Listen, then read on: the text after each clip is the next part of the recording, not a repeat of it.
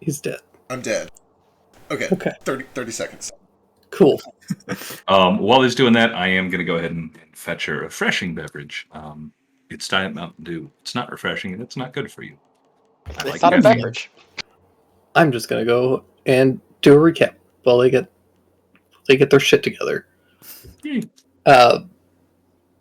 Last time we left off, we had some technical difficulties at the end, but all of you guys had kind of returned back to the college, started doing some investigating of your own, and eventually came to the conclusion that you needed to go and speak with a Dr. Percival, who's a fairly noteworthy author and kind of researcher. Unfortunately, as you arrived at his home, which appeared almost prison-like in its construction, you found that he was a deeply paranoid and somewhat agoraphobic individual and had no interest in talking to you, in spite of your best efforts. So, doing the rational thing as adventurers and seeing no other option, you decided that when he left his home, you would steal his key and break into his house. Which you did very successfully, through a combination of somewhat middling rolls at a couple of points, but overall, thanks to a collective effort on all of your parts, you guys were able to create enough of a scene that Case was able to slip in and take the key out of his pocket and substitute it with a false one. And then you guys headed back to the house, which was not too far away from the school. And took some time, opened the back door, and let yourselves in. Very quickly, after letting yourselves in, you found that although you had the key, the house is extremely trapped, as in every door appears to have some kind of a strange alternative locking mechanism that needs to be shut off in order to be entered safely. We've also fucked up a couple. Or at least one. But in spite of that, that's kind of where we left off. You guys had just kind of entered into the hallway, and you guys were looking for the elevator.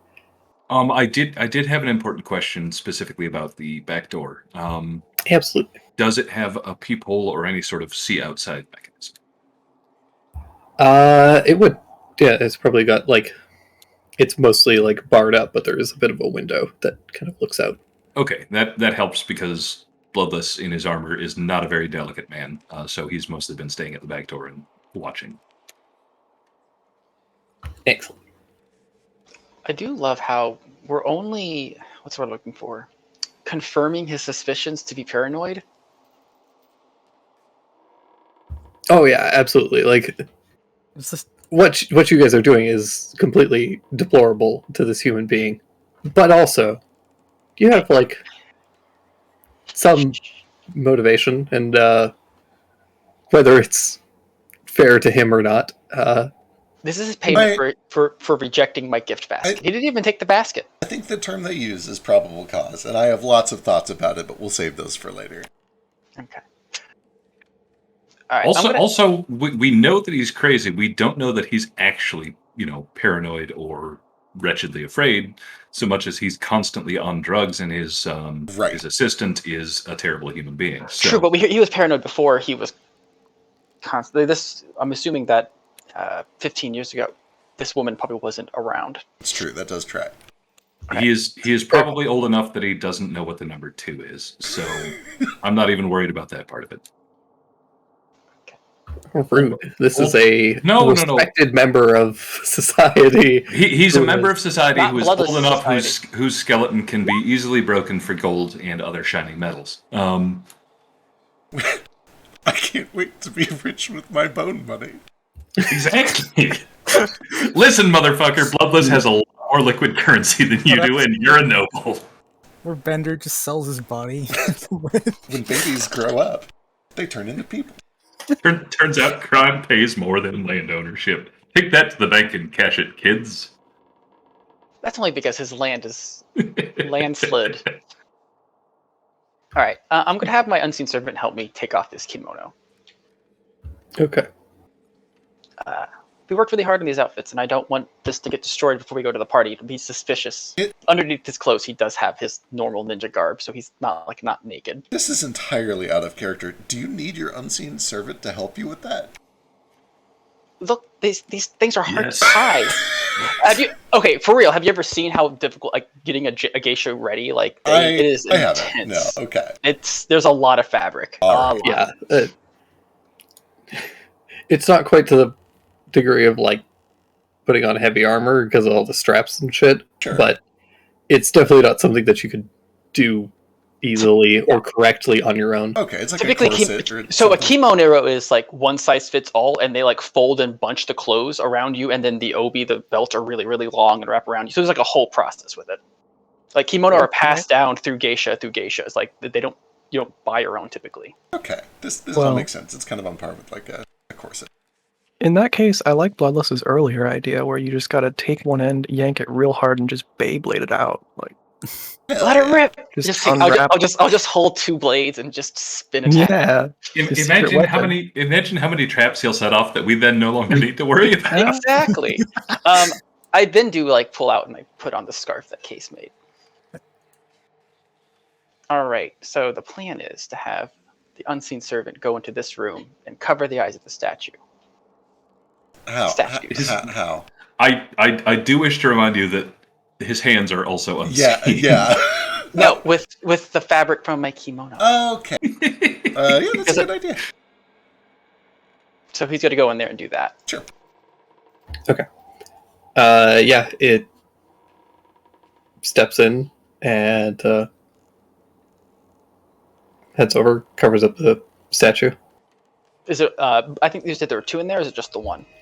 There are two. They're kind of flanking the back wall. Cool. Well, I have the belt and I have the whole kimono part, so you should be able to cover one with each, or just the belt itself, need be. Yeah. When they have fabric on both of them, I will hold up a finger and just be like, step in the room. Yeah. Oh, actually, I'm going to go in. I have the fake health. Can I take the dodge action as I enter? Get ready to... You absolutely can.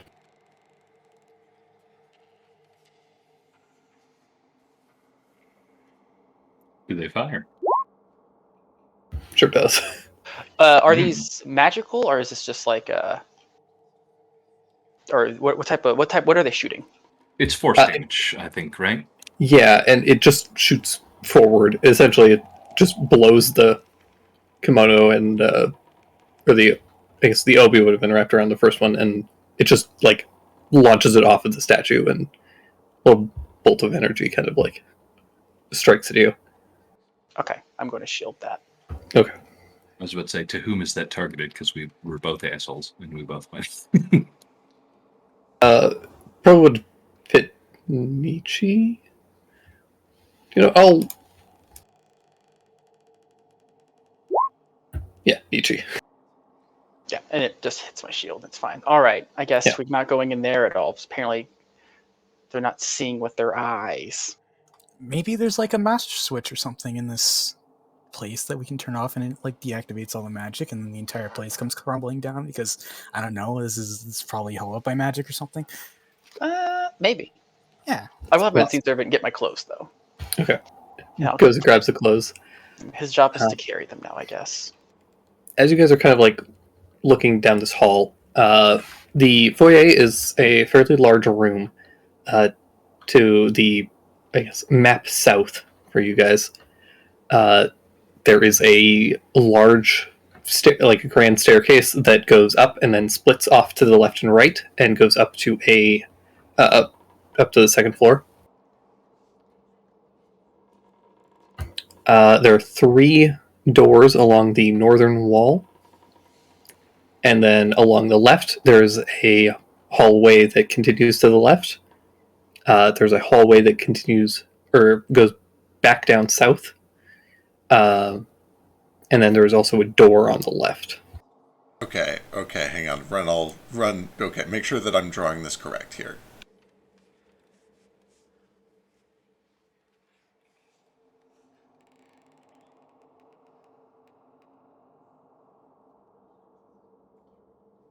Is it like open where the mezzanine is into the open air of the foyer, or?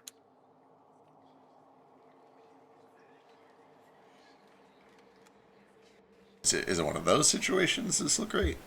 Not quite. Almost. But here, I'll just...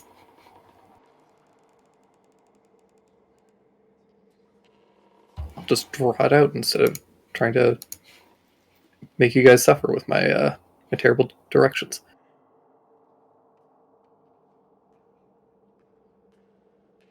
While he's drawing, guys, I think at some point we should have a foot race. A foot race? Yeah. I mean, at some point, not here, not in this No. building. No. Like a 500 feet foot race. Yeah. I will destroy all of you. Like you just want to run for a while? I just like races. They're fun. Okay. You could call him a racist. I think that word means something different. Mm. He is No, a noble. That doesn't make me a race. Oh my god, Pullman, are you a racist? What? No, of course not. That's what a racist would say. That is what one would say, though, yeah. Well, not a proud one. What are you talking about? Racing. A foot Racing. race. Callow, do you have any races that you prefer more than others? Horse racing's kind of fun. Fair. Well, So it's hard to that's choose. vaguely what it looks like. Okay. Okay. Okay. Ooh, what I? Ooh. Colleen, you never. I didn't specifically ask for this beforehand. Do I have something akin to a wedge, or do I see a doorstop in the hallway? There's no doorstop. Damn. Well, we'll just make sure the door is bolted. Is there an inside chain that I can throw on as well? Yeah. Okay, we'll throw that on. But then I am going to go ahead and test the stairs with my tension wrench just to see if there's any space between them, if any of them are pressure plates. All right. Give me an investigation check with advantage. Can I use my thieves' tools for this one? Yeah. Way better at that than investigation. Yeah, if you have these tools, absolutely. 16. 16. Yeah. You start to head up and slowly kind of checking each of the stairs. There is kind of like some carpet kind of runners that kind of go up, lead up the staircases. And you do find partway up, so there's like halfway up, there's the landing that splits. And at the split, the like halfway point, the steps to the left and the right do have a bit of a like spring that kind of pushes them up slightly, and you can kind of feel around for that. Okay. I don't think we need to attempt to disarm it. Just nobody step on this step. Yeah, it's very easy for you guys to do. You can all pretty easily just hop past it. Hey, follow me. Yes, what's up? Weren't you gonna like ask the gods a question before we came in here? I was. But we have already come inside. Okay. If at any point we'd like to do it, I can still do it. We might need it at some point, I guess. Yeah, it's a thing that I can only do once per day, or yeah, Are they lied to you? I've heard rumors that sometimes they just, if you do it too much, they just start lying to you. it gets hazy. So I want to save it and make sure that it's for something important. I mean, that's how you rule it, right? Drake? Even though it's gritty, the divination cooldown is still daily, or is that on long rest as well? I believe it's also on long rest. Okay.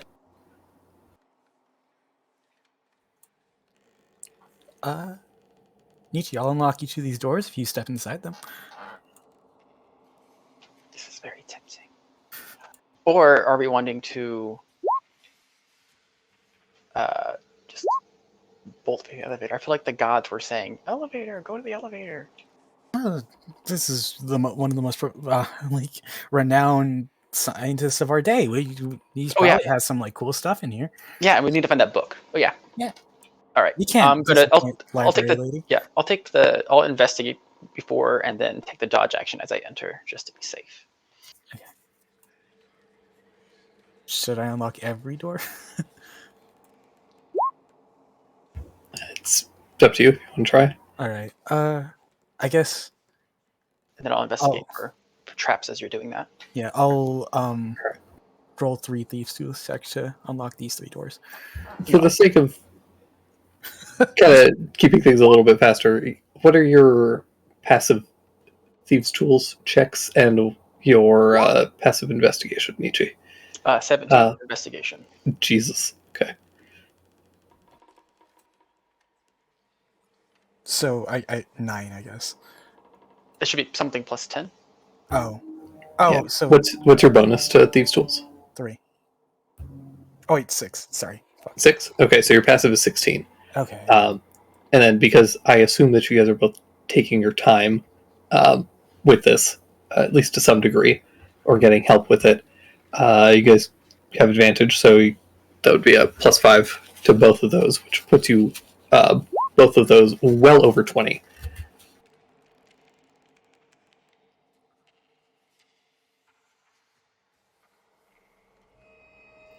Yeah, and if you guys want to start throwing guidances onto that too. So yeah, as you guys start searching through this place, at least on all of the doors, Nietzsche, in case you guys are able to open them, and Nietzsche, you're able to start to find the various, essentially like off switches that are set up for each of them. All of them are slightly different, but they all begin to follow some level of, not really a pattern, but you're able to start spotting where they would be, and just kind of thinking through like about Dr. Percival and his the fact that like he's in a wheelchair and he's a gnome, so he's kind of short. So you're like, okay, the off switches have to be in somewhere that he could feasibly reach, presumably, or at least see, and it's able to kind of narrow down where they would be and start to find them a lot easier. But yeah, you guys are able to start searching through these rooms. I cast find book. I'm just sure. I don't have. You find a book. You find a lot of books, actually. I am looking for the book written by Beaumont, the one that's missing, and his 1953 missing volume. If there's anything that Case is specifically looking out for, it's like any like personal information, just like letters written to other people, and like like if he's been in contact with anyone else, or if like there's any like dirt on him, essentially. I believe his 53 volume was intact, and that's the one where he was most outspoken about demons and demonology. And then the 54 edition is missing, and 55 is a retraction. Okay, yeah. Sorry, my notes are far away, and my cat is sitting on me, so I'm trapped forever. You touch that kitty. Squish that cat. She's sleeping. She's been quiet. Oh, so the year is 1600. Then you've fallen for her deception.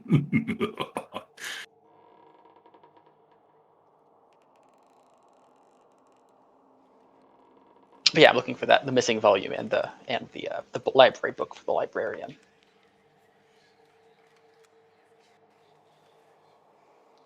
All right, so this is a very shitty drawing of this place, but you guys are essentially in an empty house. So rather than just like make a full map for this, I'm just gonna kind of explain some of the rooms.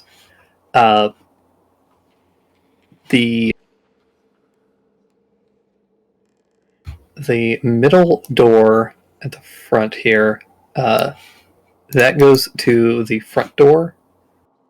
So that's exits out into the front street.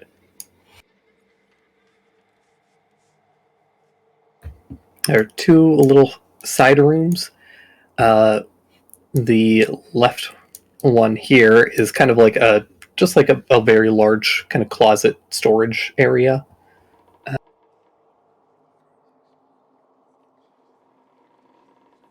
Like a coat check thing like that? Yeah, kind of. It's like a decent sized room. It's like 10 by 10 or something. It could have been used for something else, but it seems to be just mostly like storage.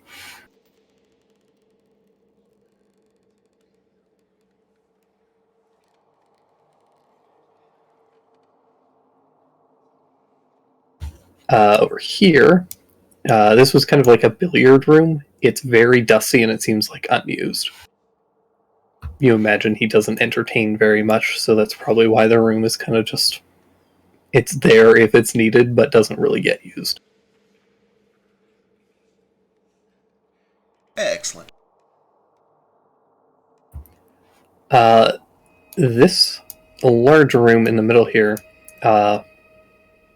this appears to be like a large library. There are several rows of massive bookshelves. There's a little desk and a study area. It's got huge ceilings that go the full height of the building, so it's like a 2-story ceiling. Big open air. There's a bunch of like hanging plants and stuff. It's just a very nice room, but there is like a lot of books in here. Importantly, down here, this area, there's like a graded section, and if you guys are able to recognize that this is probably where the elevator is. Excellent. Maybe we should go check that out. I agree. That is where Madad said that she saw her go. True. I'll lead the way back in the ground with my little leaf to make sure we don't set off any traps. Backing, but using it as like a way to look for traps. Yeah, for sure. Also, this is a kitchen, and then there's like a little pantry area. A kitchen. Falmine, look, a pantry. Yes, many houses have them. Maybe this guy has some like refined taste in Nice. food. And it's You can tell a lot about someone by their kitchen.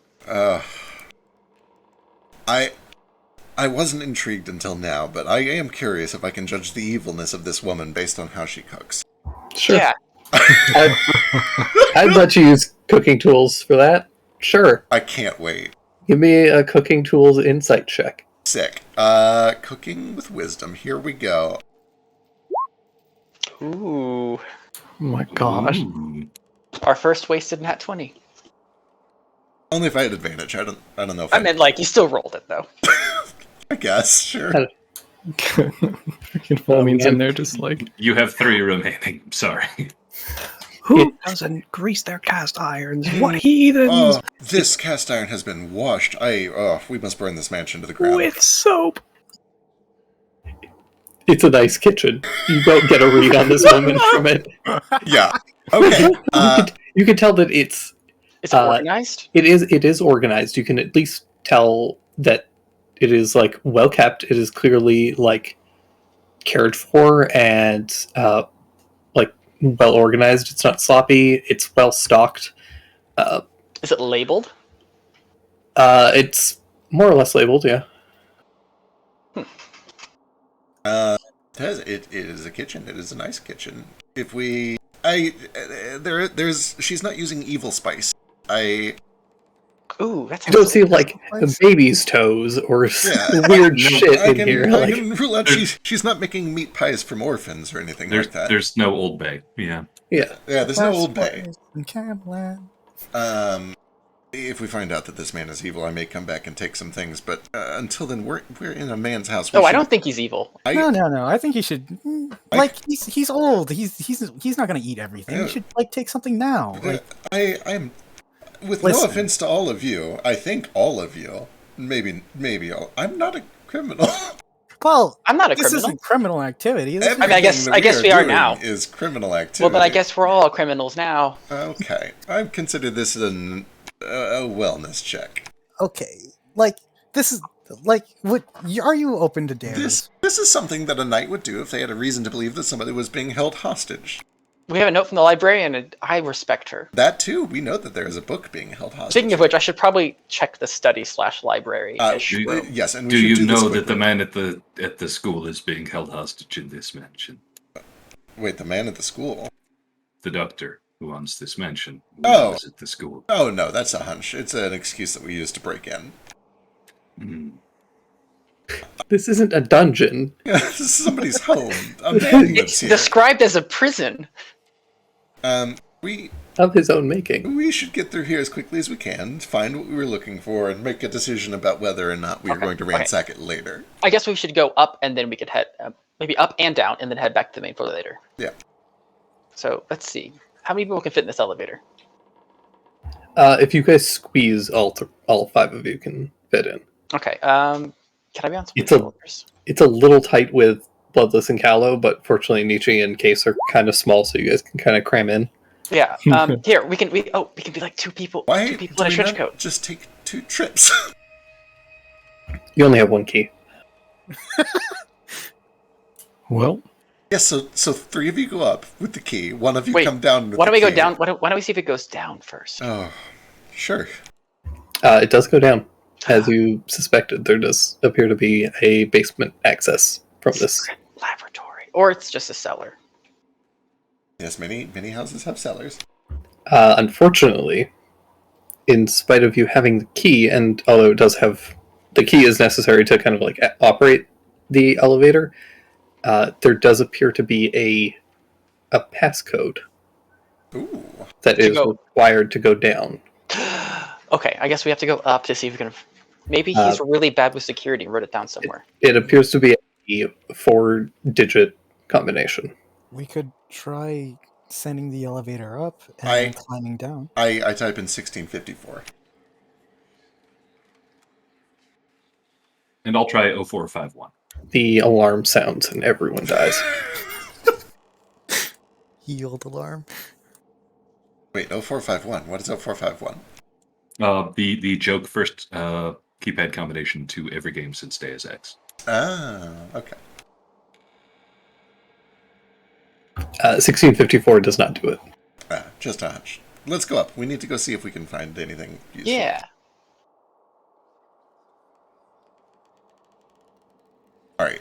3 of you go in. Wait, we can all fit. I can just get on someone's shoulder. Like, me and Case can be like a tall person. All We right, need a fine, trench. fine. Actually, I pulled the kimono and we're just a really, really tall lady now. There are stairs. You remember that Case's enormous head is going to get directly into your Vigoo, right? Yeah? Just making sure. Okay, fine. Case and I will take the elevator. Because we're women. Well, not anymore. And then you guys can... You are if you feel like it. All right, let's. I will go up with you guys first. You need somebody that can take a hit. I can take a hit. That's true. You can't. For the sake of me not needing to sketch out this entire second floor as well, you guys get up the stairs, and you are in a hallway that kind of like wraps around, and having been downstairs, you're aware that the hallway essentially kind of like skirts around the library, which goes all the way to the second floor. And then you hit the kind of like balcony that overlooks the main staircase. And kind of in essentially above these rooms here, there are a series of 3 bedrooms, a bathroom, and then there's also another kind of bedroom area above the kitchen.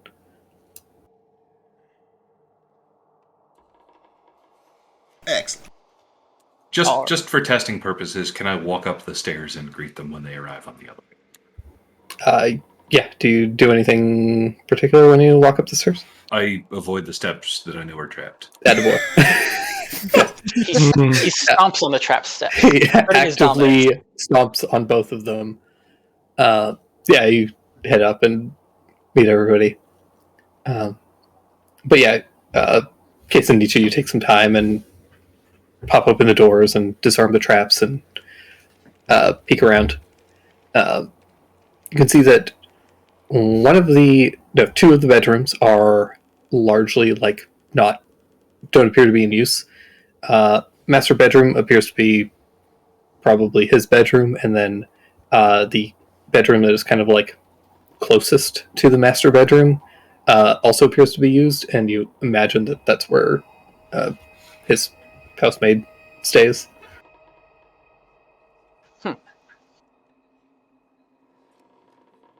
All right, I guess we should investigate his room first. I would actually recommend we investigate her room first, personally. Okay, well then I'll look at her room first. Yeah. I'm gonna look to see if she's any maybe hidden floorboards or anything where the book's hidden. Sure. Give me an investigation check. Same thing as I said earlier. I just want to find out like any information on this woman, like who she is and what she's doing here. Fucking A, Nietzsche. Sure. Give me an investigation check as well, Case. Her room is kind of a little Spartan. It's just a bed, a couple of personal effects, and that's kind of it. And then like her clothing.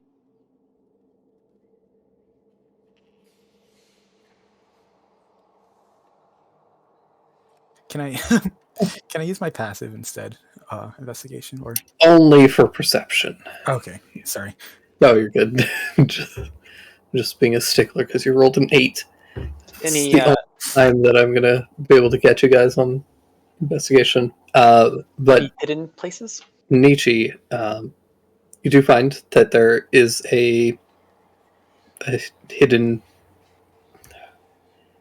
It's not even so much hidden as there is a little section that is kind of like wedged between the kind of under the bed, kind of wedged up underneath it. There is a little like lockbox.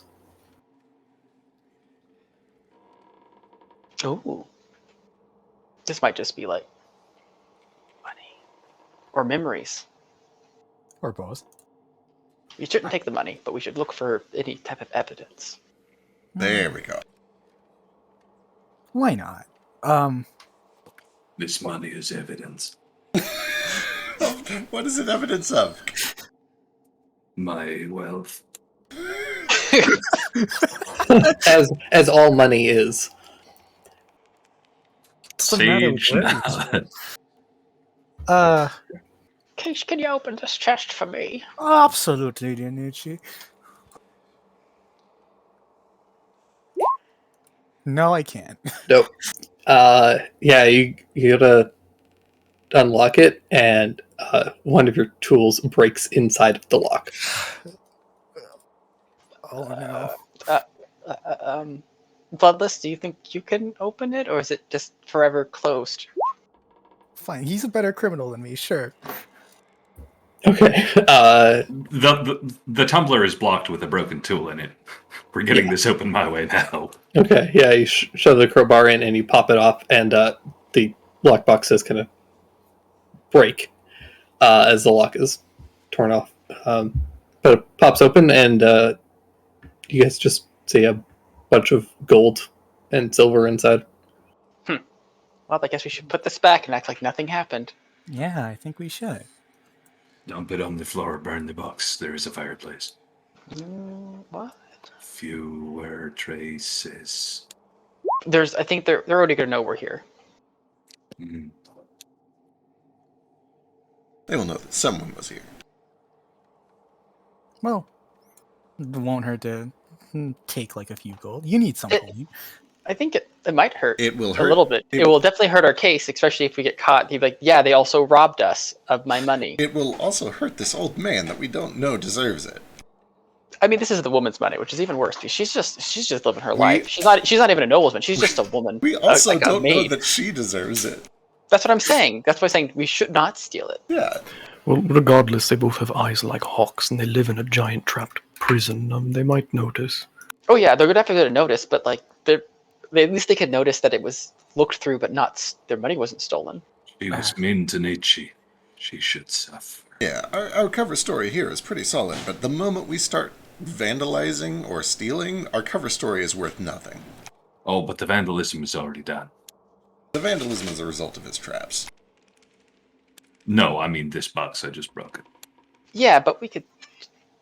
That's just like saying, well, one person started murdering. Let's all just start murdering. The floodgate's been broken. Fine. I'm sure if they realize we didn't take any of the gold from it after we opened it, So- they know something was. I should like to tempt my teammates further. Can I estimate how much gold is in this chest?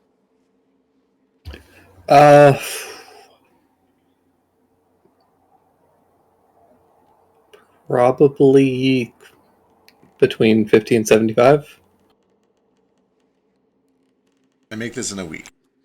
Not 50 or 75, but my cut of 50 or 75. You have a strange week. It has been a strange week. This is a new experience for me. You should all try it, honestly. All of you are attractive people. You could do it. So Nietzsche starts dancing. I'm gonna roll for this. here's how we test this. Just take 7 gold. Pick it up. Put it in Fulmian's hand. I put it back.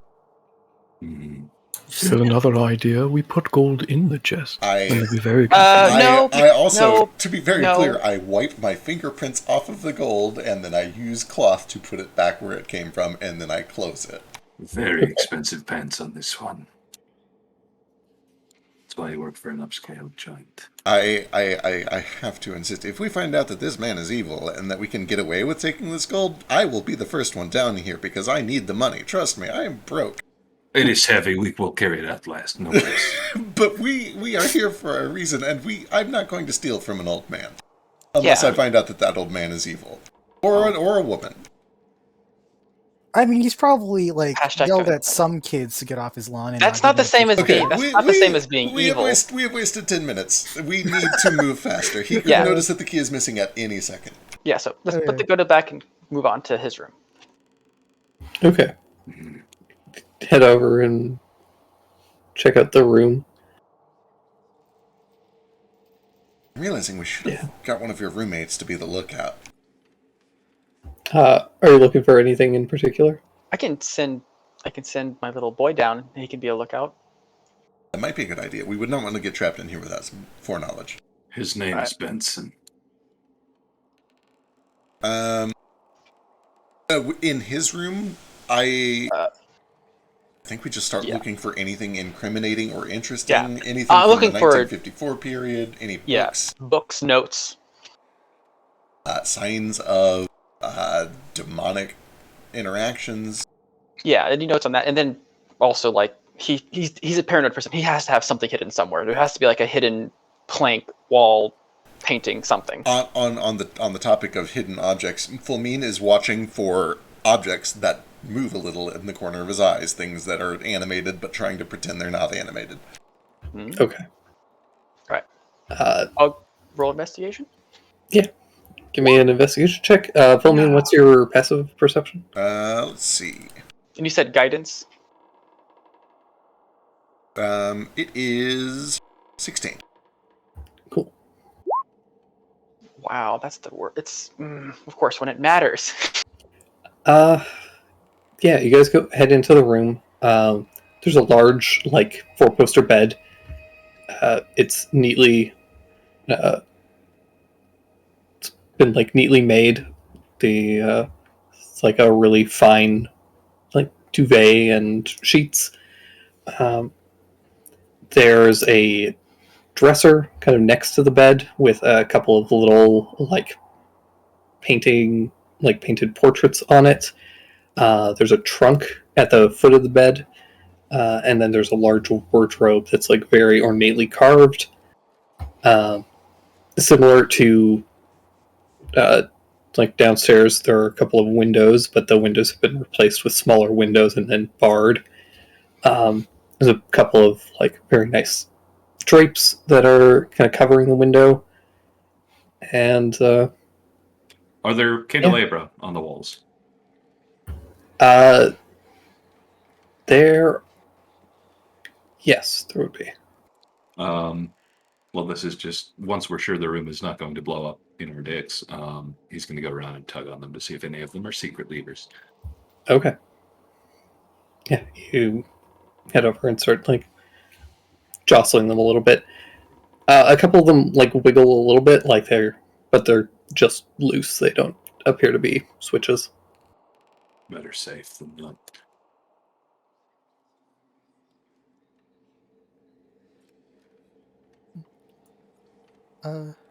Can I also do like an investigation for like documents and stuff? Like I've been. Please help.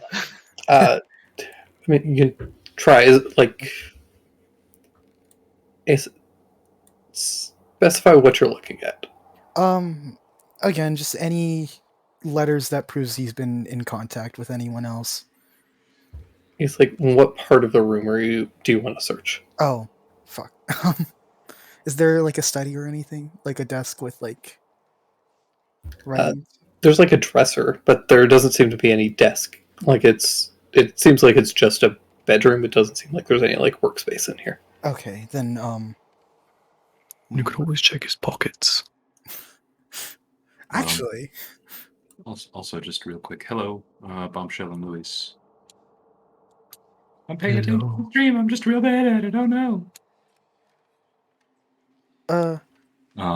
But can I pick Case up like a tiny delicate lady and just put him in front of the steamer trunk? sure. Like picking him up like a cat, trying to get him to attack a moth or something. Maybe start here. Look at the books. All right. Yeah. I will investigate that then. Sure. Gonna pet him directly between the ears. Yeah, you can give me an investigation check on the trunk.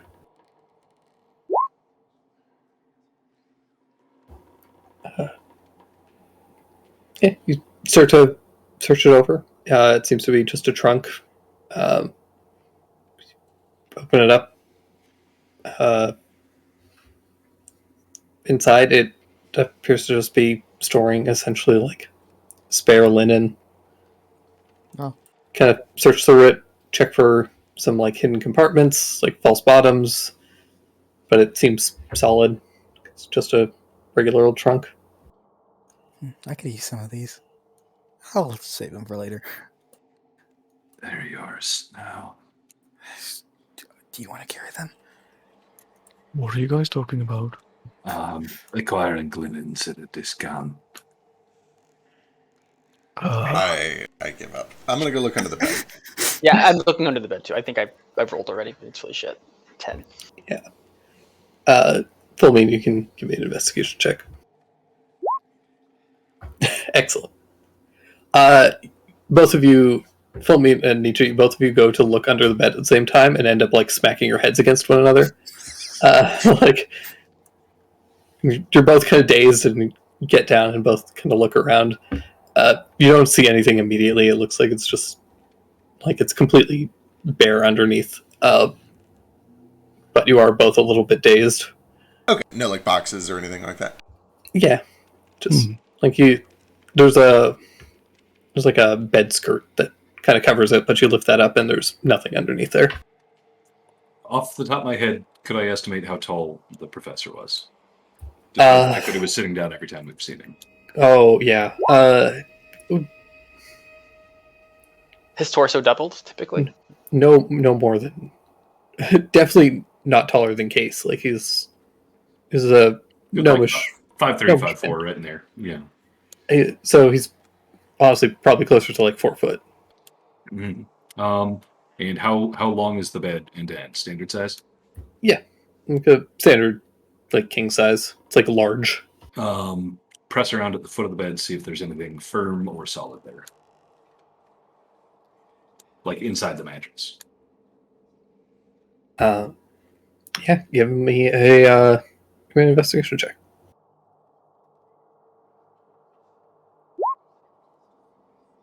Good lord. It's the best I've ever rolled that. Yeah, you start pressing around, having kind of see Nietzsche. You find some hidden switches along the wall. You kind of know what to look for in the wood, and various little like creases and notches and whatnot. Start feeling around. Don't feel anything in the like frame of the bed, and you start pressing on the mattress. Feels like it's a nice mattress, but that's about all you get from it. Okay, fair enough. I know people who had things in these. We're good here. All right. All right. I want to check the coats in the wardrobe. Sure. Give me an investigation check. Yeah, you start rooting around, pulling in, looking through some of the pockets and stuff, kind of digging around. It seemed pretty much empty. You find like a pocket watch sitting in one of them, but that's about it. Just out of curiosity, does it work? It needs to be wound, but it seems to be functional. Okay. He have a lot he wants to hide. Can I check the headboard to see if there's any compartments in it? Since he Well, can't move. Okay. We'll just kind of covered that. Okay. We have not found two very important things. We have not found the book, but we have not found the medicine that she keeps giving him. I think that is crucial, and I would have expected to find it here or in her room, maybe in one of these bathrooms somewhere. The bathroom was... it's across the hall, right? Can I go check that out? Yeah, so there is a bathroom across the hall, but there is also one that is like in the master bedroom that is like in that kind of like an attached. Oh, excellent! I'll check both of them. I'll start with the one in the master bedroom. Well, Yeah, also as described by Maddah, he was administered the medicine prior to getting on the elevator and going upstairs in the study downstairs. Okay, so if we don't find it up here, we'll go check down there too. Yeah, just another place to keep in mind as we look around. Excellent. I didn't see anything in the kitchen, did I? Or in the pantry? Nothing in the pantry. Okay. But yeah, it's easy enough to find. When you head into the bathroom, there is like a little like vanity, and there is some bottles that look similar. Right. Can I investigate them and see what type of medicine it is? Are they I'm proficient in medicine now, as of this level up. Are they labeled? They are not. And if it helps, I also have herbalism proficiency. It does help. Let's say you may a medicine check at advantage, and tell me, are you willing to taste it?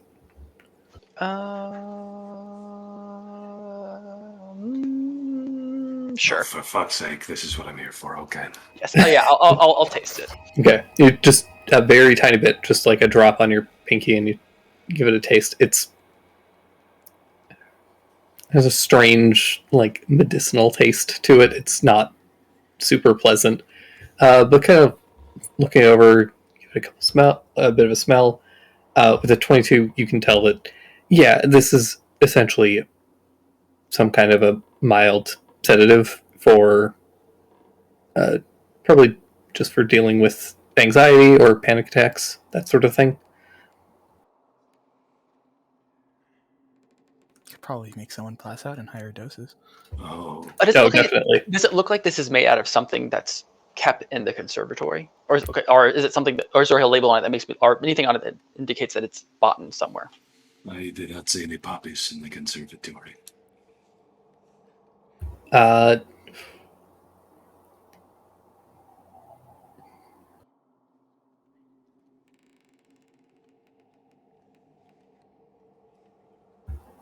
You imagine that's definitely been purchased from somewhere. Okay. Just based on what you saw in the conservatory, there wasn't anything that any of you saw that would have matched what would have been required for this. Gotcha. I specifically look for drugs. There were none. Yeah. Okay. Well, I guess the study library room is probably our best bet to investigate next. Yeah, most likely. I think we should go check the bookshelves. What was this room down here? The one that's above the kitchen? Or have we not opened that door yet? That one is actually the master bedroom, Oh, okay. Gotcha. I think. The one with the chest in it. Gotcha. Or the closet attached, right?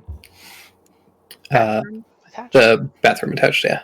Okay, just making sure that I'm keeping my own ass straight. So Yeah, and then her bedroom is just down the hall. It's kind of this one here. I do. Well, before we go back down, I do want to just poke my head in these other two just to see if there's anything weird in the unused bedrooms. Sure. Same. Give me her investigation checks. I can second. No, never mind. nutty. Oh, full mean. Sweet summer child. Shouldn't have spent that 20, kiddo. Yeah, you guys poke your heads in. They're in a similar state to the billiard room, where they're very clearly not utilized currently. Like they haven't been properly entered in quite some time. Were they even trapped? They were still trapped. They just haven't been like accessed in the. Did I notice anything? No. Same thing. Just they seem like just spare guest rooms. They're decorated very like Spartan. Does he, in any of the rooms that we've checked, have a writing nook, a roll top desk, or just a grand sitting place? There was a desk in the fireplace room next to the back door. There's the dresser in the master bedroom, and then there's a desk in the library study. Did we look through the dresser? We Did not. Okay, I guess I'll look. I can look through the dresser. Okay. Can I also? You guys look through the wardrobe, not the dresser. Can I also say that when we're done investigating a room upstairs, at least, Case goes back and relocks it with a key. Yeah, absolutely. Okay. And just the other thing is, like, when we head back downstairs, I want to see if it's still if we're still able to like access the elevator once it's already upstairs and we're already downstairs. Sure. Or like, are we able to look in and see like the pit that leads to the basement? We like force the doors open and look down. So my thought is this. He is not going to write down a 4-digit number for himself. His assistant might have it, though. Most likely. Do we know from reading about him, Nietzsche, how old he is? Like month and year of his birth kind of thing? You don't know. Okay. But yeah, Nietzsche, you kind of like search through the dresser. It's kind of just standard stuff. There's a couple of like little journals, and then some like matches and things for just like if you wake up in the night. Other than that, it's just that, and then there's a couple of like little painted portraits of a couple of different like gnomish people. These journals, do they have any like? I just like look at the first page of each of them and kind of get an idea for what they're about. Sure. Yeah, you kind of flip through them. They're pretty sparsely written. They essentially seem to be just things that he like. If he woke up in the middle of the night and had some kind of like a shock of inspiration or something, he would just like quickly jot down a little note, and then presumably go back to sleep. Gotcha. Like a dream journal. Kind of, except it's not like he was waking up and like or writing down Yeah. dream specifically. These 6 pages only have the word egg on them over and over. It's the weirdest thing. Egg. All right. Well, it looks like. Other than that, it's just like a couple of little painted portraits of what you would assume are like family. And yeah, are we doing the study now? Yeah, we're going to the study. Sure. I'd like to peek out a window if I get a chance. Yeah. What are you looking for? Just to check the streets to see if there's any anything coming, or get an idea for how many people are outside. There's people around, but nobody seems to be approaching. Okay, we're good. All right. I'm gonna start looking through this study. All right. There's a lot of books in here. Yeah, I doubt he's gonna put it on a shelf though. I'm gonna investigate the desk. Is there like a cap? Is there like a one of the bookcases that's maybe like enclosed, like a cabinet that's locked? No, they're all open shelves. Gotcha. All right. I guess I'll investigate the desk first. See if there's any like hidden compartments, or if you should put something in the drawer. I guess what is all in this room other than is it just like a desk and some bookshelves, or is there anything else in there of note? It seems to be kind of like a library. There's a little sitting area, and then there's the desk and a large chair. Yeah, it's kind of it. And then there's a bunch of bookshelves that are kind of like lining the walls, and then there's a couple kind of in the middle of the room, kind of creating some like aisles. Can just by a glance, can we like tell what the organization system of the bookshelf is, or does it seem random?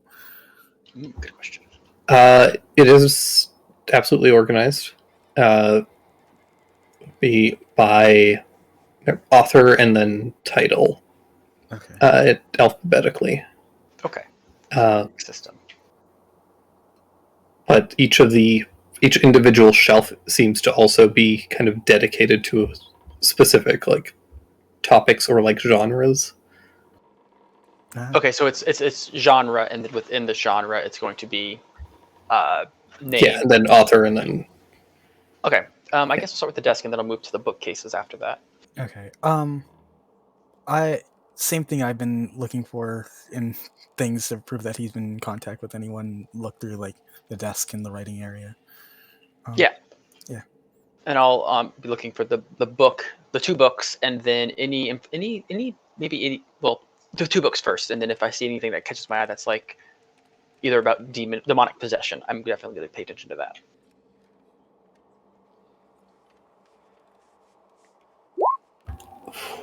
Yeah.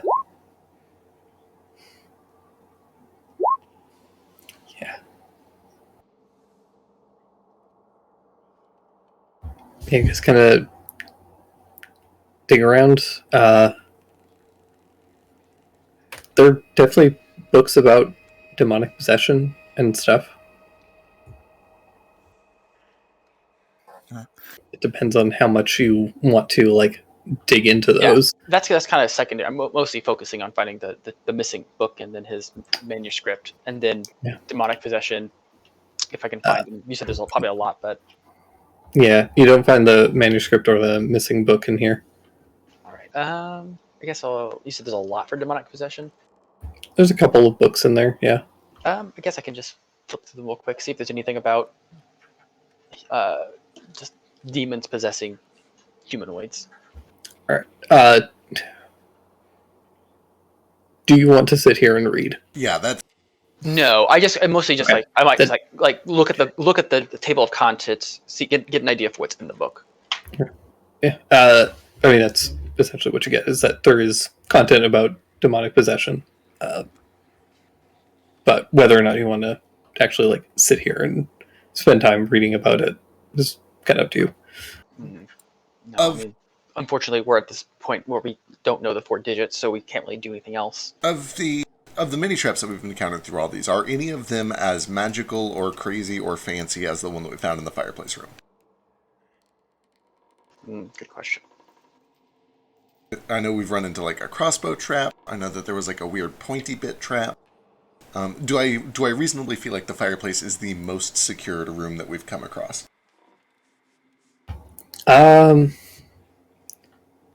No. You think that they are all roughly trapped about the same. You guys just were unlucky and weren't looking in the right places. Okay. for it. All the same, it is the only other place that has like a working space. I think we should probably check it out. The problem is we don't really seem to have a way to prevent those things from attacking us. If they're last resort, I can ask Bloodless to pry the elevator door open and That's send kind a of- rope yeah. down to the cellar. I So honestly that we was can kind of hold thinking you. the same thing. Does his dream journal have any numbers in it at all? Does she have a dream journal? Not that you found, and there weren't any numbers in the journals. It's just a 4-digit number. I doubt she, after she memorized it, I doubt she would. It is my thought that they haven't written it down because she's paranoid, and they're probably not both dumb as hell. Is this the fireplace room that they burned my paper in? Yes. I think we need to go check that room. We definitely need to get to that room then. We need to find a way to deal with those statues. Mind the step. Oh boy. When they were firing, were they like aiming shots, or can we just like step out of the way and then they won't touch us?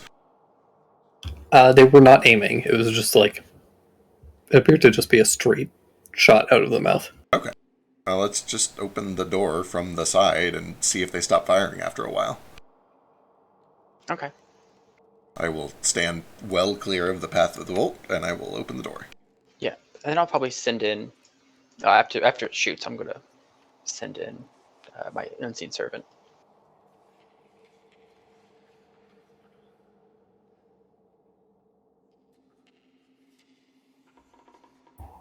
Send in the servant.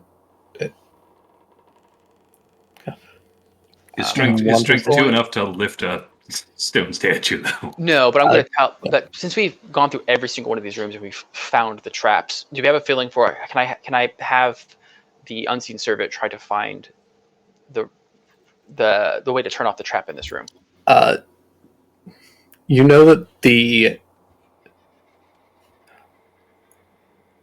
it would not make sense for the trap to be turned off inside the room. Right, the last one, it was like a button on one of the paintings. Yeah, all the off switches are before you enter the room. Gotcha. You guys just rolled real shit. Yeah. And yeah, so essentially, like, you just need to find a alternative, whether it's using your servant to just search the desk and leave it at that, or just tank the damage and go in. I'm gonna try to slink it. Are they firing on like a repeated pattern? What's the pattern like? Hold on. Does command work on non-living creatures? It only works on humanoids, No, I'm pretty sure. it does not. Yeah. I think in that it says undead and constructions it doesn't work on. Okay, fair. Good thought, though. Does it, after opening the door and letting it fire a few times, does it seem like there is a pulse or a rhythm here that I could try to just like slip through?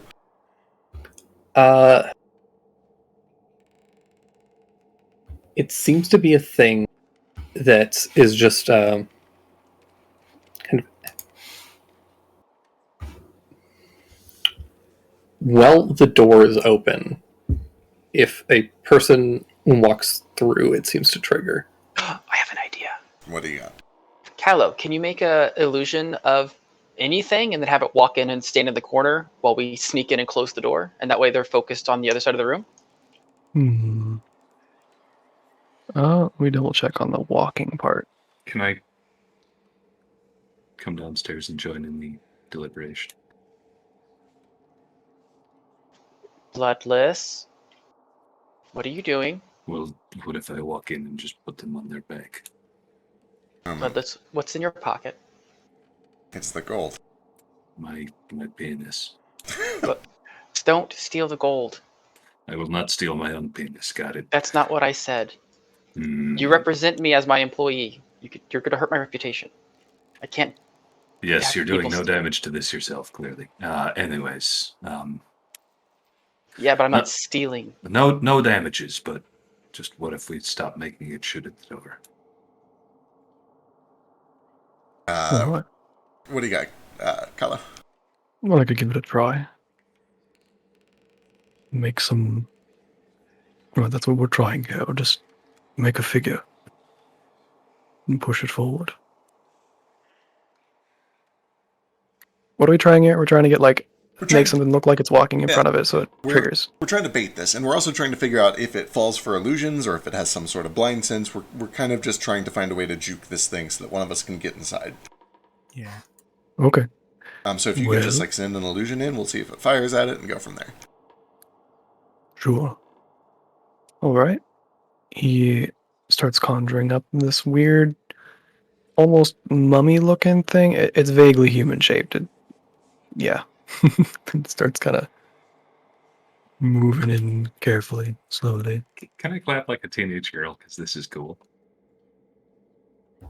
So, this is just a silent image? Yeah, I'm not entirely sure if it's if you can push it, the illusion, or you can place it at a spot within range. You can always recast it and then cast it so that it appears here and then it appears over here. You're allowed to move it around. Okay. Yeah, and it animates naturally. It looks natural. The only thing it can't do is make noises or smells or anything. Okay, cool. Yeah. So that's what I do. You can't physically interact with anything. Yeah, I can always have my unseen servant walk around and make noises with its feet. My invisible child. Yeah, you send the illusion in and nothing happens.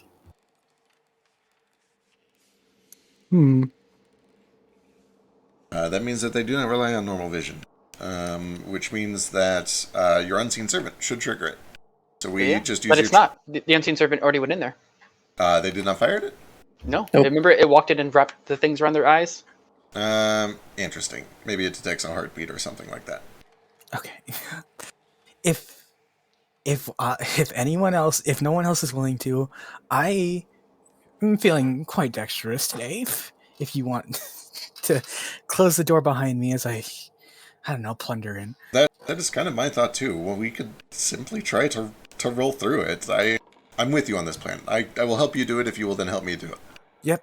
Well, side by side, we'll distract the things. All right, so you both don't take damage from either side. I'll help as well, so I can get in there. All right. Anyone who wants to dive in can make an acrobatics check. Here, before you do yours, take one of these. So throw a d4 on yours. Hell yeah. And then I'll do the same thing on myself right afterwards. Well, I'll see what happens to him first. Okay. Just, if the room goes up in flames, I want to make sure that we're not both stuck in there. Oh, perfect.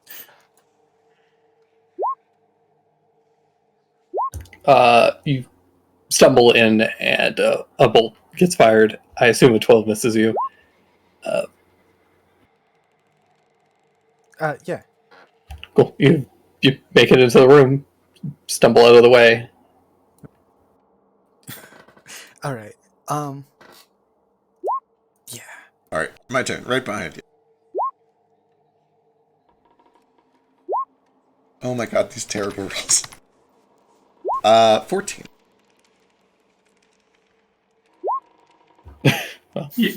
Goes both ways. Both of you stumble in and 2 bolts fire after both of you, but miss completely, and then you get out of the way. These things don't turn to fire at you. They seem to be stationary, so... Alright, and they're mounted to the floor, we can't turn them around or anything? They're like busts, essentially, so they're on a little stone, pillar plinth type thing. Sure. So, theoretically, you could try to move it if you wanted. Sure, I'll carefully try. I'll kind of sneak up behind the closer one and try to rotate it so it's facing the other one. Sure. Give me a athletics check. Oh boy. A normal human being. Yeah. Boy. You kind of grip. So you know how pillars have the little curly bit at the top. So you grab either side and heave, and it's not going anywhere. Nope. This is not going anywhere. Can I come in next? Yes. Yeah. In acrobatics. Realizing I cannot give you the magic from here. Yeah, you tumble in. Oh, Nietzsche. Yeah, I can't block that. Ow! 8 points of force damage as a bolt hits you like just shy of hitting you in the temple, like cracks your cheek. You feel a bit of blood fill your mouth. Yeah. Friend, that was quite a hit. Are you alright? No, Then, I Yeah. think he's all right. He's got sedatives to numb it. Do I need to hug the little man better?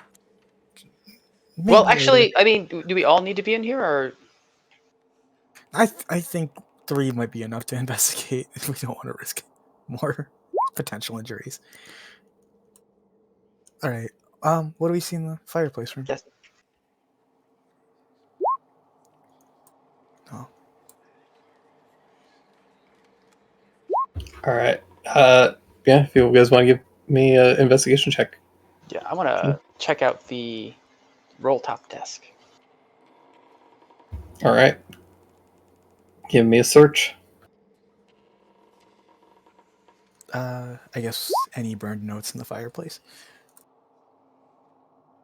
I mean, you find charred ashes. You know what? Fair. What else is in? It's been several days at this point, so it's anything that would have been in there is long gone. Anything else in this room then that to look for? I mean, there's the desk, and then there's the little seating area facing the fireplace, but it's kind of it. Okay, yeah, the desk then. Sure. You can give me the other. Yeah. Yes. Was Folmy going to give us one of us advantage? He was gone, so I didn't ask. Yep, I can guidance the whole time. I'm not good for looking myself, so I help you out that way. But Your guidance keeps only rolling ones. Shake my head. Yeah, you guys both take a good look through. There's like writing supplies, papers, a couple of blank books. That's about it. Huh. You don't find any secret compartments or anything like that. He may genuinely just be paranoid. I mean, if he's paranoid, he wouldn't keep evidence around in an area that is easily accessible. Everything's probably down the elevator. In the cellar. It is seeming that way. So I guess we have to go with plan, pry open the elevator doors. Probably a good idea. I am tempted real quick to go look in the billiards room. If I was going to hide something, it would be in a room that seemed unused. Okay. It could be nothing. I'm also going to take, whenever we leave, I'm going to take the dodge action while I'm leaving so that I can try to be more nimble. Sure. You guys can. The three of you give me acrobatics checks to try and leave the room. I'll go last so I can guidance the two of them first. Okay. Yay.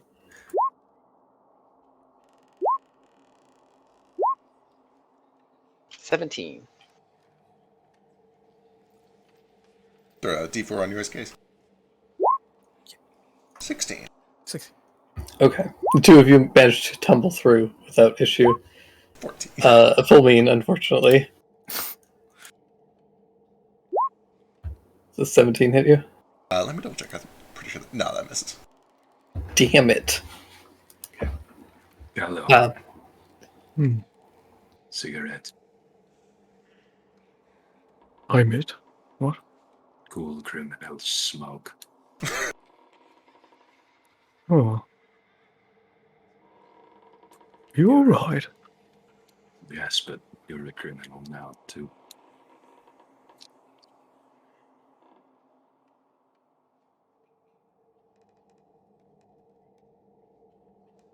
Callow finds a cigarette in his fingers.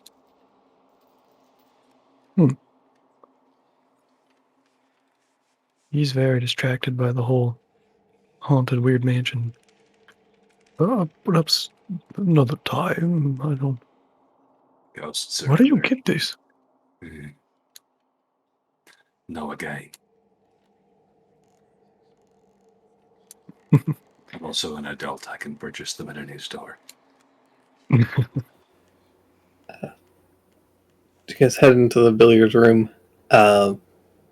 You can give me an investigation check, and then someone can give me a hint check.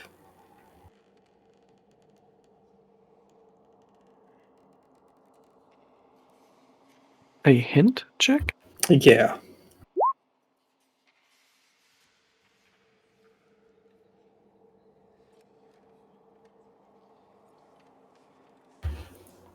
Nietzsche, again, you find kind of what you saw the first time.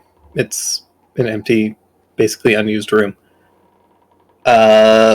Filming, kind of looking through the whole house, just like looking at it as a whole. Um,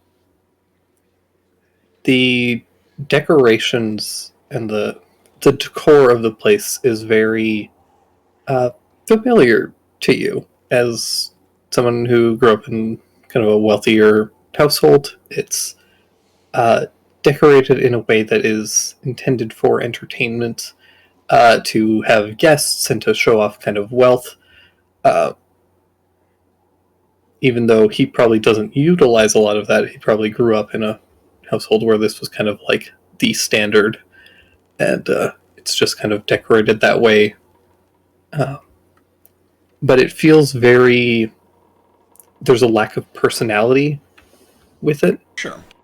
And as you think about the other rooms, you think about the portraits that were on the dresser. The ones that appeared to be family members? Yeah. And the way that they were arranged just appeared to be slightly different from the rest of the house. I should have There was- investigated those. There was just a level of reverence to their placement that stands out to you. Well, unless we think we are going to get that elevator code on a hunch, I think maybe the journals are the next place to look, or something up in his room. Maybe those portraits. I don't know. This place is surprisingly sterile. He has nothing in the fireplace desk, nothing in the study desk. For a man who wrote dissertations his whole life, he has left no evidence that he does any sort of actual writing or study down here. He must be keeping it somewhere else. Right. This place is clean as a whistle. I Everywhere wonder if he except ever for had this any portrait. children. I don't know if he had a family and children in this house. I mean, he probably had siblings, yeah, parents, right? Well, I'm sure, but I don't know. I'll go back up and help him look. Yep. Help you look at it. All right. Yeah, just take a look. There are a couple of little portraits. A couple of them seem like newer and, I guess, relatively newer. Still probably several decades old, but appear to be possibly parents. It's a man and a woman, both kind of gnomish and in fine dress.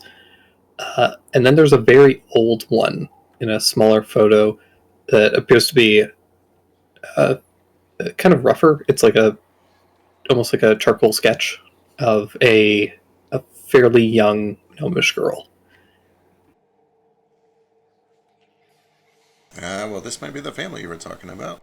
I kind of like pull the photos out of the frames, look on the back, see if they have names on them, dates. The sketch does. It says Amelia Percival, 1623. Or sorry, it says 1617 to 1623.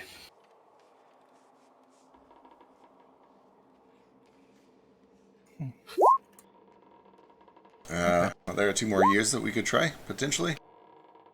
It's a good chance. I checked the other 2. You said they don't have anything written on?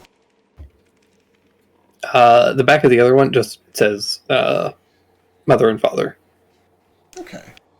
And it also would have a date. This appears to be just like probably the date that it was painted, which is 1638.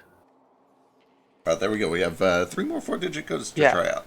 Do you guys notice anything unique about that time difference? It was right before she turned 7 years old. The consumption. Oh, what is... The consumption is the process with sorcery. The sorcery thing you were talking about. So his sister, maybe it's a family thing. Maybe his sister went through it, and he also went through it. He became crippled, and she died. Certainly possible. Maybe they're twins. That might be possible. What year is it right now? 1670. So that would make him about 63. 63, if that was when he was born. Does that seem about right for what he looked like? He looks a little bit older than that. Can I make a medicine check to roughly estimate his age? You know, you could try. Okay. I mean, I'm rolling like I'm gonna roll bad. Don't worry. Okay, well. He's old. He's definitely older than 63. He's not 200, but you imagine in his mid to late 70s. So he would have been quite a bit older than this girl. Okay, but not enough to be like her parent. More like an older sibling? Yeah, probably like quite a bit older, but probably a sibling. Okay. All right, that's probably the best lead we got. Sure. Look at you, Full mean. Full mean. Full like Fulgur, like lightning. Full mean. And because I make food that keeps you full. Hello, Phil, man. Oh, all right. I type in 1623. Once everybody is in there with me. All right, type it in. There's a little buzz as sounds like it's the wrong one. I try 1617. Turn the key, and there's a little ding, and the elevator kind of rocks for a moment and then begins to descend. Oh, Welcome to hell. Well, hold on to your butts. Tiny applause. Very well done. Maybe we should hold them to each other's butts, just to be safe. Again, Nietzsche. Hmm? Never mind. All right. To be perfectly honest, I'm a little hard of hearing, so like whenever you talk with a really low voice, I sometimes just can't Oh no, completely hear you. I said again, Nietzsche. Yes. I've already got 8 up. I think we're fine. I'm keeping an eye out, and again, I'm specifically watching for like moving objects. I'm watching for animated things. Well, lucky you. Ooh. As you guys arrive,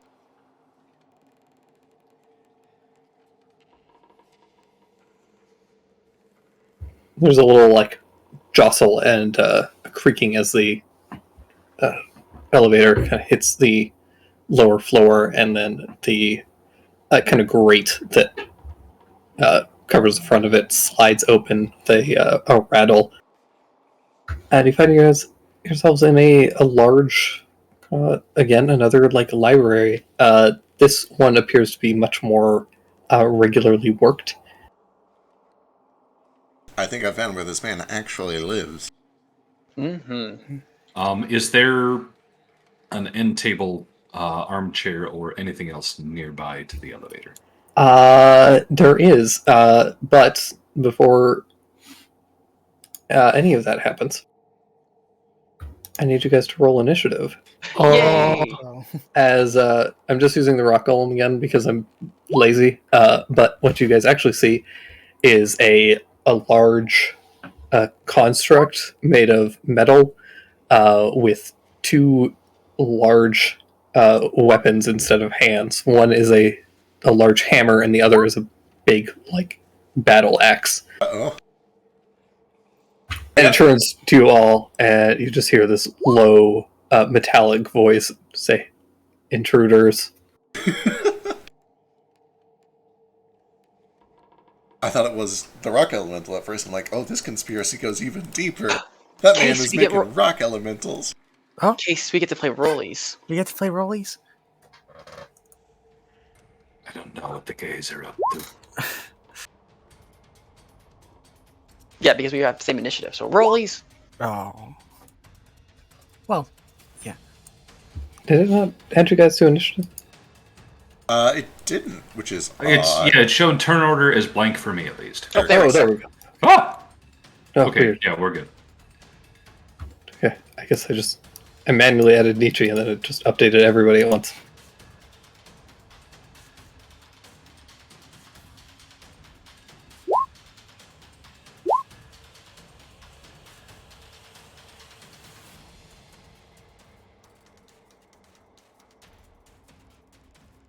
All right. Well, kicking things off. Nietzsche. All right, I'm gonna start casting a spell, and you see like a tiny little shape start to form in front of me. Kind of looks like that ghost that was attacking us. And then I grab onto it, and it turns into like a little blade. And then I'm gonna run up, and I'm going to attack. Since the thing is made of metal, Electric Daisy would have advantage, yes? Oh, not Electric Daisy. What if it's called? Shocking Grasp? I forget what it was actually called. Yeah.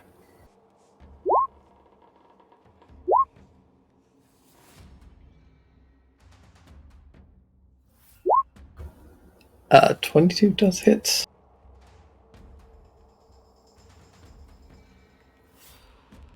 For 7 points of lightning damage. And then, now it can't take its reaction, so I'm going to move back now. Actually, I think it's just, okay, yeah.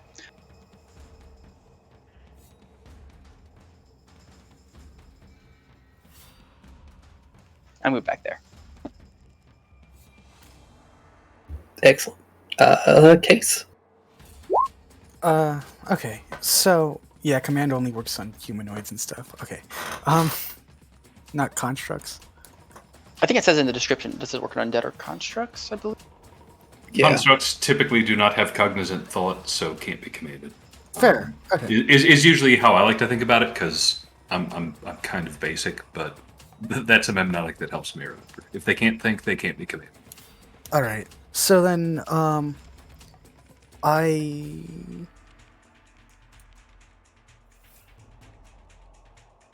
move here, behind this table. So, like, yeah, that's enough movement. And cast Thunder Wave in its directions as the sewing needles kind of rip through the air and into its direction. I know you said direction, but it sounded like erection, and that was hilarious and inappropriate. All right, and yeah, so Attacking his erection. yeah. Oh fuck.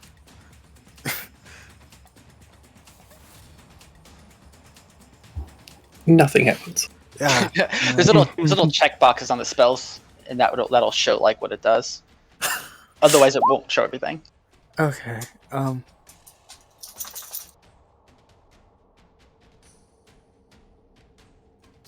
It should be like in the dotted line box in the middle. Oh fuck. Okay. So typically, I think with description, save, and then damage would be the ones you probably want to have checked. Okay. Sorry. Save and damage. All right. Well, I guess it saves then, right? Yeah, it'll still take half damage though. Just still roll the 2d8, I think, for Thunder Wave. Yeah. Okay. 4 points of thunder damage. Yeah, and I'll use my bonus action to hide under the table. Okay.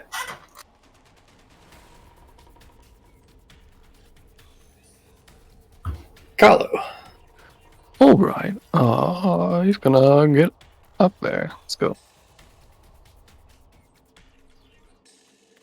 Come on, Carlo. All right, he's gonna stop here, and he's gonna start off with 2 punches into the air with Eldritch Blast.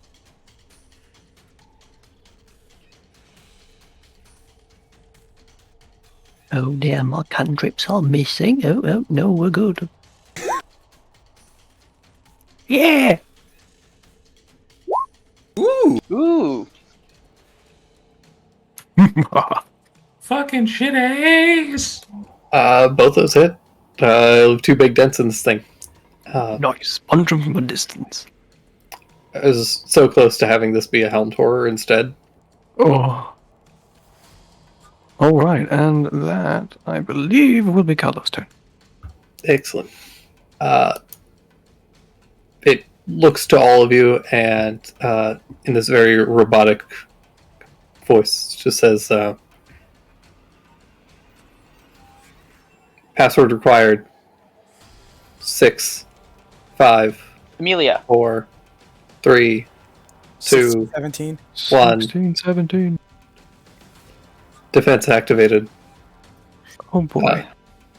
And it doesn't do anything this turn, but Bloodless, you are up. 30 feet of movement there. You all probably noticed that Bloodless is not moving or feeling very well. Kind of dragging his great big ass sword along the... This is a stone floor, right? Yeah. While he kind of staggers into position here. And then... Oh my god, I'm so excited. I think Well, then he kind of points at the construct, and a noose of lightning appears around his neck. And he wrestles with it for a little bit and tries to yank on the damn thing. What's going on?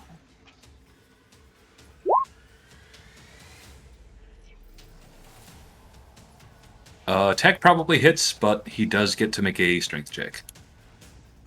Yeah, you do hit. Unfortunately, it does manage to resist. This thing is very heavy. So, he kind of wrestles around it, coughs up a little bit of blood, and then gets his sword on the ready, and that is my turn. Excellent. Foamy? Okay. Oh, this is not good. Let's run up here and try to handle this thing while everybody else looks for an off switch. I will take the dodge action, and I will use my bonus action to go ahead and get out my spiritual weapon. The bolt of lightning begins flying around, and we'll attempt to stab it right in the back. 23 for 11 force. 11 force is a lot of damage.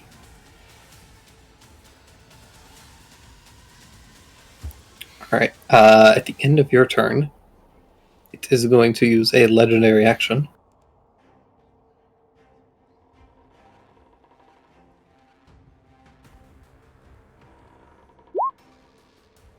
And miss you. Terrible. It was a good try. Nietzsche. All right, Nietzsche reaches into his shirt and pulls out some seeds and rubs them into the wounds he has from getting blasted, and then little flowers kind of grow out of his wounds and the petals explode. And since he doesn't wearing the other kimono he has, that's how he gets his little petals out. And then he runs over here and he attacks with his shadow blade. And what's the light again here? Kind of like on the map, there are two kind of ever-burning little lanterns, and then there's one kind of above the globe. So it's decently lit. All right, 20 for 8 psychic damage. Yeah. Cut into this thing. Doesn't seem to do anything. Oh, yep. Damn it! I kind of figured as much. Yeah. Yeah. Well. Stay next to me. Okay. Yes. Stay next to him. Okay. I guess that's that. What would I need to do to draw my other sword instead? Is that going to be a item interaction, sheathing? A shadow blade I could just drop concentration, right? Yeah. You can also just let go of it for free. Yeah. All right, and I guess I'll just drop it and grab my sword then instead, and that'll be my turn. Yeah. You drop it, and it just kind of turns to water, and just black water, and then disappears and kind of mingles with the rest of the shadows in the room. Yeah. Case. Okay. Now hiding, I reach out. The sewing needle kind of stretches its way to Bloodless and make that's some like cool patterns on him, and yeah, bardic inspiration he has now. And let's just double down and try and help Bloodless also with my action and say, hey, looking a little dour there, buddy. You sure you can take this thing? In a way that's like slightly encouraging, and that's my turn. Oh! All right, Callow. All right. Well.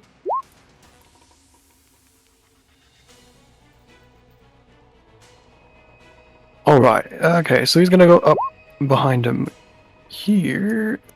Ooh, wait. Ooh, let me check something. Oh boy, I got new stuff.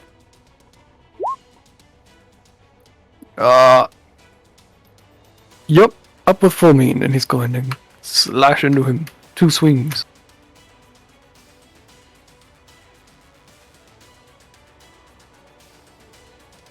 If it'll roll. Bonus action for the other sword. Bonus action does hit. Sweet. All right. Okay. Wait, what do you mean 2 action with Sorry, what's going on? not for you. This is for case stuff. Okay. Yeah. All right, and that'll be my turn. All right. To the automaton's turn. Nietzsche and Volmain, both of you can take attacks of opportunity, if you wish. What does it look like it's doing? Seems to be moving. I'm not. I'm gonna save my reaction. Yeah. Oh well, I'm gonna hit it. You can't. But Sentinel. Ooh. Oh, if you have Sentinel, then yeah. I do. Which means he might not be able to move. See about Right. All right. So I can hit it with a reaction. Yeah.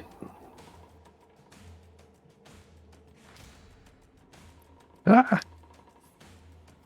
And now I could use my actual main blade on this, right? There's no like, forbidden sword. Okay, cool. Yeah.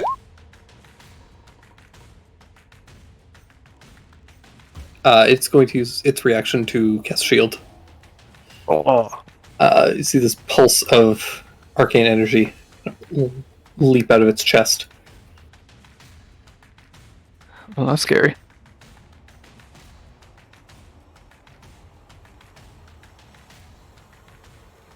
Unfortunately, it only has one of those per day.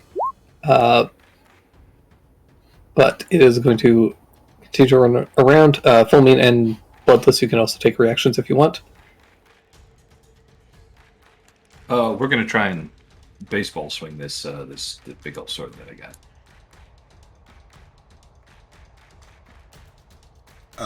Is it discernible who he's planning on attacking, or is that indiscernible? Probably an AoE, if I have to guess. Yeah, it's a little hard to discern. That's fine. I'll hold just- on to my reaction then. Yeah, like the fact that this thing doesn't have like facial expression. It's just kind of like walking menacingly. Yeah, I didn't know if it was doing like a big arm raise as it ran towards Case or anything like that. Yes. Since I had a help action, I probably get advantage. You do actually. so I get that crit for Sure do. a shitload of damage that he resists. It does not resist this damage. Oh fucking A! Yeah. I'm just so used to fighting stone and metal men that are just like, so it is puny, small man, and I'm just like, I'm not tiny.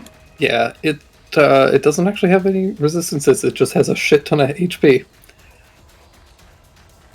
But it gets over here, and then you see it kind of raises its arms, and a bunch of these metal flaps kind of like fold out, and a bunch of blades, like essentially like a rib cage of blades, spring out of its chest, and its upper torso just begins to spin. And I need all of you to make dexterity saving throws. Uh-oh. Oh boy. Oh yeah, it does have psychic and poison immunity. I could do worse.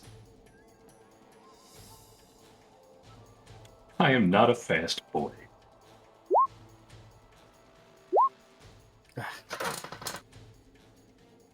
I feel better about my life choices. I am under. So sorry, Calla. Also, you still have his bardic inspiration he gave you. Bloodless. Ooh, that's a D4, right? D6. D6? Shit, it's like...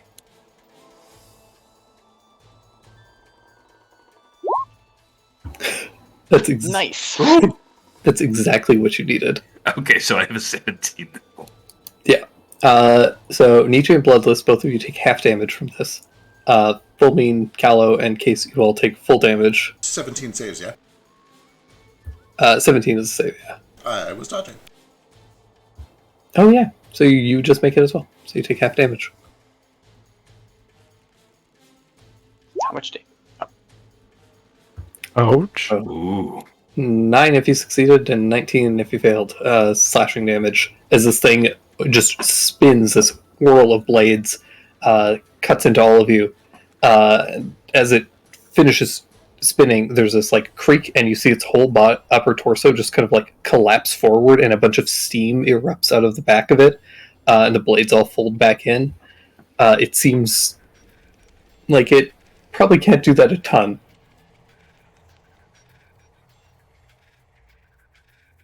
But that is its turn. Bloodless, you're up. So Bloodless has just done some acrobatic bullshit that he was not prepared for, but turns out he's decent at. Did the blades retract back into its chest when it finished that spinning attack? Yeah. Its main, like the chest blades did. It's still got like an axe on one hand, but... Okay. He's going to cough a few times, then try and jump on its back and literally just squeeze those steam vents closed. He's not in a good state of mind. Grapple, I presume, athletics? Yeah, you'll make an athletics check trying to like just hold it down. Basically jump on it and try and crimp some of these pipes that are clearly venting something.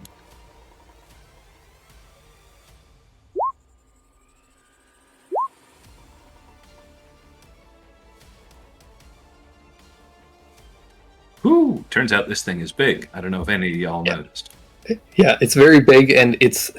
You, like, grab onto one of the pipes, and you begin to kind of squeeze and try and, like, hold it closed, but there's so much pressure being built up inside that you can't hold it down. And it begins to just still seep out and kind of pushes you back. Okay, if I get thrown off of him, I'm going to use the rest of my movement to try and crawl up to his ankles and hold onto them. Poorly and ineffectively, and that is my turn. Do you have multi-attack? I do have multiple attacks. I don't know if making a maneuver takes your entire attack action, because I thought multi-attack specifically was if you take the attack action, you get multiple. So when you make a grapple check, you replace one of your attacks with the attack action. Oh my god, I'm bad at this. So you can still make an attack if you want. So let's say the comedy was I was thrown off his back and I'm going to try and trip him up. So I'll make another one. Okay. That one was much better. Yeah. You can't quite grab the pipes that are kind of like venting out this steam, but you find kind of like this kind of hinged area in the waist, and you're able to kind of get a pretty solid grip on this thing and grab into what are essentially kind of like two pipes that are kind of like handles, essentially. Get a good grip on them. I should like everyone to imagine that I'm swearing in a language none of you know, and literally drooling blood. My nickname is of no use to me right now. Excellent. Bloodful. Y'all are good. That's my turn. Are you well? Excellent. Fulmine. Excellent. And that was a shove prone? That was a grapple. So he is he's Gotcha. He's grappled but not immobilized or restrained. Yeah. Okay, excellent. I will start with a bonus action. Bring the lightning over 10, 20. I'll actually put it here. And See if we can get a zap first. Zap. 14. Who was the second person that Case helped? Was it me? Little Case. Did I help 2 people? Did you? Okay. Yeah. I thought you did. Yeah, he gave Bardic and then. Oh, just kidding. Cool. 14 then. Probably misses. And I ate them both like they were biscuits. I'm sorry. Sorry, we had that big talk about double help, and I got so excited. I'll do it eventually. Don't worry about it for now. Yeah. 14 unfortunately misses. That is Quite get through the fine. armor. That is my bonus action. I'm going to move over here so I can try to intercept for as many people as possible. I will use my main action to just hit him. Hit him as hard as I can. 25 for 8. Son of a bitch. That's a good stab, though. He's a good stabber. I imagine that while 25 just hits. beats You the shield. pierce through the shield Hell and yeah. into the armor. I like to think that while Bloodless has got him grappled, I find like just one of the vents or grates or whatever, and just jam the sword straight through it and start twisting, and there's like horrible fork in the dishwasher or in the garbage disposal noises. Yeah. Along with that awful sound, you do feel like a sparking that begins to kind of jolt through your rapier into your hand. It's not enough to hurt you, but it does give you this kind of like tingling sensation as if there's some kind of a source of energy inside. Excellent. Do I resist that yet? I don't yet. Just kidding. Cool. Do I want to do the thing? Of course I do. I'm a fighter. I do the thing. I action surge. And I thunder wave. So I need a Constitution saving throw, which I believe it makes it disadvantage. Oh, we're being loud now? I don't think this would count for Thunderwave. You're right. I'm also thinking of Shatter. It is definitely not Shatter. Yeah. With that said, I think 15. He saves for half of 12. And it's not pushback. And that's me. Excellent. End of your turn. It is going to use its legendary action to just...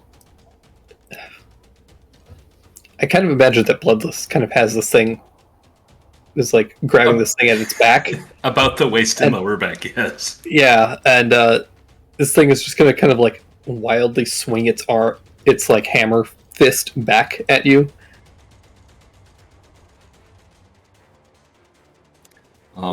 Can I retain the grapple and choose not to even try and dodge? Oh yeah, like I asked after you rolled. My bad. So no, you've totally got a hold of this thing. Dealer's choice. But does a 19 hit you? 19 hits me, yes.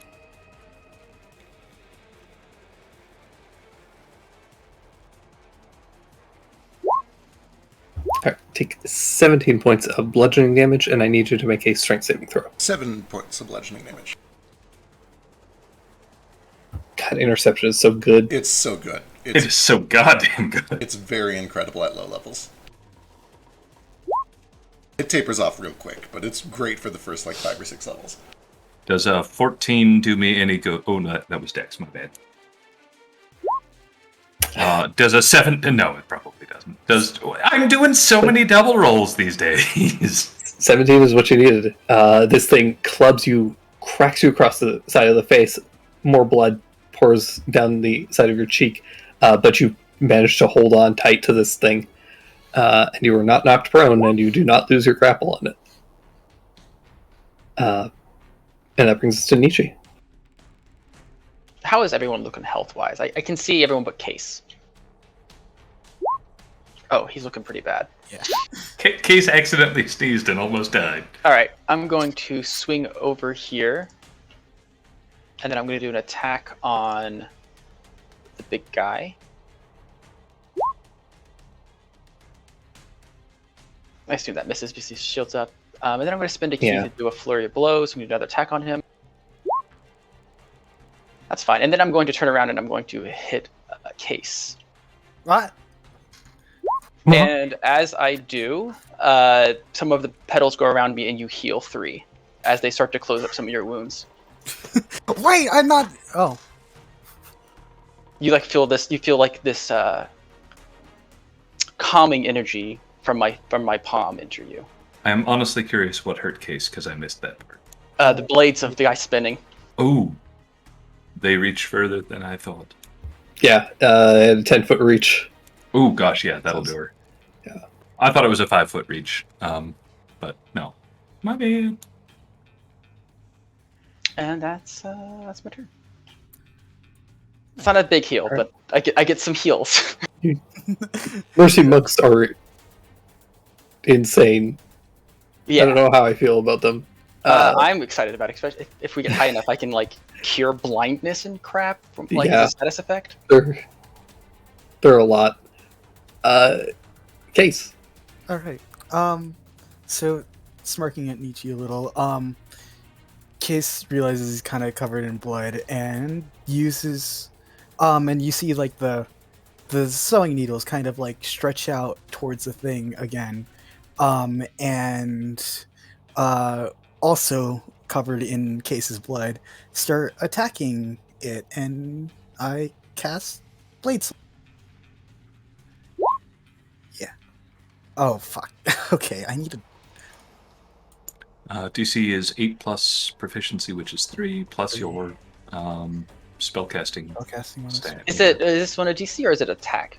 It's save, I think. Yeah. Spoiler Tongue alert, is- this guy's really strong. I've tried. Blade Tongue is an attack. Oh, and Blade Tongue's an attack. Damn it. Yeah. Sorry. No, you're good. Fuck. Can you tell I've never used spells before in that? No worries. It's going to be a d20 plus your charisma plus 3. Plus charisma plus 3. Yeah.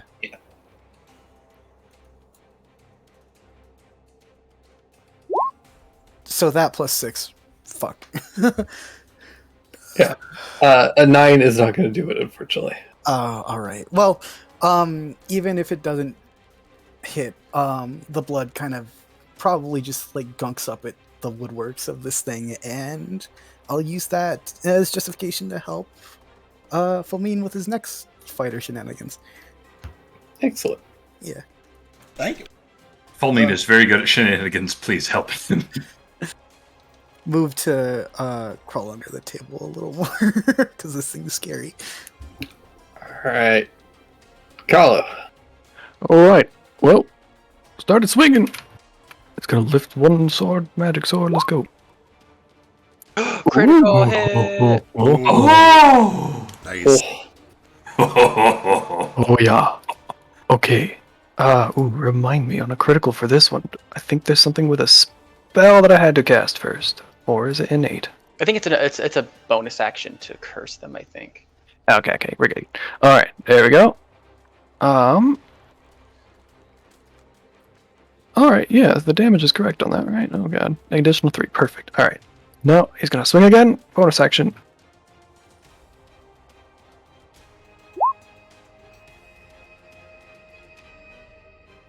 And yeah, that's my turn.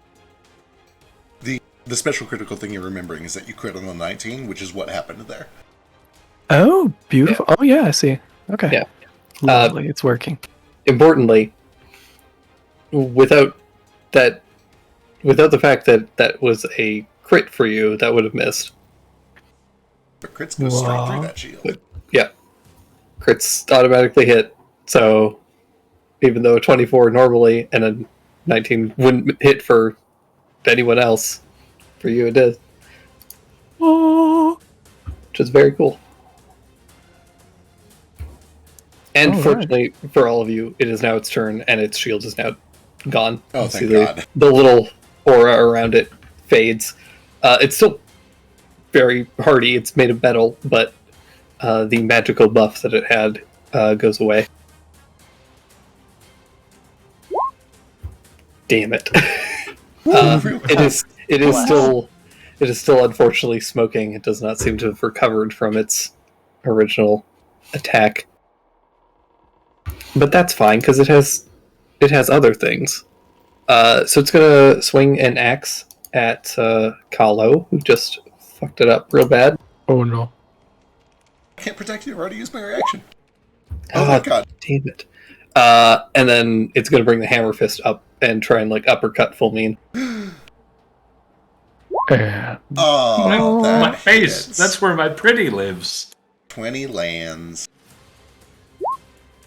18 points of bludgeoning damage, and I need you to make a strength saving throw. Oh, but I fail.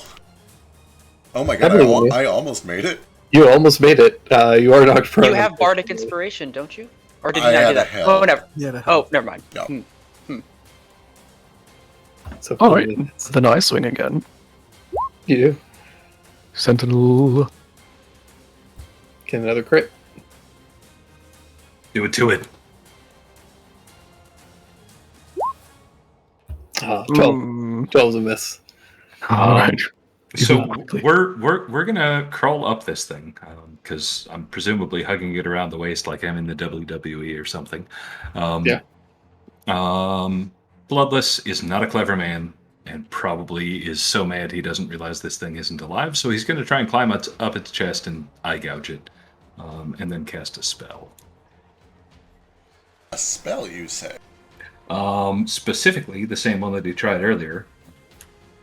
But this time he'll be right next to it. Exactly. It doesn't matter if it gets pulled or not because it's within 5 feet of me when I'm crawling on it. And as I'm trying to gouge its eyes out and tell it that I'm going to fuck you so hard your children won't exist and your balls will be gone,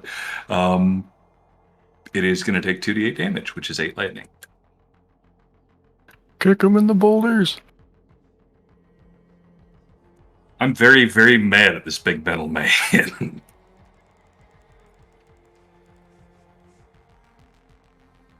I don't know if that moves me or if you want to leave my token behind it there by the table. But I'm scurrying all over this enormous construct and trying to treat it like it has eyeballs.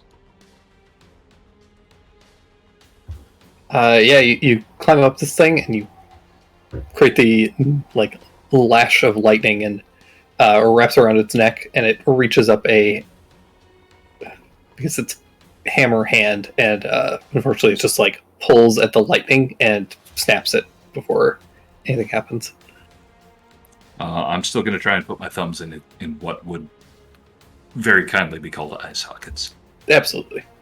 In fact, this actually should have no mechanical effect, but I'm going to go ahead and roll this. No, actually, it's both. Actually, in fact, it is a ranged magical attack and then a strength saving. Yeah, false. I have this spell. It is. Yeah, just I pulled it up too. Yeah, it is. It's just a strength save. It is There's just no a roll. strength save. Okay. Oh. Well, it told me that it was an attack. Your target. Let's see here. If the attack hits, well, I mean, you got to remember, I'm idiot tiny baby. Yeah, dumb, it doesn't say so- like make a ranged spell attack or a ranged melee attack. It just says yeah. Yep. Hey, there we go. Anyways, I'm doing a whole lot of swearing. It's immune to swearing. It is not immune to my thumbs, and I will kill this idiot baby bitch. How fucking dare you? The lightning just actually wraps around its neck real hard, and you feel a jolt of electricity. Oliver's not immune to swearing. So that's my action, and that is my turn. So Excellent. Full Mean, you're flat out on your ass, and you have advantage. Yep, I'm gonna stand up first real quick. Dance for him. What? Okay. Seduce him. I don't think that's going to work on that. Start with the bonus action. Spiritual weapon.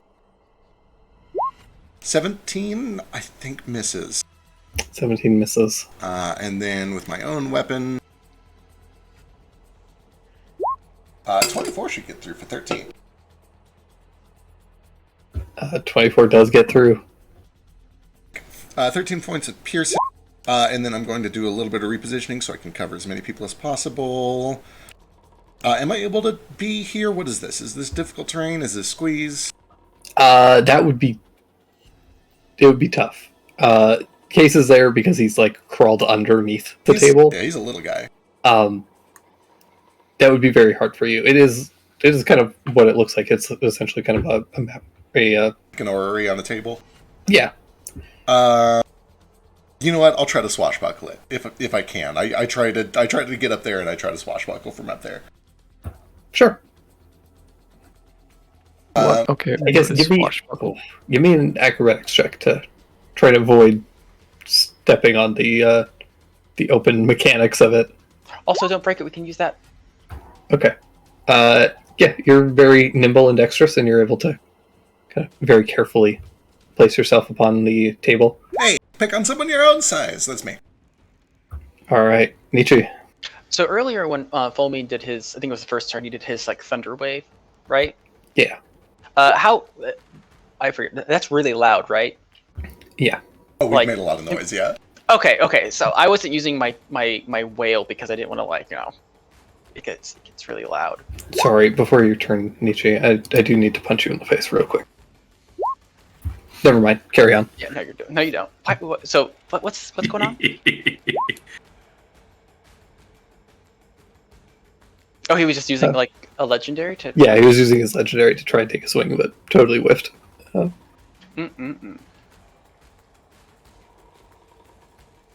I have unclicked attack roll from that spell. Yeah. Thank you for letting me know on that one, because I totally read it. I love that spell. It's one of my favorites, which is why I kind of know it like the back of my hand. It's so good for a martial class, though. Yep. Does it look like we've done much damage to this thing at all? Yeah, it looks very bad. Okay. Okay. I feel bad for like destroying his golem. But I guess it gives him something to do later. So I guess I'll just start attacking him. And missing. Yeah. And then I'm just gonna slap him. There's a loud metal clink as you slap him. I guess technically scratch him. Any movement? Okay, so both of those miss? Yeah. I guess I'll just stay here. All right. Case. Okay. Case is gonna crawl on the, like right at the edge of this table and tell Fulmine, keep this thing distracted. I'm gonna try and finding an off switch. And that's how I'll help him that time. And just like pop out and run here and I guess like investigate this general area to see if like there's anything that looks mechanical or like something that would turn this thing off remotely. Sure. Give me a investigation check.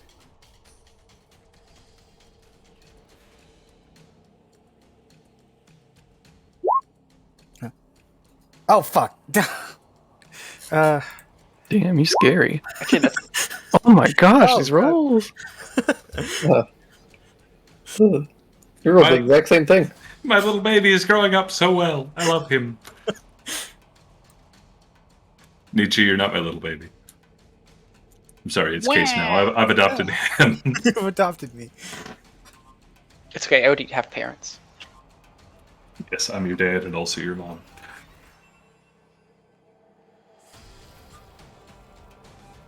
I have to look up a thing real quick now. Oh. There's like a giant 3-foot long big switch on the his back that has on/off written on it. We just haven't noticed it. Yeah. Bloodless has been covering it the entire time because he's been grappling this thing. You can't turn down wrestling. The energy's always at 10. There's no lower level.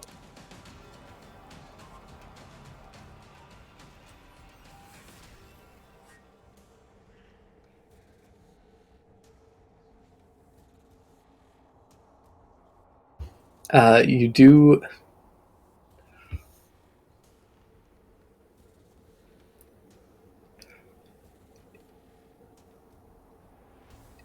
You can see this sconce appears to have, there are some slight grooves as if it could be pulled. All right. You also notice writing along this mirror. Do I have any time to read that now, or? Depends. What languages do you speak? Let me look.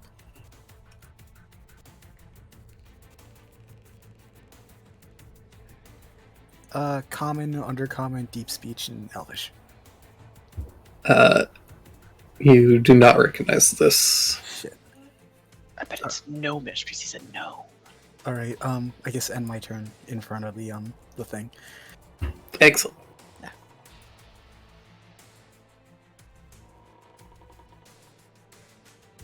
All right, Gallo. Okay, I was gonna shift over to the side by Bloodless. Still actually a little scared of him because that intimidation roll wasn't nice. And I was gonna... He is doing so many profanities. You didn't know most of the enemy could do this, and he probably doesn't believe it either, but still saying it.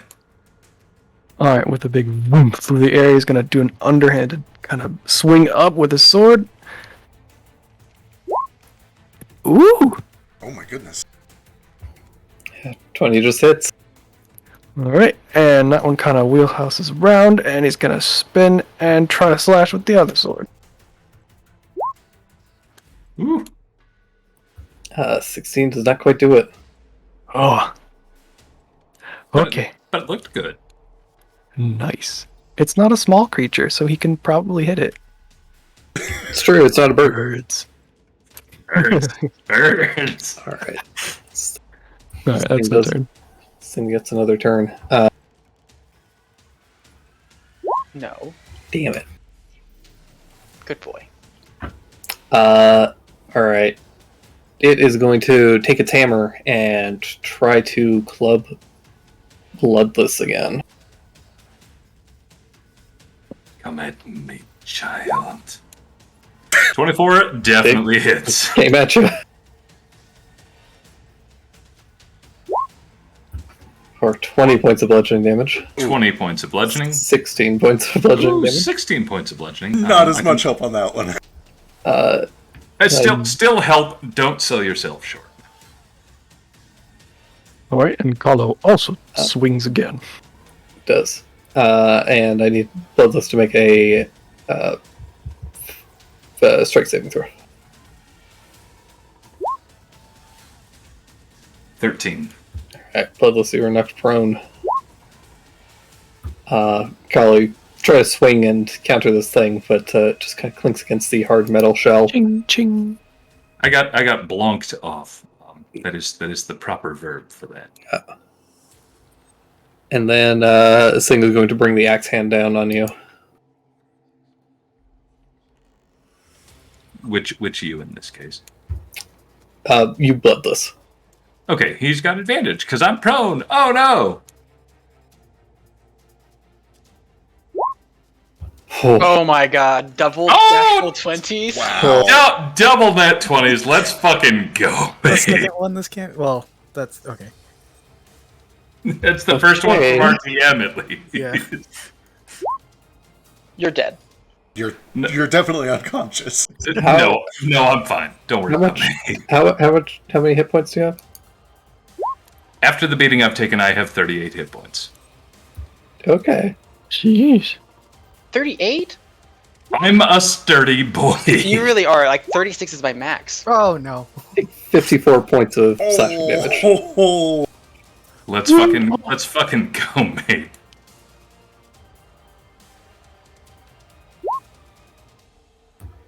Yeah, so this when it uses its axe hand against a prone target, it does an extra 2d10, Ow.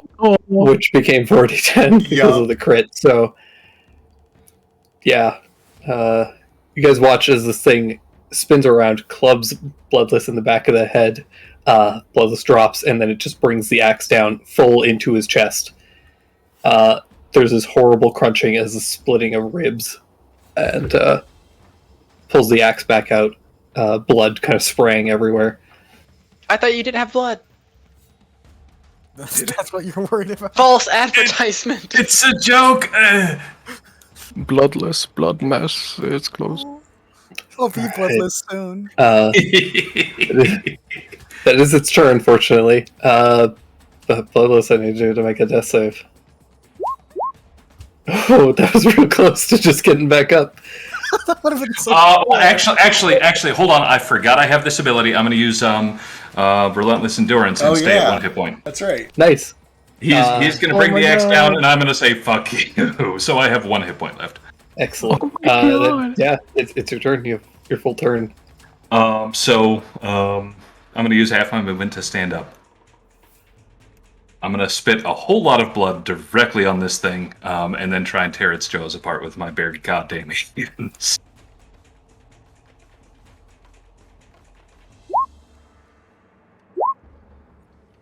So there are my 2 grappling rolls to just try and open this thing's skull in a way that it has not experienced before.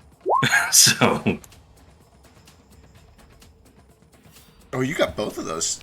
Yeah, I both did. of those. I did. Can I take a D4 unarmed attack on that? Just for. I'm asking nicely. I know mechanically I should not be able to. I would say that because you got both of them, you can make the choice of you can either do a D4 of damage as you just literally pry this thing apart, or you can trip it prone and just pin this whole thing down. I'm more mad than I am tactical right now, so I'm going to try and tear it apart. Excellent. So I will take a D4 plus strength, so 1D4 plus 4. Yeah.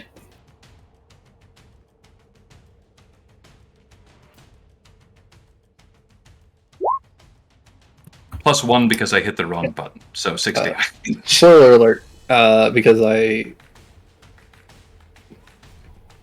this thing had 2 hit points. Oh, beans. Yeah. In a furious rage as this thing pries its axe out of you, see a very big opening as it thinks it would have very easily killed any normal human being. But you leap onto this thing, pry open its chest, and there is a strange, pulsing arcane core inside, and you grab that and rip it out. It explodes, and this thing drops, just collapses to the floor, catatonic. And as the core explodes, all of you can change one of your weapons into a +1. Oh yes. Oh my God. Yes, please, my son Mudao. Happy day. It's even from a lightning core. That's cute. I like it. That's amazing. Yeah, we get a +1 weapon of your choice.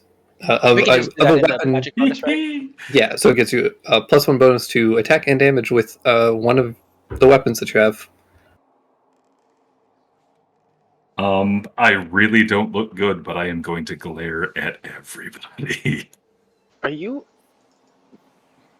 Are you? Guys, I think I found the off switch. Wait a second. Are you not dead? We need to get you to a medic. Fullman, Nietzsche, and Callow, you're the closest. Make insight rolls, please. We can literally see inside. No, 15 is your DC. Natural 20, 25.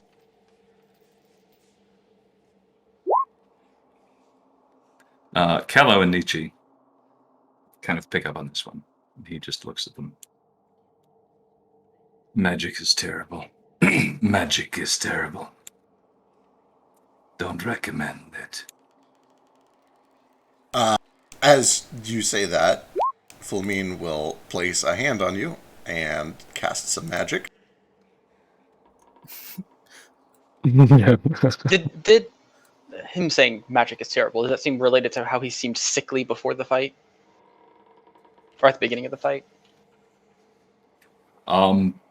The lightning noose that he was using did seem to come out of his throat scar, and he did not seem to enjoy it.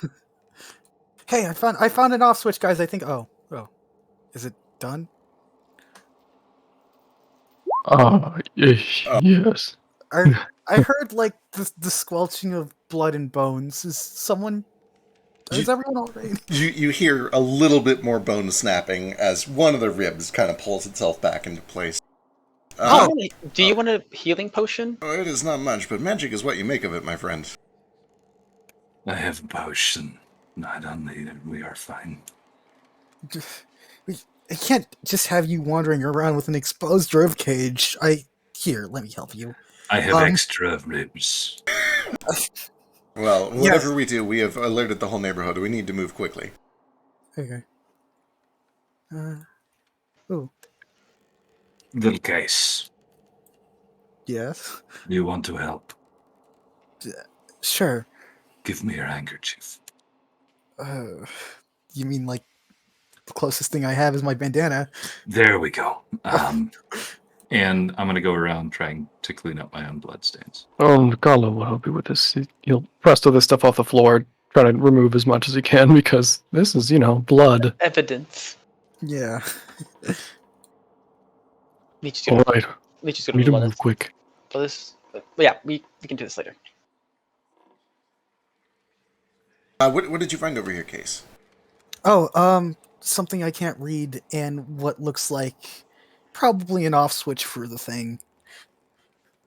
Or, I don't know. We can try pulling it now and see what happens. We might need to wait for God to get back. This is a godless place now. We have no guidance. No autonomy anymore. This thing's axe and mace, do they look repurposable? I think Drake's gone. He said BRB. He said BRB. Okay, That's what I meant by this is a godless place now. God is gone. By the way, does anybody know if the Hexblade actually... It counts as magical, but it doesn't have any +1 or anything. It's no benefits. Let me go take a look real quick. Okay. No, I think you can later take evocations, or if you make a weapon, you can make a weapon into it. So you can make a weapon a +1, and then it'll be your Hexblade. The Hexblade is a weapon that lives in a pocket dimension. I forget what actually enchanting it. I'm pretty sure that you can make with a witch roll something your Hexblade. I think you're thinking of there's an invocation that you can dismiss and you can change what your hex weapon is. I forget if you're allowed to make changes to one that is currently selected. Okay. I looked up. Here's the actual rules. Your weapon that is currently your Hexblade is a real weapon that you've imbued with magic, which means you can add a +1 to it, and it still works. You're thinking of the pact of the blade, right. The one that you can dismiss. Right. There's a thing later that lets you just conjure one from thin air. That one you wouldn't be able to put a +1 on. Ooh. Okay. Gotcha. Yeah. Also, I think you can make your Hexblade. You can make it. Maybe not. I don't know. I don't play so many warlocks, but they're facing. Yeah, also, even if you do take Pact of the Blade, you can make a magic weapon your Pact of the Blade anyway. So either way, you get to +1 on the thing. You're good. Also, I think to get the 19 critical hit, you have to have that enemy cursed with your Hexblade curse. Which just means at the very start of each combat, you need to use a bonus action to do that. Yeah. So instead of using your first bonus action to attack, you'd want to put your curse on someone. All right, so this magical sword I summon is a regular sword? Yep. No bonus, no nothing? Yeah, the magical sword that you summoned started as a regular-ass sword, and now it is a +1. As of this thing exploding, not because of the... Correct. Not because of your Hexblade, because of this thing exploding. Okay. Also, you can turn a magical weapon into your pack weapon if you want to. Yep.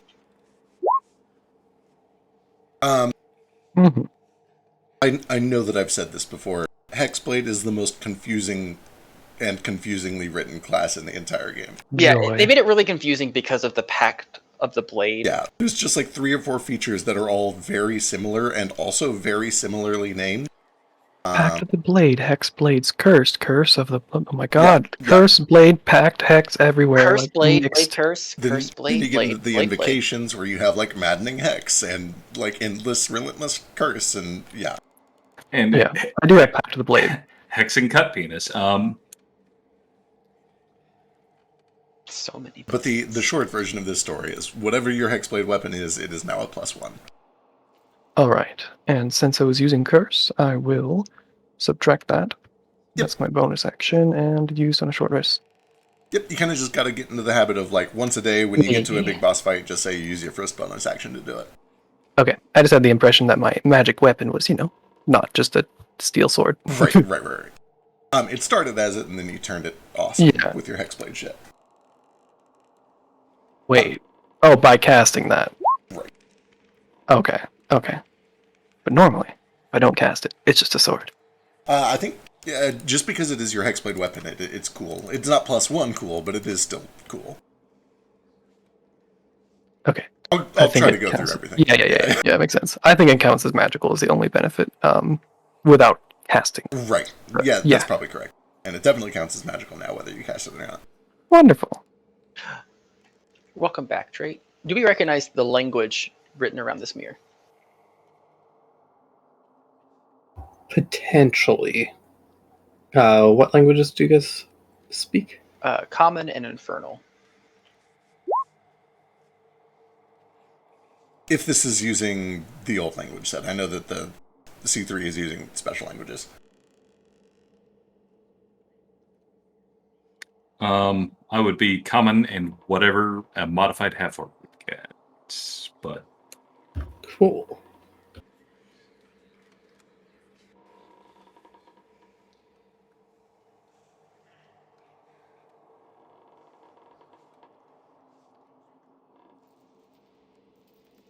Can I try like pulling on the mechanism too, seeing like what I can do with it? Yeah. As you pull on the sconce, there's like a clicking sound, and all of the little, so like little metal bars that are holding up the various moons and things on the orrery suddenly pop up slightly and appear to be movable now. I bet if we change this to the year 1954, 1654, it'll be something special. Do any of us recognize the language? You don't recognize the language. Does it look like it's Gnomish? It does not. The script is.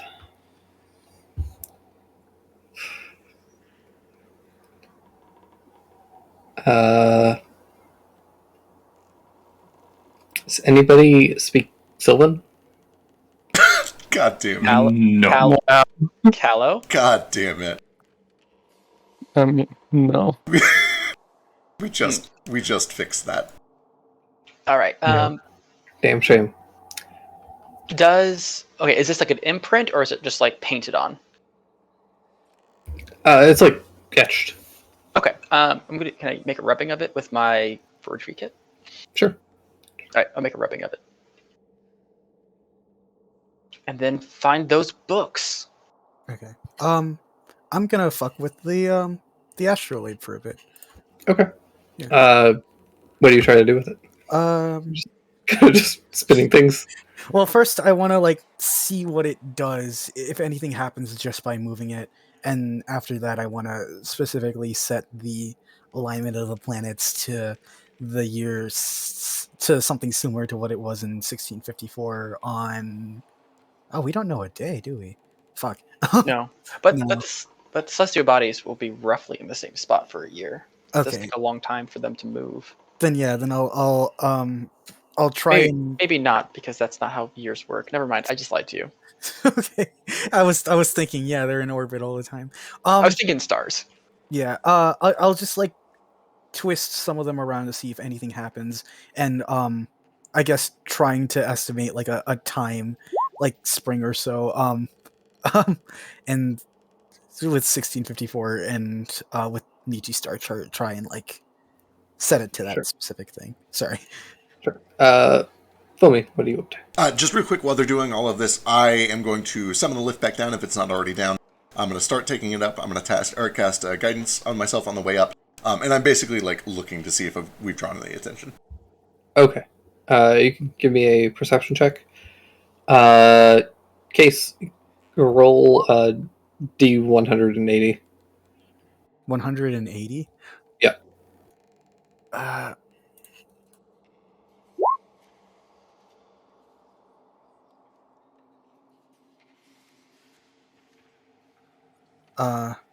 So slash R 180 or Slash RD 180.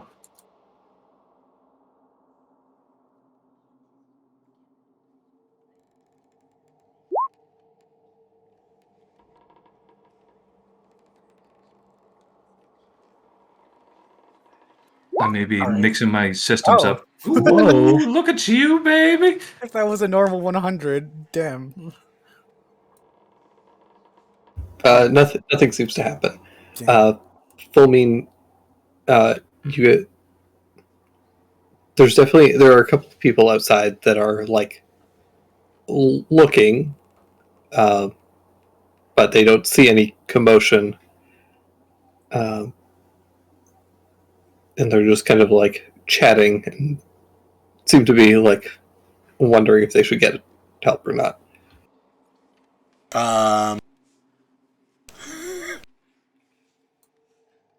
Shit. Okay.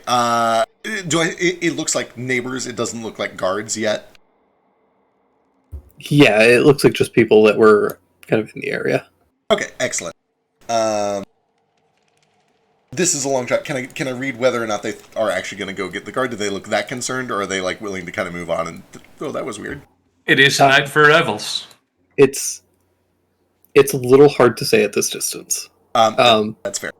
Yeah, they're definitely like lingering, at the very least. Okay, excellent. I'm not going to risk it. I will just stay here and I'll watch and I'll wait until anything else happens. Guards start approaching or anything crazy. Okay. Very quickly, I'm gonna try looking around the room to see if there's anything that looks spacey or like something of similar to like the astrolabe at all in any position. While I was doing that, can I look for those 2 books? Yeah. Nietzsche.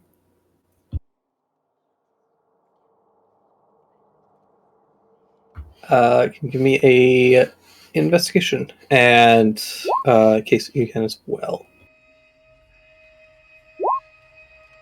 Every time I roll for these books. Yeah. It's a needle in a haystack, really. Like,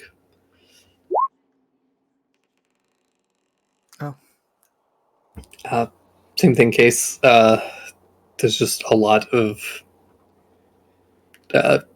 stuff around. You would know from the astrolabe, it appears to just be of like My dear Earth. I apologize. Discord crashed. It does that sometimes. Well, heck, It's just a standard model of Earth. it's Earth, and then there are the 3 moons around it. Okay. Fuck.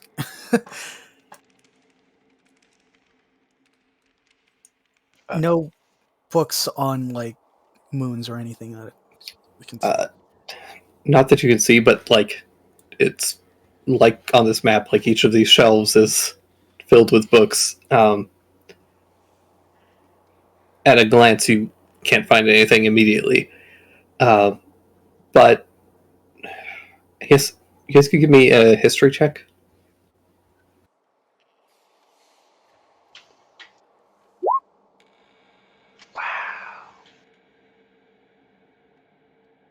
Is this what kind of? Oh.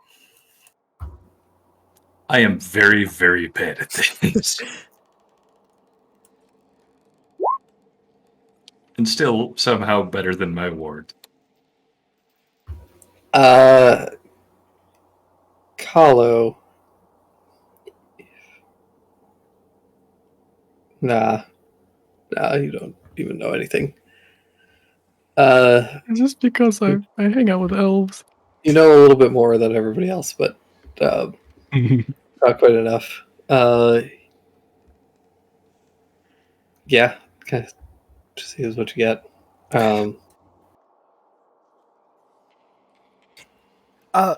Since Can I see what's on this table?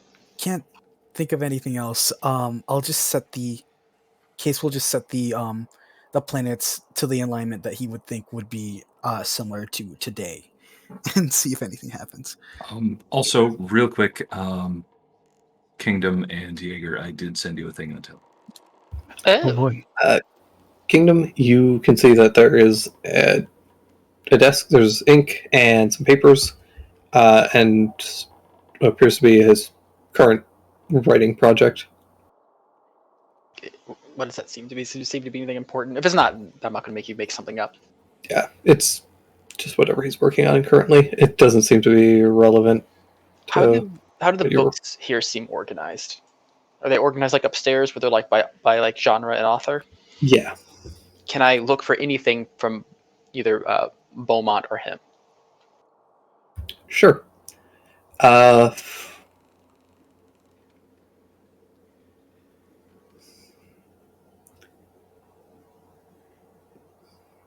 He does have a shelf that does have all of his books, it appears.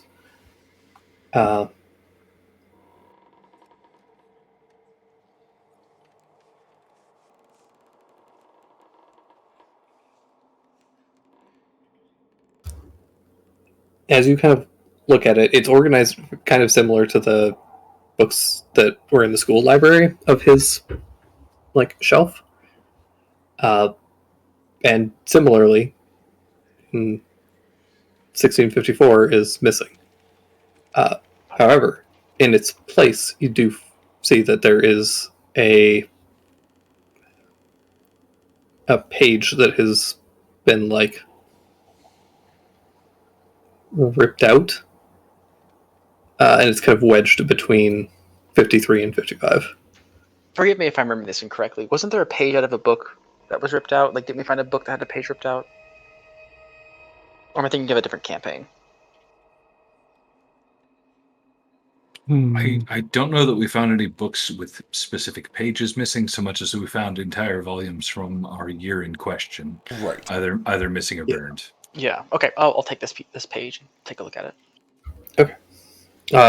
You see what appears to be it's a circle with 2 or 3 rings around it. And each of the rings has a circle at various different points. Okay. Could you draw it? Maybe. Sorry. Also, my headset cut out right before you started talking, so all I heard was circles.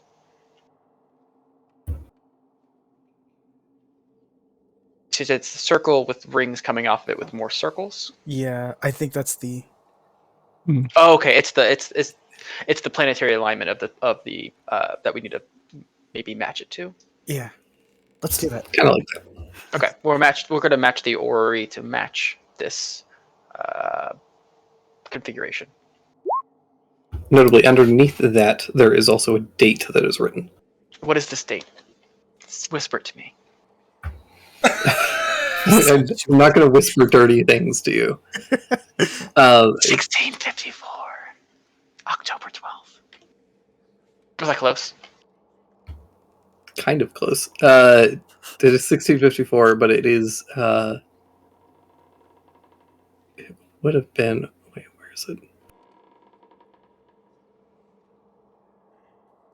The 23rd of Mid-Frost, 1654. The 20. Sorry, 22nd of Mid-Frost, 1654. All right. In character, do I know what mid-frost, what type of, is that winter? Yeah, Mid-Frost is essentially their sort of winter. Not related to the thinning of the veils that we can't, that is tonight. Correct. Okay. You guys are in. Oh God, where's my notes? Where's my calendar? But tonight's Hallows Eve. Yeah, but the mid leaf falling. December 92nd. Oh. Yeah. You guys are in Waning Masis. Gotcha. Okay. I'm gonna I guess match the orrery to match it. Is there an indication on what's the bottom and what's the top? Or does it seem to not really matter as long as they're that far away from each other? Does space have a north, south, east, and west, and then a No. Hey, whatever up and down are? the question that you've just asked is delightful, and after this session, I'll spend 3 hours on it. I thought it was just Looking it up or explaining it to me. magnetic or whatever. The drawing seems relative to the north-south poles of the orrery. All right. So you guys are able to go in and set the positions, and nothing immediately seems to happen. But then you go and you press down on the central earth, and it snaps into place. And there's a click, and a thing slides open. I'm so excited for what's inside. Also, real quick, are the lamps here like oil and wick based, or more like wood based? Neither. They are magic. Fuck. Are you trying to like burn your wounds? Just set fire to this motherfucker. What motherfucker? This man who has fucked your mother. This construct. He's made of metal. And he fucked your mother. People do that. What the? There is a small hidden room with a pedestal and a glass case, and inside of it there's a book. Yes. Okay. Does it look like there's any traps in here? Thank you. Give me an investigation check. No, Nietzsche. Nah, looks clean. All right, and I guess I'll take the dodge action and go in. All right, give me a dex save at advantage. Can I, and this is an honest question, can I athletics check to wrestle my way in front of him? Because that's my job. It's too late. Don't you die? He called it. So you will die. He did call it. I literally don't care about my life. That is kind of the thing. But I care about your life. Don't fool me. We need to find Bloodless a counselor. Yeah, purely meta. How are things looking up? Oh, finish up down there first. Come back to me in a second. No, this is important. They do start to move on, and then you and they hear a loud zapping sound. And Nietzsche, you take 8 points of lightning damage as I'm going to use my reaction to absorb elements. Okay, so you take 4.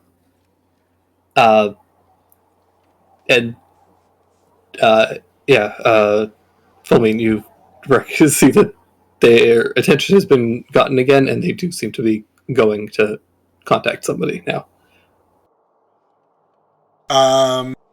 Oh my god. This is stressful. It struck Nietzsche as soon as he touched it, right? As soon as you stepped into the room. Okay. Did it seem to have disabled the trap now that I've activated it? No. There's like a grid of kind of like sparking electricity that is now crackling in front of the in the room. Well, Sorry, keep going. if all else fails, we can lasso that fucker, that thing on the pedestal, to us. And my damage. Does it seem like there's a way to disable it in here? Not that you can see. What do you do, Full Mean? Okay. Are any of the people out front, do they look like they came from the party from that gnome lady? The gnome lady, Lady Pearl, my future wife, was not the one that you were talking to when you fog clouded your way out of that. Right. Yeah. The other one. Yes. Yeah. That was a human lady, right? She was not. She wasn't the goblin. She was petite and polite. She was a I Ferengi. remember that. Oh, It was a there rabbit we go. folk. Oh. It is hard to say. You could give me an insight check. It will be very difficult. Okay, totally fine. I'll probably commit even if I don't get it.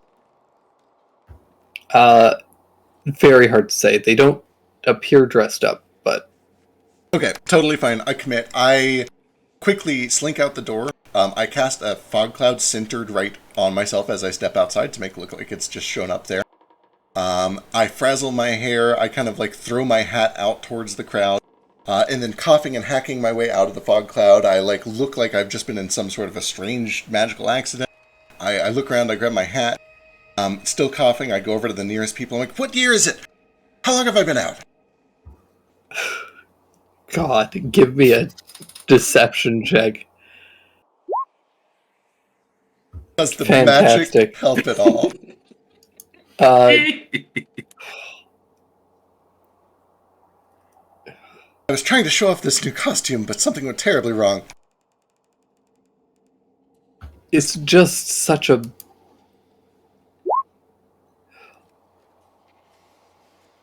Is it just such a bad roll. And You are spending resources on it. And it's not. It's an absurd lie. utterly vast. But you know, give me a performance check, and if you roll a 15 plus, I will let you have had advantage on that first roll. Bless. I was, thank goodness. I was really hoping for performance. All right.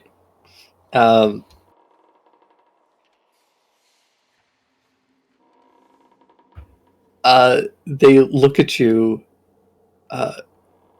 baffled, because they don't recognize you, and people in this neighborhood kind of know who lives here, and they know to avoid the place. But seeing you step out, there is something about your appearance that strikes them as trustworthy, and their skepticism gives way to concern, and they sort of, are you okay? It's 1670. Oh, thank God.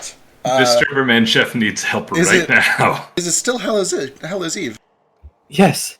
Oh, thank goodness I'm not too late for the party. I was supposed to go to the party, right over there. Do you know, has it already ended? Are you going there? Oh, no. We were just on our way to heading up to the college for theirs. Oh, delightful. Okay. Well, Gods be Are praised. you certain that you're okay? You look very winded and distressed. Do you need medical attention? Should we call the guards? He kind of looks himself over and realizes he probably does still have a couple of cuts and scrapes. This could have been a lot worse, honestly. This is the last time that I buy a discount magic costume for this thing. It was not worth the trouble. I should have just shelled out real money for it. But no, praise be to God. I believe I'm good. I'm in one piece. It's the same day. I have not been thrust through the vessels of time and space, and I even get to wake up to someone as handsome as yourself, or beautiful, depending on what it is, who I'm talking to. I believe I'll be fine. Thank you. No, you really. Perhaps we should take you to get some medical attention. Those wounds look very deep. That is probably a good idea. Actually, better to play it safe than sorry. All right, let's go. And I cast Fog Cloud again, and I pull. Okay. This is a man who knows how to deal with high society, which is always fucking run away. I need you to roll a D100 for me. I'll take it. And not roll a 1. I tried. You were trying to roll that one. All right. You cast Fog Cloud, and they both look startled, and you bolt. Do you head back into the house? Or? I head towards cover. Okay. Whatever, like a bush or something like that, and I hide. You dive into a rose bush, and feel a stinging sensation across your body. It rips your tear off clothes right off. Oh, Lord. Give me a stealth check, I guess. You've learned from your idiot friend Bloodless.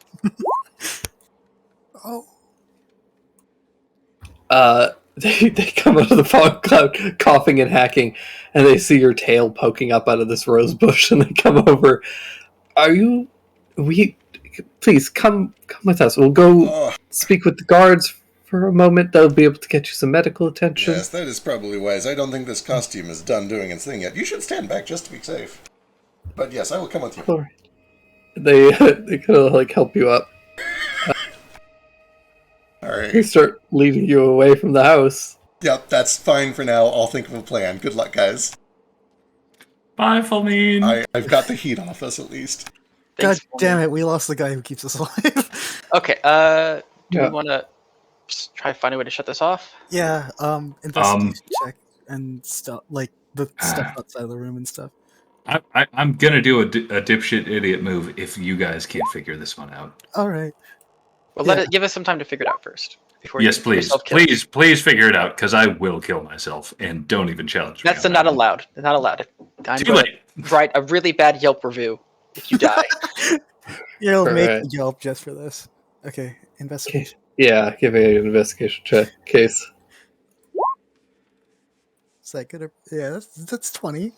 Pretty solid. Yeah.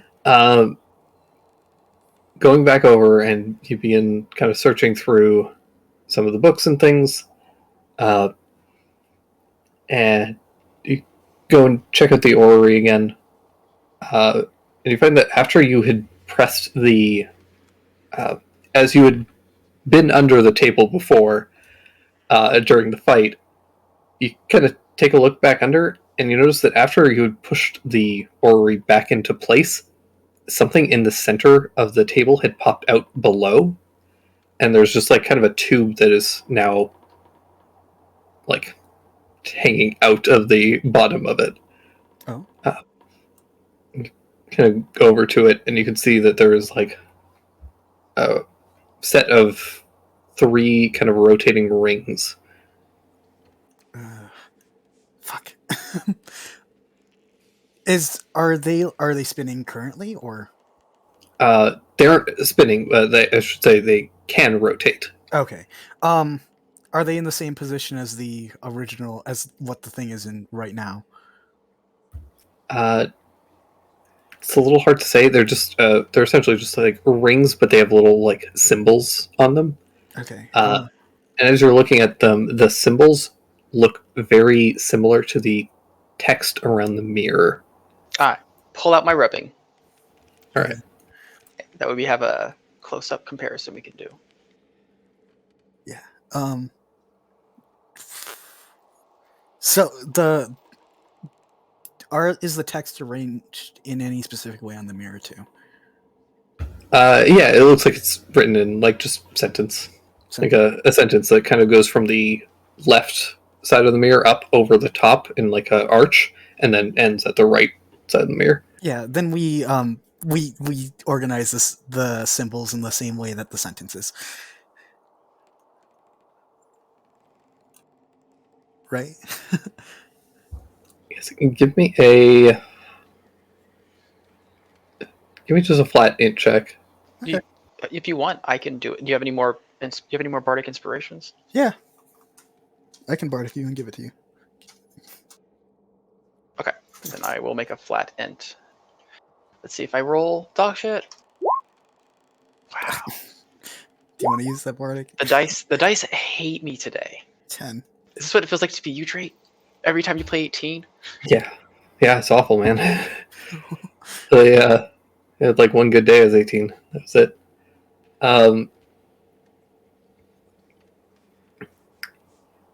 Yeah, with the 10, you start to try and line it up according to just like the order of the text, and it doesn't quite line up correctly. Like, you think that there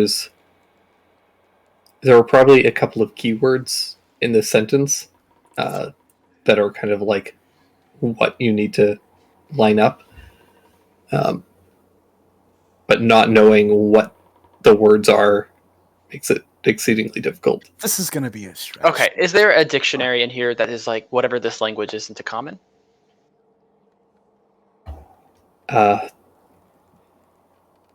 Try and take a look. You rolled really bad on your investigation before. Okay, this is gonna probably be a stretch, but Mastermind gives me some like funky stuff with language, like better understanding of it. Just like if I could see the way that people speak and stuff, and just like understand more in general. Would I be able to tell like what words, given the sentence structure of how just languages in this world in general work, are more important than others?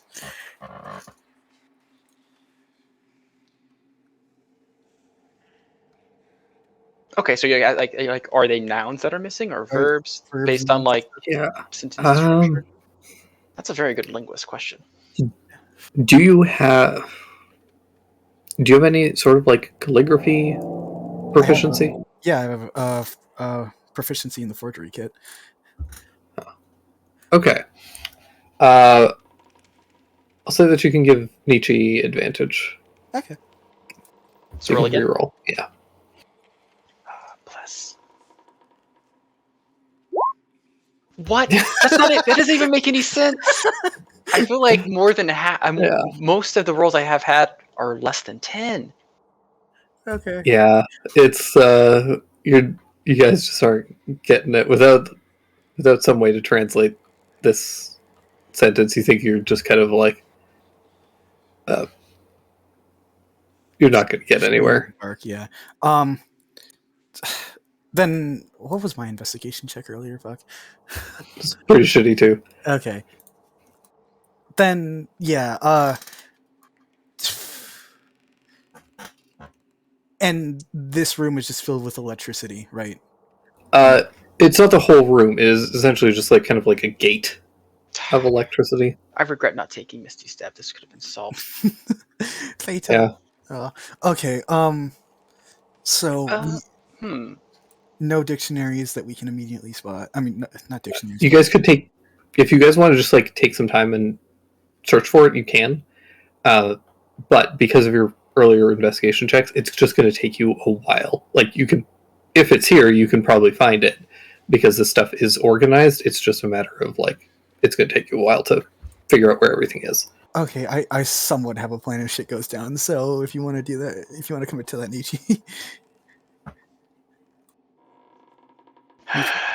He just looks really like he doesn't want to read these books. I just want that book. Yeah. All right, I guess I'll look for a way to translate this. Okay. Yeah, Bloodless. You're just gonna search around for books. There's the investigation check that would have been nice earlier. Shake my head. I'm still average. Do we still want this lightning book? Yes, but we need to be safe about it. If you, I am very concerned. If you are an unconscious body, we're not gonna be able to drag you out, and you'll be caught. And they know we associate with you, so like, yeah, I would not recommend going there until someone's patched you up at least a little bit, Bloodless. Little tiny baby man, of course you cannot carry me. Yeah, I can't. Let us instead let pain do the work. I could always try. But we do need to hurry. This is a better idea. You have 21 seconds. Counting. Now. What is your idea? What is your plan before you do something? Literally using lightning lure to grab the thing on the pedestal and pull it to myself. Does it seem like that would damage the book? It would probably not work and would be a terrible idea. Somebody please step in. Maybe don't do that. Maybe don't lure lightning next to lightning. Your boy is dumb as hell, but he is very tired of waiting. You need to use water. Water. Lightning lure only targets creatures, so it wouldn't even. Damn. Good idea, though. Yeah.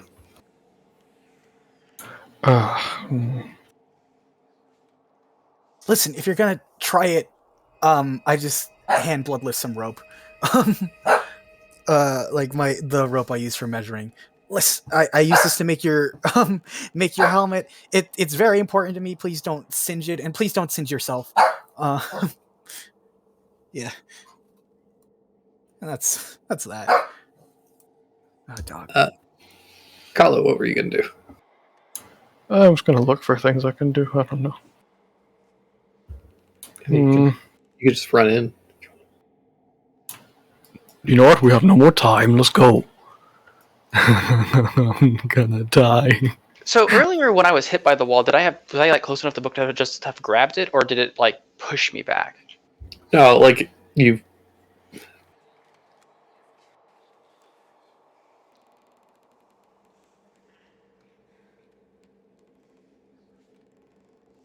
That's where the lightning is.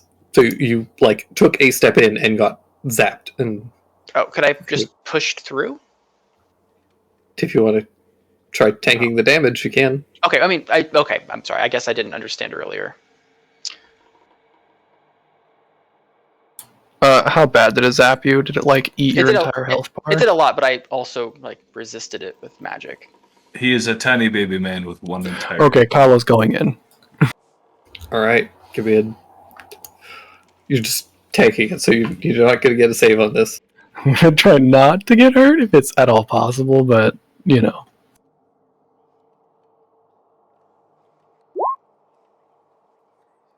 Take 11 points of lightning damage. Ouch. And this thing is grabbable, right? I didn't go in here because There's like a glass top on it, but you can lift that off and Lift take it. the book. Oh, I guess I thought of a plan, but it's too late now. Well, I'm gonna lift it. We have time. I could have just Right. summoned my unseen servant on the other side, and he could have just thrown it through the lightning. I was gonna Thank say, you. Yep. Yeah. Wow. But it would have taken me 10 minutes to cast if he's not prepared. He's only ritual. Oh, okay. You take the top off, grab the book, put the top back Yeah. Somebody toss me a book. I'm gonna replace it just for the memes. yeah. I am literally standing next to a bookshelf. your Encyclopedia, anatomy book- volume Leave the- Volume X, and all about xylophones. Here we go. Same color. Excellent. Perfect. Something he'll never actually Alright. look for. You should have Put it looked. there. You should have put the anatomy book from the library in there. There is more about Oh. xylophones than kidneys. Fuck off. No, that one's checked out in my name. I can't do that. All right, he's gonna put it back on, and he's gonna bonus action to second wind, and actually he's gonna go through it first and second wind. Wait, Okay, you take another 11 points of lightning damage. ouch. Okay. Cal, are you? Oh, that did not feel good.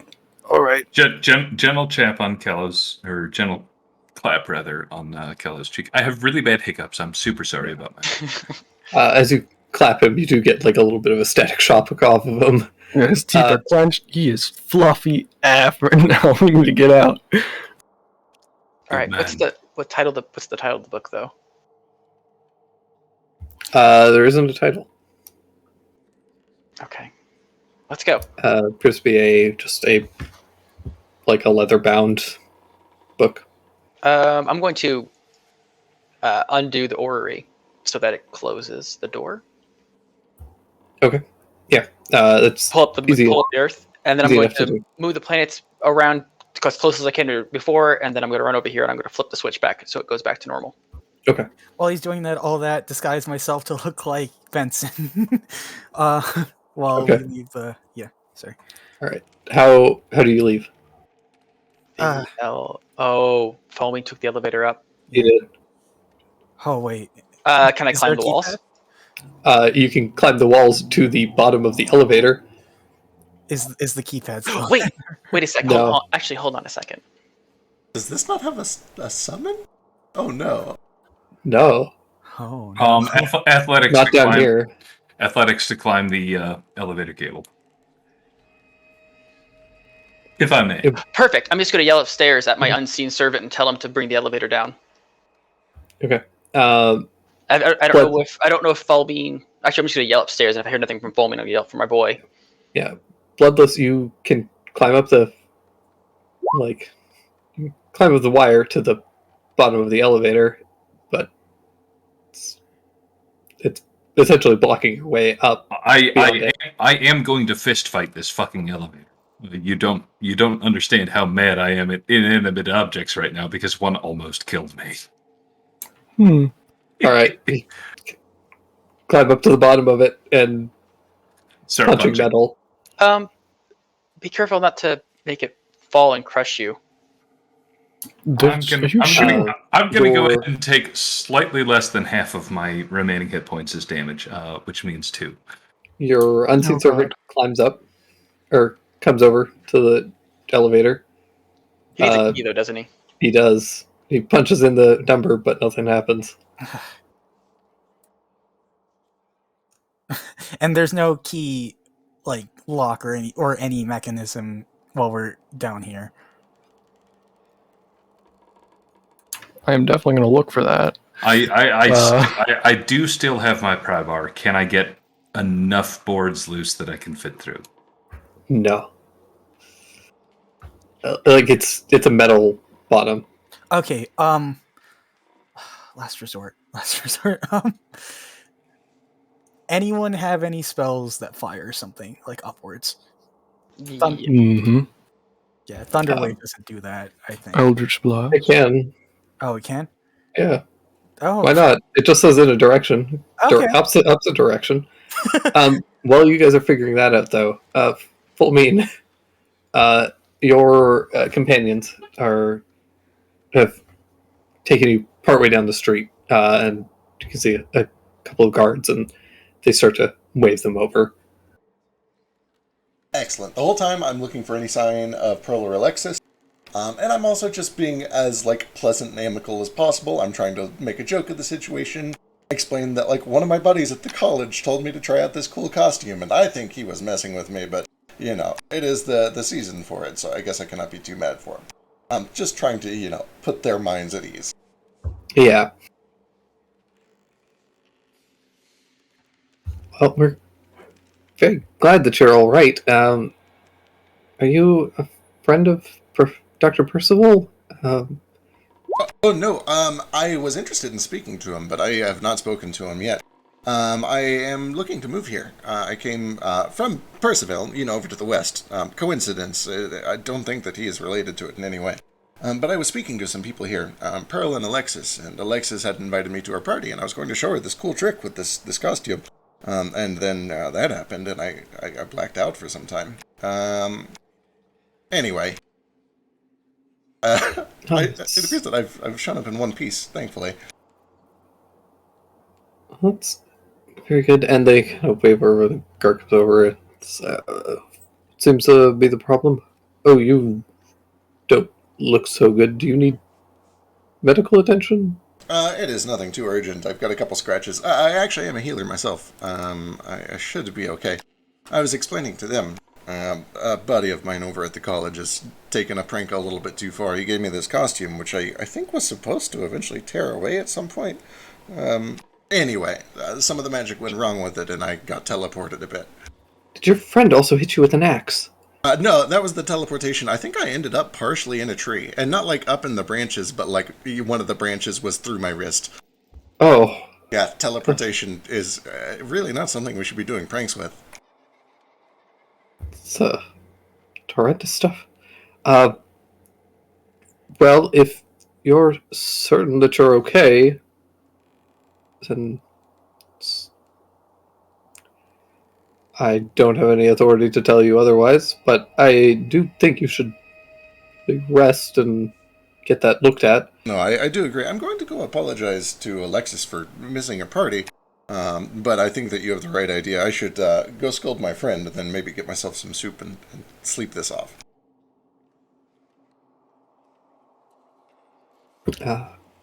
All right, well, best of luck, and the two that are with you just kind of, like, look to the guard like, they're clearly injured. You should be doing more than this. But he's just like, well, he says it's fine, and he isn't dying, so... For what it's worth, I do kind of, like, pull back a little bit of the chef's apron, and I reveal the signet ring and the emblem.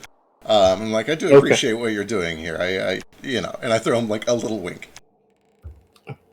Of course. Well, have a wonderful evening. Stay safe, and carries on. And it's just like, well, if you're certain that you're all right, we'll leave you to your evening. I do appreciate you looking out for me. I would invite you to this party. It sounded wonderful, but I wouldn't want to, you know, invite people on my behalf to somebody else's party. That's a little rude. But maybe the next one. What are your names, by the way? You're very kind. My name is Allison, and I'm Francois. It has been a pleasure to meet both of you. Maybe next time I'll be a little less banged up. That'd be delightful. I hope that you have a easier evening. Enjoy the Halloween. Of course. Have fun at the college. Thank you. You see a big tall bastard and he offers you a magic costume. Don't listen to him. It's a trap. Thank you for the advice. Be certain to keep an eye out. Excellent. They head off. I play it real cool. Hands in the pocket. Start heading over towards Alexis's place like I'm gonna, explain why I disappeared, and I kind of keep an eye over my shoulder to see if anyone is like watching me or following me. You start to head back, and you realize that you have the key in your pocket.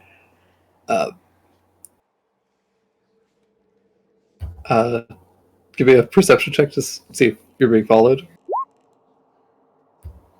Yeah, nobody seems to be paying you any mind. Cool. I kind of get a little bit around the corner, out of line of sight of anybody that might think strangely of it, and then I start bolting back to the mansion.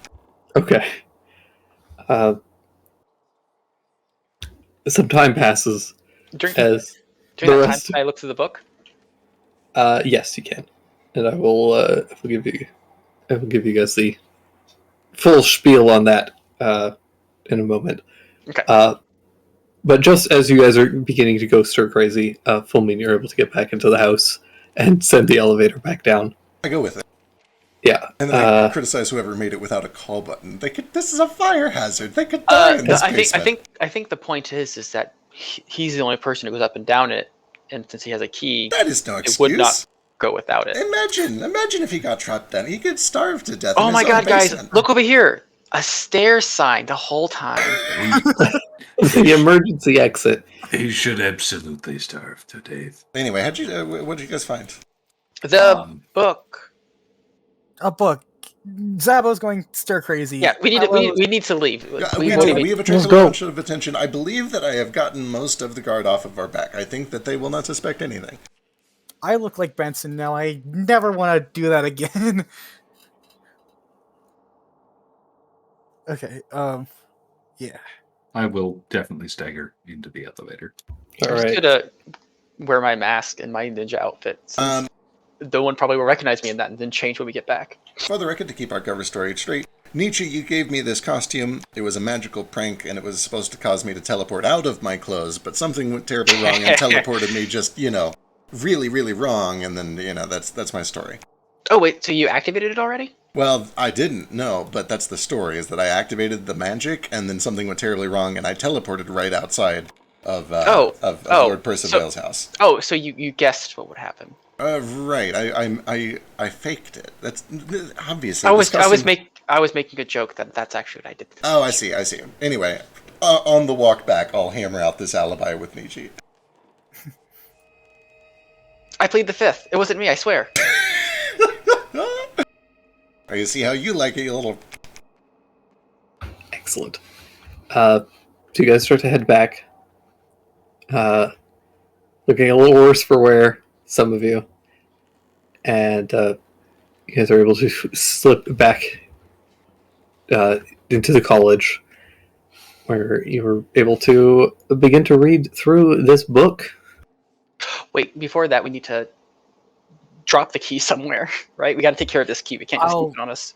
I'll keep it. Very importantly, can I just show off my gaping chest wound and get a fist bump from my cool as hell roommate? Yeah, 100%. What is his roommate again? Just a big violent guy. That's why we're besties. Is it an orc or a Lexodon? Orc. Why did I think it was a Lexodon? Because he has big tusks. Oh, tusks. Yep. Yeah. Some orc named Alphin. Yeah. So he's just a big guy that likes fighting, and that's why we're friends. Carlo would opt to leave the key at the house. We have two options. We either return this to Lost and Found, or we just leave it on the ground like she dropped it on accident. They're gonna know someone was in here regardless. He has a key in his pocket. Yeah. Right, exactly. They're going to know they were broken into. What we don't want is for them to come questioning me because they've seen my face outside the house at the time that this went down, and speak to all of you and find a key in your possession. So should we leave the key at the house, or should we leave the key outside on the grounds? I think we should leave the key outside on the ground and make it look like somebody broke and entered and just ditched the key. Is there a bond? Which is literally what happened.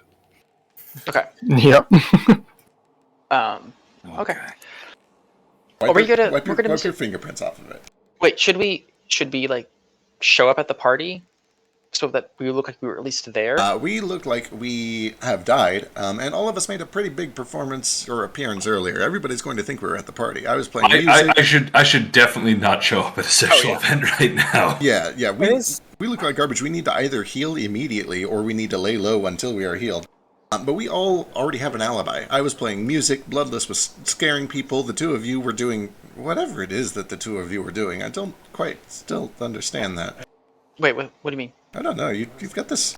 The two of you right now have this energy going on, which I admire tremendously, but I've not seen it before from either of you. Virgin power. Quite the opposite, honestly. Oh, I mean, anyways, I'm just gonna give these two to Bloodless to heal him up. So you gain 9 health points. Yeah, as I avoid the conversation of his virginity. Thank you, 9 hitch points. In an absolute emergency, I can do a little healing that will help all of us, but it would. I am already quite drained. I get these back tomorrow. I've got cure wounds too. Yeah, so. well, I'm just using key, so I get these back every day. Yeah. I'm going to be fine. I will rely on you then. Yeah, I'll just slap you guys, or massage you guys. Oh, that sounds delightful. Only butts. Is that how it works? I mean, that's fine, obviously, but... I mean, I guess it doesn't have to be that way. Virgin power. Hey, my virginity makes me powerful. Look at me. I am so sorry you have fucked so few ladies. I can assure you the instinct to want to touch, but it does not go away. It only grows stronger. It does. It only grows stronger. He is very fun to do, making fun of. Where are we right now? We're the school. We're walking back to the school, having already ditched the key. Okay. You ditch the key out. And now we're reading the book. Are we just crammed into Full Means room, or where are we at? Probably the bath is going to be... Oh well, no. There's there's the study lounge upstairs, which that's legit. We look like we have been in combat. I think we need to be somewhere where some privacy is reasonable. I can I pull out my disguise kit and get some red makeup and stuff out as if I was using it. Guys, okay, yeah, we can just make it look like this is part of our costume. I like it. That's very clever. I'm a zombie. Yeah, we're undead. Okay, I'm an undead chef. Yeah. Bloodless. A sexy undead chef. He's bloodful now. Did you crawl into a rose bush? Did you ruin your immaculate costume? Listen, it was an emergency. I had to do what had to be done. I'm lucky it stayed together. Although I do think that half of my ass has been hanging out all night. I mean, it has, but I wasn't going to say anything. Oh, just let it. That was the point of the costume, anyway. Yeah, that's fair. Yeah. And just to make the thing look more convincing, I'm just gonna carry the makeup kit in my hand and just talk about how convincing everything looks and how I'm so full of my own ability to make it look like we're all fucking dying. I'm gonna drag my leg behind me and go brains. Apropos of nothing, what's everyone's passive perception? Big. I think it's 15. 15. 16. Okay, cool. Never mind. Cool. I don't know. 10 plus your I perception. perceive things. 14. Groovy. Just kidding, 13. Did you guys ever return Case carrying around his makeup kit like a hipster at a Starbucks with their laptop trying to prove that they write and are deep? Case carries around his makeup kit to prove that he definitely did the makeup. Give me a disguise kit check to see if you can cover up. Can I give him the help action? Or can I help him? You can give him the help action, so again, I have advantage.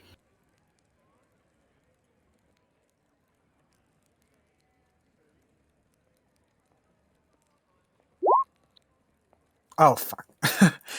I just changed that to disguise kit. It's the same thing, but whatever. Yeah, sure.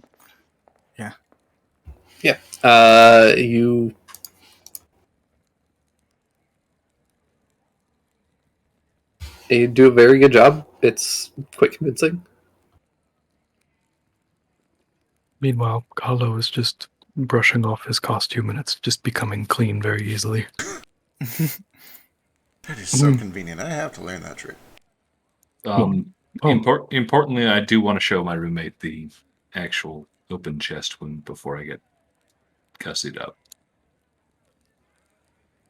So on the one hand, I do appreciate this male bonding, but you are showing evidence of a crime to your roommate. There is no crime in getting hit with an axe. There's only pride. I trust that you know your relationship with him well. He is a man who will flex you inside out. Don't worry. Alphane, flex at this man.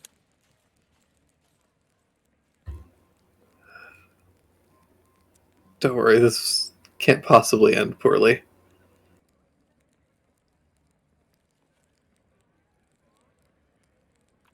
I wonder if his Alright. roommate's out Is this- partying. Is this book written by Beaumont or by Percival at the very least? Percival. Damn it, we failed our mission to get the book back for the librarian. Yeah, you guys roll real garbage. I know, I tried really hard. I gave you a lot of rolls and you could not do it. Hey, it's not for lack of trying or wanting. Alright, so I'm gonna read now. That's a lot. I apologize. Good luck. Lord Umpus. Lord Umpus Harder Daddy. So, 21st Mid-Frost, 1654. Coincidence does not exist in this world. All events happen for a reason. In events where all likely reasons have been disproved, then the unlikely reason, no matter how preposterous, must be the cause. My research into what I am now referring to as the redacted incident all began in 1624 when Amelia Percival, my sister, went missing. She was 6 years old at the time, and I was still suffering from the physical trauma that resulted from the consumption. Her disappearance and my inability to protect her lingered with me for many years. The event had a profound impact on my interests and studies as I completed my education in the College of Camlann. Late in the year of 1640, several more children began to go missing under similar circumstances. In 1641, I began investigating these events using any means at my disposal. My initial findings revealed that all the children were quite young, most ranging from 5 years of age to 7 years of age. My experience with the consumption led me to theorize that these kidnappings related to sorcery. Due to my development as a sorcerer, it was highly likely that my sister would have developed also. This would have made her a valuable test subject in unethical research. I was able to speak with several record keepers, redacted, who were extremely helpful in providing me the missing persons reports. It came to my attention that there was a third case, one that occurred before my sister's disappearance. This particular set of disappearances occurred between the years of 1605 and 1607. My sister's case was part of an incident that lasted from 1623 to 1626, which is actually inaccurate. I lied straight to your face. 1623 to 1624. So 1607 or 1605 to 1607 and 1623 to 1624.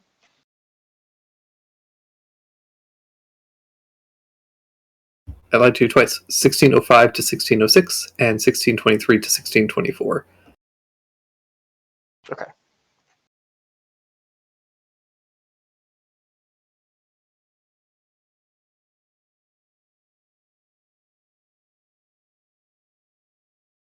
What was I? Then the third incident occurred during the year of 1640. I was regrettably unable to prevent further incidents in those years. However, this time was not spent for nothing. The odd stretch of time between the initial kidnappings and this new incident was baffling. This initially led me to believe that there may be an astrological connection. As such, I contacted a good friend and talented astronomer, Professor Beaumont of the College of Camlann. He was extremely thorough in his efforts, but turned up no such connection for a very long time. Early this year, 1654, Professor Beaumont was involved in a strange incident involving a dire wolf attack within the middle of Camlann. An unnatural event, to be sure. Curious about the attack, he did his own research and found that this was not the only occurrence. This had happened on several other occasions. The earliest record was in 1619, followed by an attack in 1637, and finally, this year, 1654. This event on the surface appears unrelated. None of the dates align, and a single wolf attack seems entirely disconnected from missing children. Something about the incident struck Professor Beaumont, and he began to compare the numbers. Oddly, the number of wolf attacks, or the number of wolves involved in the attack, was identical to the number of disappearing, God. Apologies. It's a lot, and I don't like reading out loud. You got this. You good, baby? Oddly, the number of wolf attacks was identical to the number of disappearance incidents. Small numbers at this point, purely coincidental. That is until we began to compare the numbers. The number of wolves killed in each attack nearly perfectly matched the number of missing children, of those presumed to be related to the same incident. We made attempts to divine the cause of these incidents, but by lack of a clear target, divination became unreliable. If we had an object associated with these incidents, a divination may have been possible, but without such an object, we will need to seek alternative methods. Tomorrow we shall consult a specialist. I have prepared a warding charm of twigs and a symbol of power in preparation to meet the first witch. Of all the beings I've dealt with in the past, she will be the most formidable, but should she be willing to assist, she will certainly be able to locate the source of these incidents. And there's a break in the page, and then 23rd, Mid-Frost, 1654. Redacted was far more terrible than I could have imagined. Professor Beaumont did not return, and the first witch refused to aid us. I barely escaped Redacted. I have burned my notes explaining the process of entering Redacted, in hopes that no one else will be lost to her malice.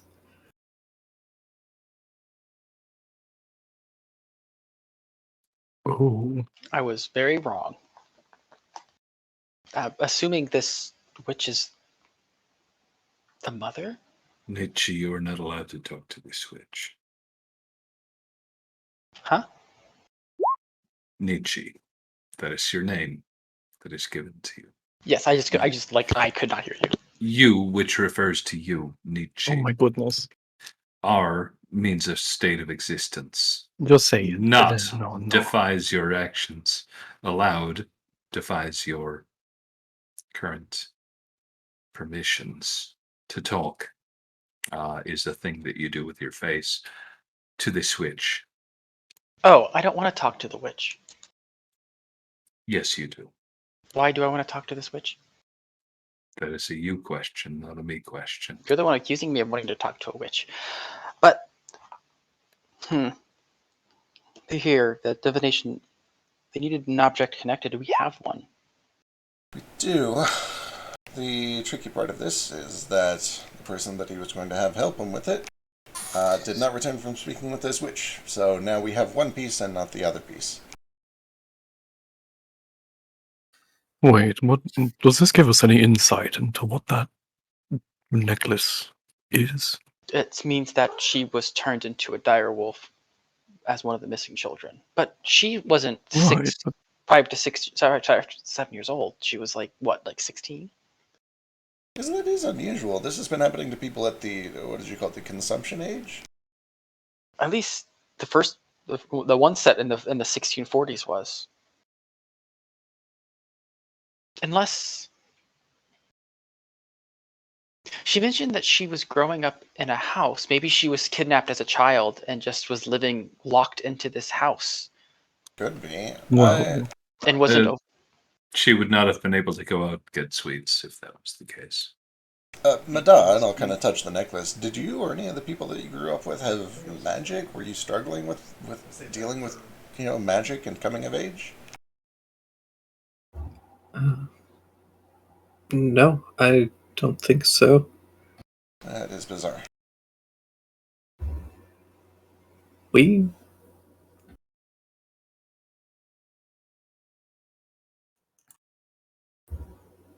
never really left the yard. Was there a supervisor? Sorry, No. Jason. Maybe they were just under observation. But I mean, Then where did the chocolates come from? Were they just there? Yeah, like that's how we got food. It was always just ready for us. Sometimes we'd have to Oh, cook stuff, but there was always ingredients ready. Is this where did it show up at, like, the front door? Was there always a space that it showed up? Just the kitchen. is this the most you've ever seen of the outside world? Um yeah, I think so. I kind of just always assumed that that's just how kitchens worked. You went to them and there was food. Slight scoff. This girl, she's a house cat. I don't understand.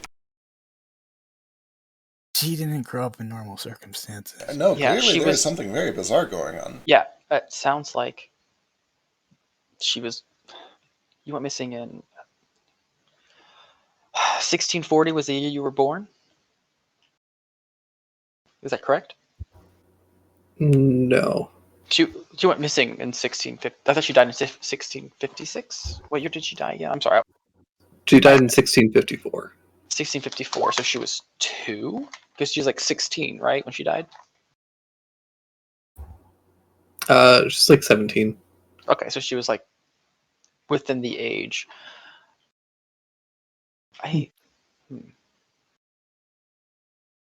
I'm more comparing it to the disappearances that started in 1640.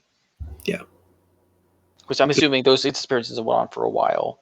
So she probably was kidnapped around the time she was 5, along with the other kids about your age.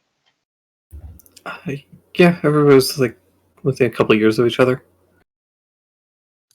Well, what's your earliest memory? Remember growing up with them as young children? Your parents? No, I don't think I ever had any parents. Did the house you live in have a lot of mirrors? Or any large mirrors? No. Did you have? Well, no, there were a few mirrors, but not like a huge mirror. Did you have any pets? Wolves, canines of any kind?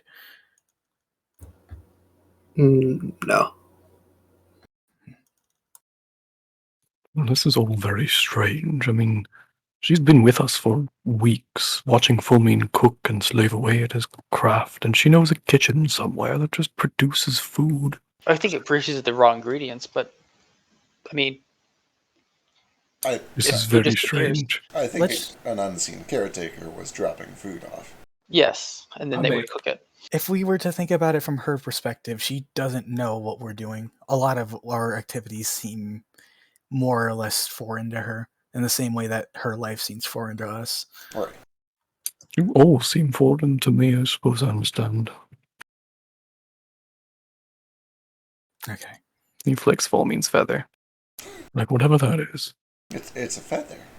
It's lovely, but it's so out there, you know. Tremendous, right? Anyway. Well, I think this has raised more questions than it answers. Madar, Yeah. were you ever taught about any deities, gods, wolves, any sort of objective? You know, No. you all just played in the yard and were children? Yeah. Like, it was always just us. But you guys could go outside, right? Yeah, we would like play in the yard a little bit. Were there any buildings that you could see outside the yard? Any trees? Yeah,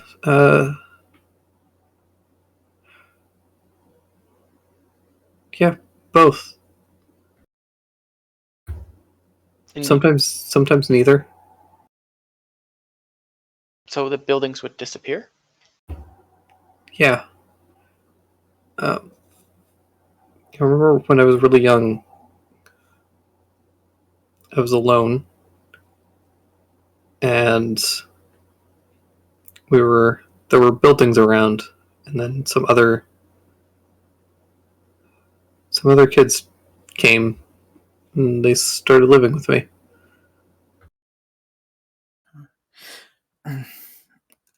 I think it might be smart to maybe work our way backwards with her. As in, what activities has she seen, or things that she's noticed with us walking around and just living in general that seems strange to her?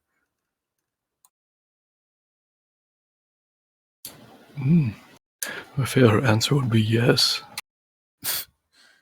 Another potential lead we could follow. We're getting to the point now where every step we take is going to start exposing us more. We are going to start running into abrasions. We know a divination expert. We could potentially try to loop in the divination professor on all this, see if they can help. True. I think also we might have one person who could be an ally. We've made some friends with alchemy. He might be able to vouch for us at least. Maybe. I meant more the librarian. They're a resource that is useful to everyone in the college, but unlike professors, they're not driven by ambition. Oh, that is... Don't let her hear that too loudly. No, I'm not saying that. I'm saying she's an important keystone to this entire university. People underestimate her, and that is a power for her. And, well... what I'm saying is that if we could confide some of this information in her, and she might be able to tell us some stuff. She's been in this library. She's been in this school for so long. She is very good at keeping secrets. Right. And unlike the other professors, I have no reason to really suspect her. She doesn't really seem to, I don't know, be up to anything. I don't know. We do also have a bargaining chip. Cavalier. I don't know, a rare book. A rare book. Oh, that, yeah. Then I think she's just generally nice. And if it calls for it, another potential, like, if all these people were off the grid, but they were receiving things in general, they were somehow still receiving things, there needed to be someone or somewhere providing them with it. And, well, it's a little suspicious that there's no record of them anywhere, yet people were obviously interacting with them. Maybe there might be something underground happening, or like some people in general that might know who they are, that also don't act under the guise of the law. That's true. We could take a look around criminal circles, see if there is a smuggling operation that might know about this. Yeah. More crime. More crime. On the topic of more... God, right. Fulmin, I was going to ask you about this, since you... Well, I guess... Yeah, you wouldn't have anybody who would know. Do you know the penalty for this sort of activity? For what we did tonight? Yes, I'm not as familiar. It depends on your status, your rank, and how good your story is, and also how much gold you stole when nobody else was looking. Well, I stole nothing. I believe most of us didn't.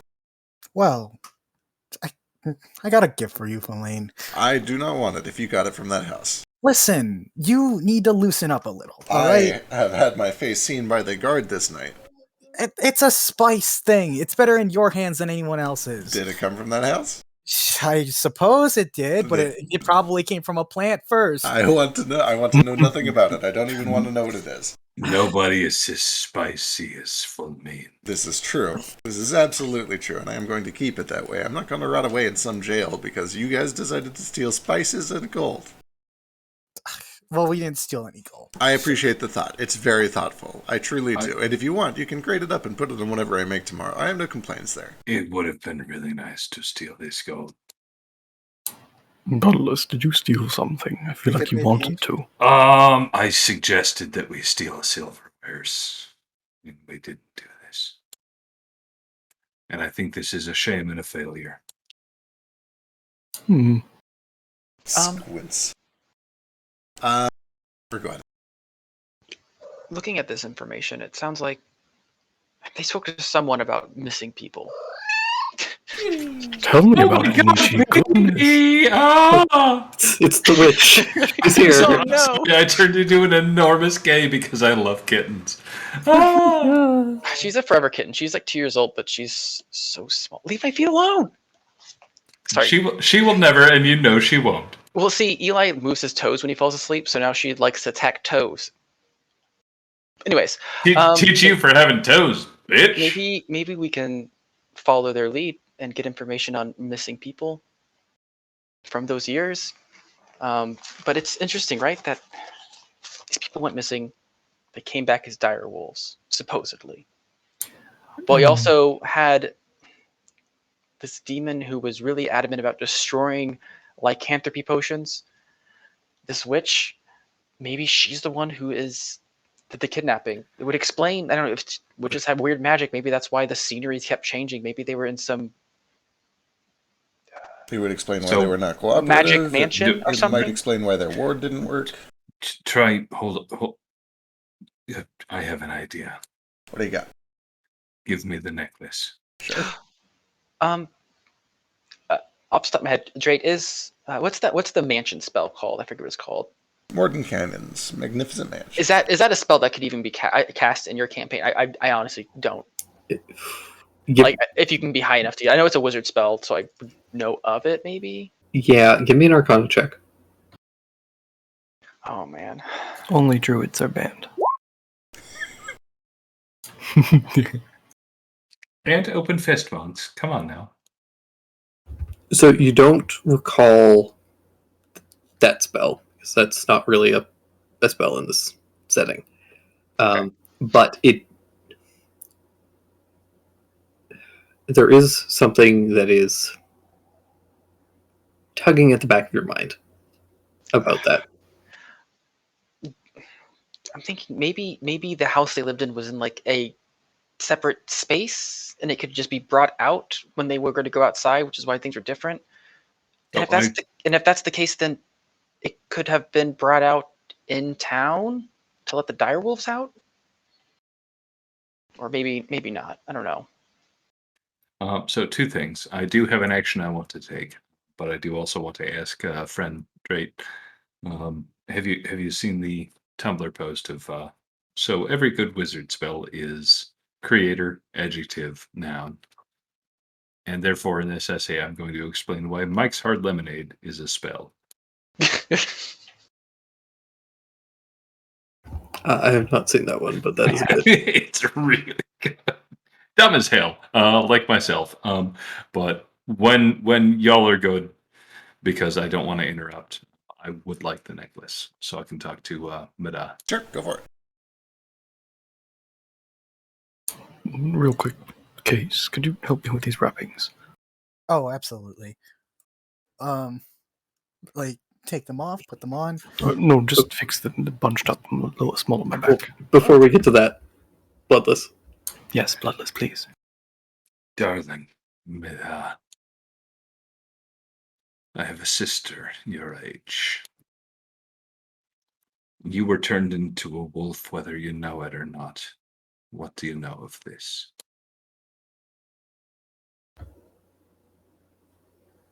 Are you sure about that?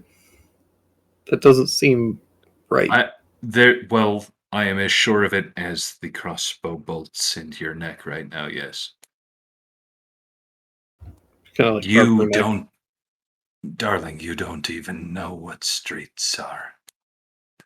The times have not been kind to you.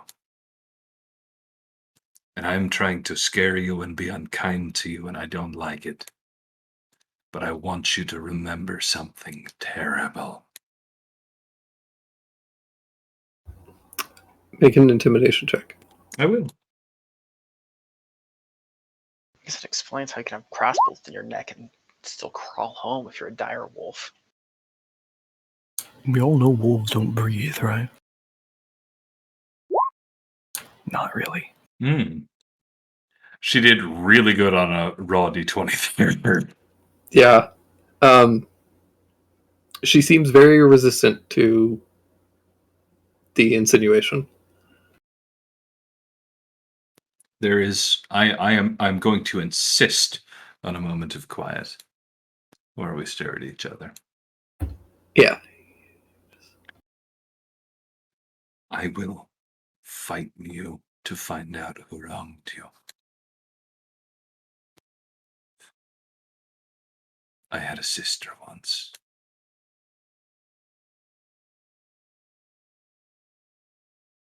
By the way, is anybody in the room while I'm doing this? I probably just kind of wandered off into a corner and started talking to the furniture. I assume we were in a small room altogether, unless you like left the room. Oh God, no! I didn't leave the room. I'm not that smart. Wait, real quick. Can we recap where we are currently? I assume I was thinking study lounge or full means room. Yeah. It would probably be the study lounge because that is why Case went out of his way to bring along the disguise kit, so it looks like we're in Halloween costumes.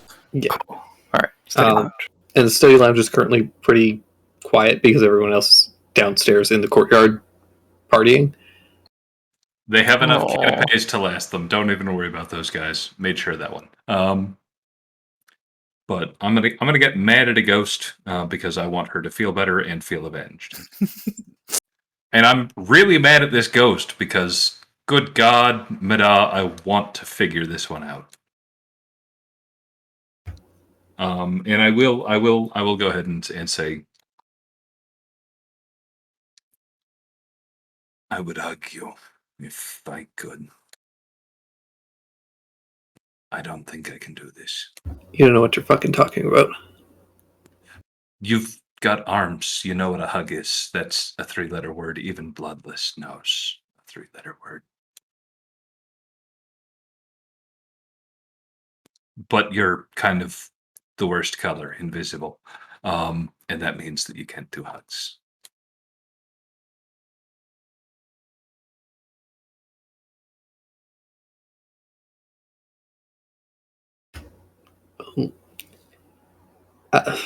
I appreciate you guys trying to help, but I am a girl.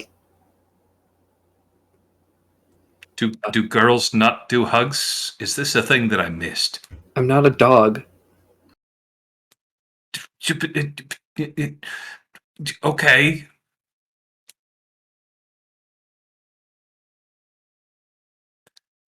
Listen,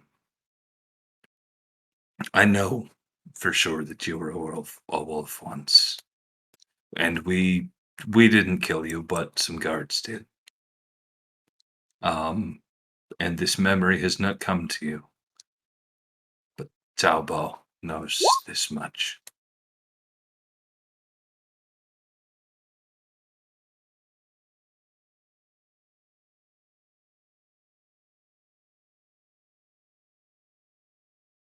Oh dear, I've made her madder. God, she's rolled really well. I'm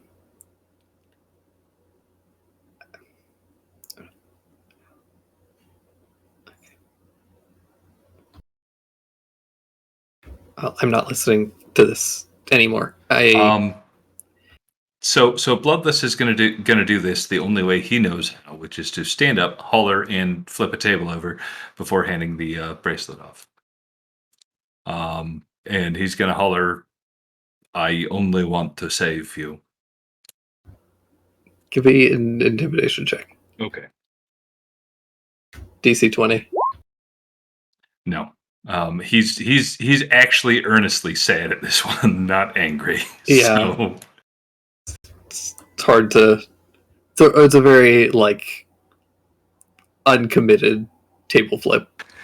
Well, I mean, a coffee table weighs what, like 1/2 of one Nietzsche, and I flipped that at least 7 times before, so super easy. Can I just say I love how Bloodless measures everything in Nietzsche's? Oh wait, he's a tiny baby. He weighs 41 pounds. I've measured it. That. I've measured him by sinking him in a large vase full of water before. I weigh 75 pounds. Don't even worry about it. 41 pounds, close enough. Yeah, this is also bloodless fitting. I mean, he measured him in a volume of water, which is very scientific. I Probably only know small as many ability. numbers as fit on both of my hands, which is 10. So I'm really just guessing past that point. But no, his heart is not in it, and he is desperately sad at Mada's plight. And he can't scare her.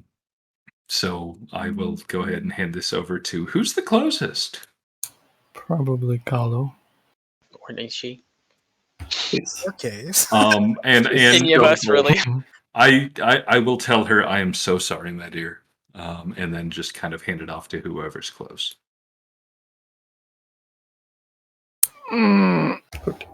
Whoever takes it can see her kind of sitting in the corner, and she's just like biting her thumb, very agitated. Okay, I take it. And you did hear one side of this conversation, at least, whoever does take it. So Okay, Carlo will take it. And he sees her there, and he'll go over and sit down next to her. Mada, I'm sorry, everything's been so confusing lately. You see, we do have something in common, at least. You don't know your parents, do you? Never had any. Neither did I, but it didn't make any difference. You never knew them, you don't know what you're missing, it's no problem. However, I don't know. Curious. When you thought about the future, what did you think life would be like? Any aspirations, any dreams, games you play, something? Guess I want to find love. Stupid as that sounds. It's not stupid. It's a core part of all of us.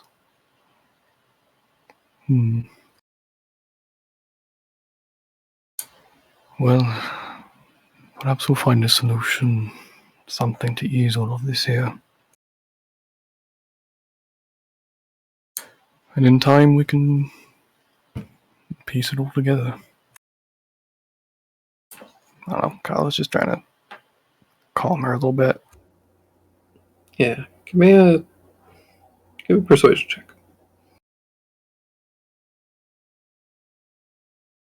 Please. Oh, fucking Stella, mate. Hey, Stella. I call him the ghost.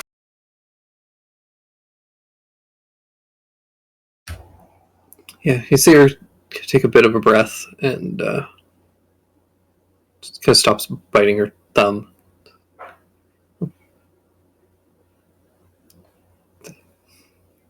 Thanks, Callow. Suddenly. He kind of just like looks at her, he's got a really soft look, and have you ever had somebody to do your hair for you? I used to. A good friend of mine when I was younger. I know you have this ghostly visage now, but no matter, I can see through. You would have found love eventually. And I trust in that. And he's not really looking for a response, he's just trying to show some kindness to her. He feels bad. Yeah. Son always did it with me. Sorry, Meta Simon? Son? Son. S-U-N. Was this a good friend of yours? Yeah. She didn't have hair, so she would do mine. That is very sweet of her. I had this young elf. She would always love to do mine because it was always such a chaotic mess as a child. Who'd imagine?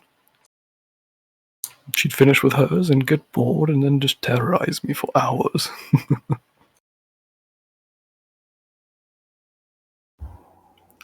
Sounds nice. Do you ever know what happened to the rest of your friends? They go off somewhere.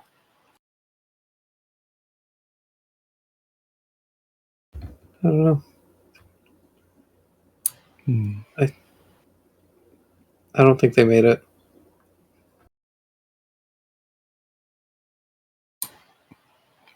How do you mean?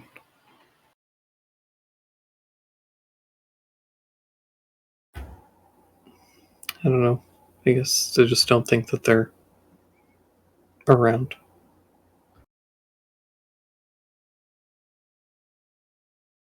He just thinks thoughtfully at this. It's been years after all. What you don't know. No, it's just a feeling. But without certainty, they could have gone off to find the life they wanted to live as well. Who's to say otherwise? It's not all doom and gloom. It's a nice thought. Why not? There's many unknowns in the world. You can doom, gloom everything, but it makes no difference if you flip it around. Well, we're here to help. We'll find the mystery, whatever this is. And you have that.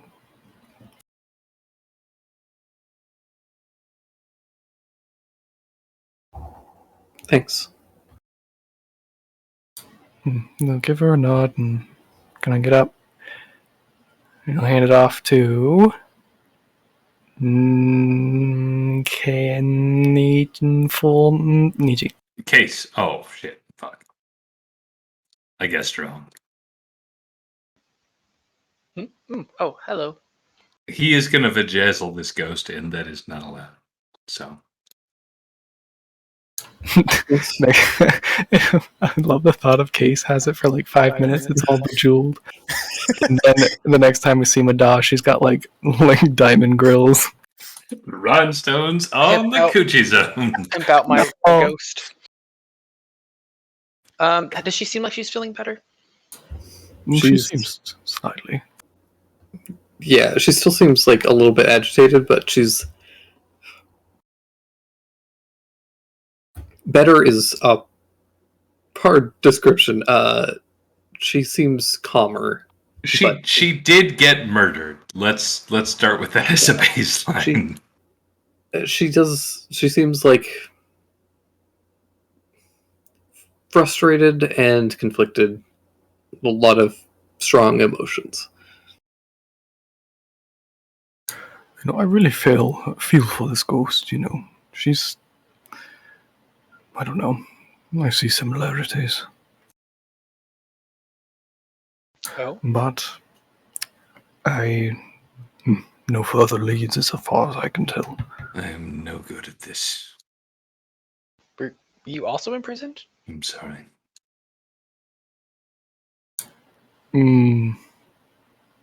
I wouldn't say... Nietzsche. Yes. Please tell her I'm sorry. And I love her and I want her to be better.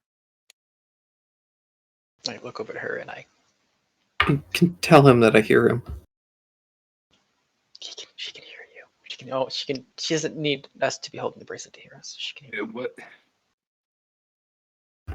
Thank you for... My dear, you know what I mean. Please treat Nietzsche with kindness. He's small and stupid. Good night. Thanks for taking an axe for me. She said thank you for taking an axe for her. Oh, bloodless ribs are made for this.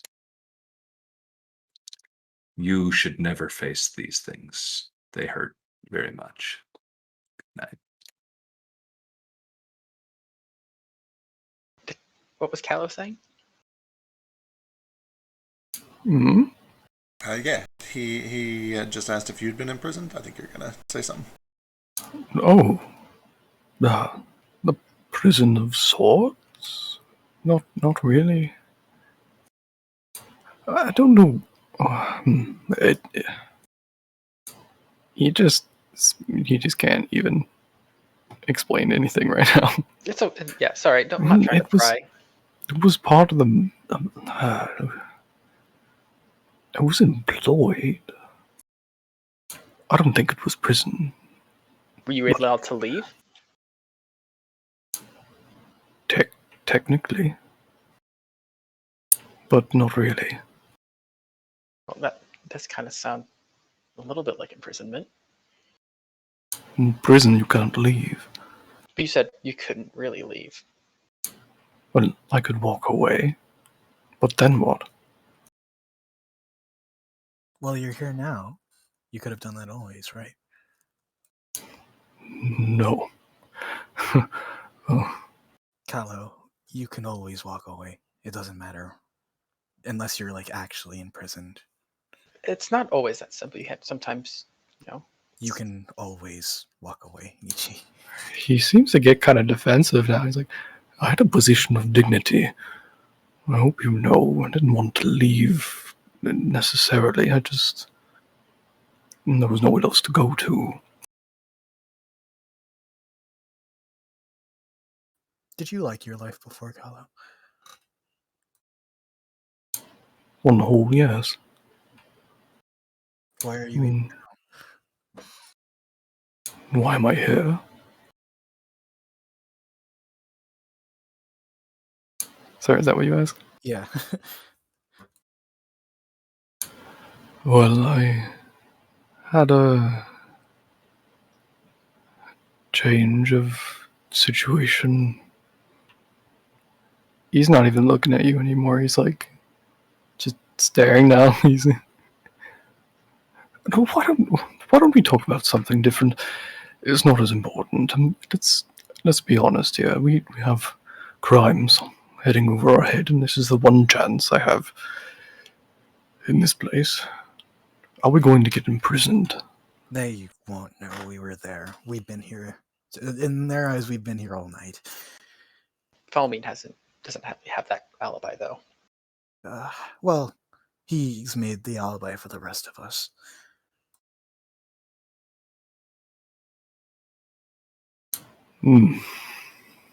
Well, there's no easy way back to Avalon either way. But we didn't leave on good terms. I'd imagine. I had help from associates, friends, whatnot, but I fear I might be testing those relations. To ask for another transit, ask for bail or whatever we might be facing here. Oh. Bail does not mean bail is just so that you don't have to sit in the jail while you're waiting for your trial. It doesn't mean that you just get out of whatever you did. No. Well, I don't know much about the legal system here, but from what I've heard, they just lock you into a crazy chamber and fuck with your mind for hours. Days, years, whatever. There are other prisons than just normal prison, and if you're stuck in one right now, then why not go back? What's stopping you?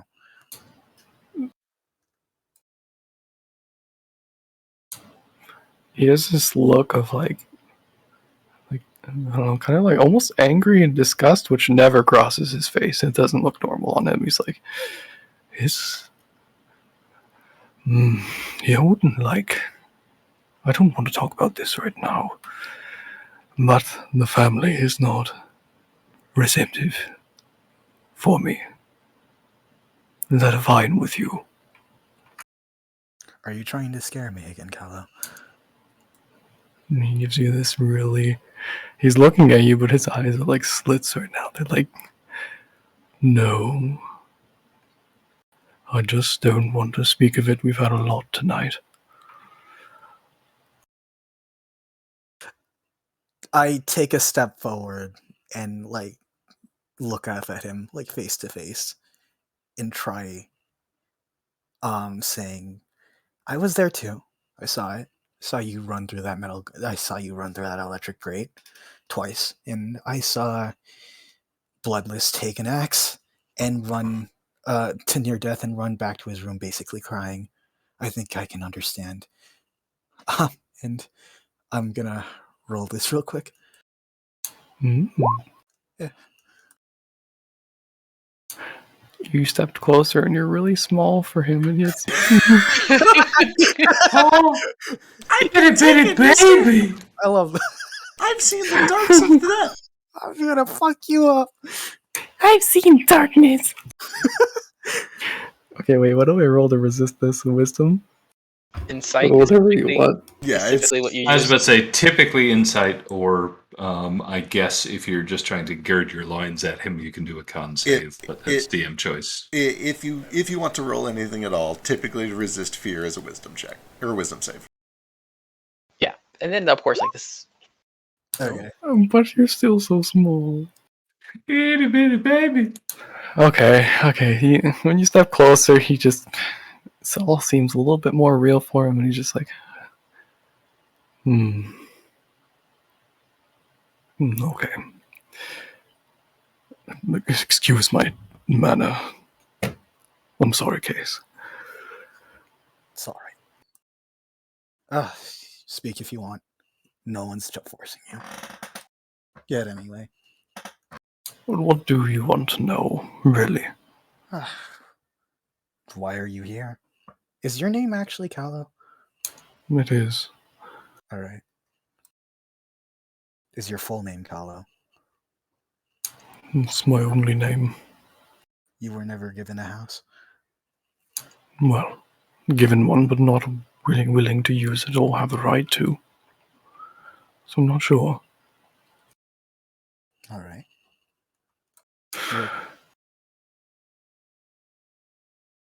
Okay, then he's gonna have struggles with trying to see what to say now because, I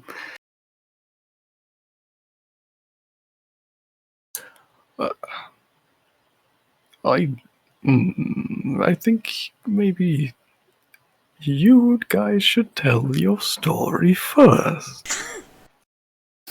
Our story. You've heard everything there is to hear about me. You know, for me, I appreciate it a lot. I never gave you anything. I don't expect anything. You can tell us whatever you're comfortable with, but I don't want to pressure anything. Yeah, there's no need to pressure people into telling things they don't want to.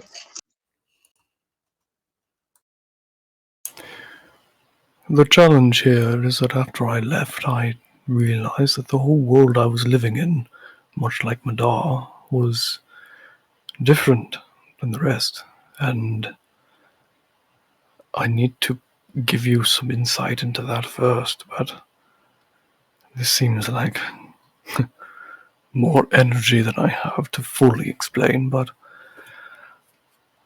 I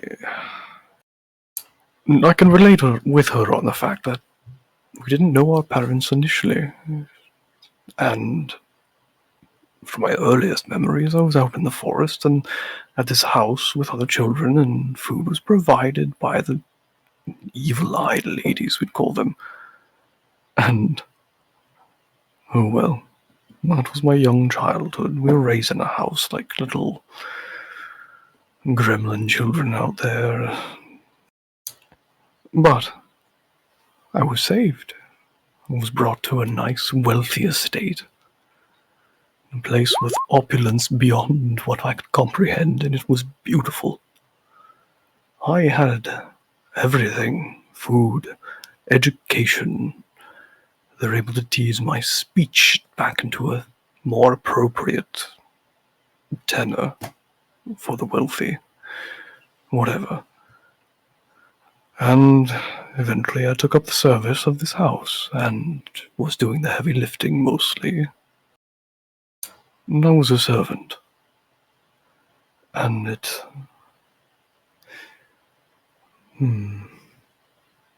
wasn't so bad at all.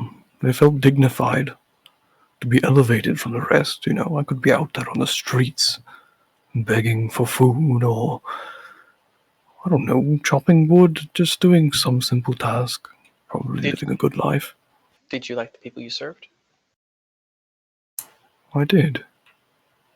I do. But I don't. It was a complicated matter. So, I will admit I won't tell you how it came to be that I left. I can't deal with that right now. Not now. But this world I grew up in was different. It was dignified, in a way. We had wealth, class, great food, wonderful clothing. We got to meet the most influential people across the lands. And it was satisfying, really, but the headmaster had this paranoia, like Percival in a way, which sickens me about the old man. And he would never let anyone near him, no servant, nobody, without the use of some kind of spells to make sure their actions were in check, and then command them to do whatever for as long as he'd like. And as I grew up in the ranks, I caught attention because, well, I didn't see too many other Leonins in the house, and I guess it was just more noticeable.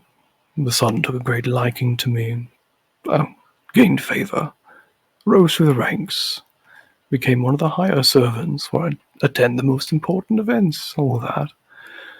But being close to the old man meant that I had to be put under the spell over and over and over, and to the point where it didn't matter, where thoughts were just annoyances. And it always pained me to go to sleep at night because the spell would wear, and I would have to come back to all the thoughts of, oh, what could I be doing with my life? Oh, what's out there beyond the yard? It was aggravating. I liked the peace and the silence, the simplicity, just doing what I do for a living and not having to think of it. So, when I say I liked it, I did. And that's not a lie. But I see that it's different.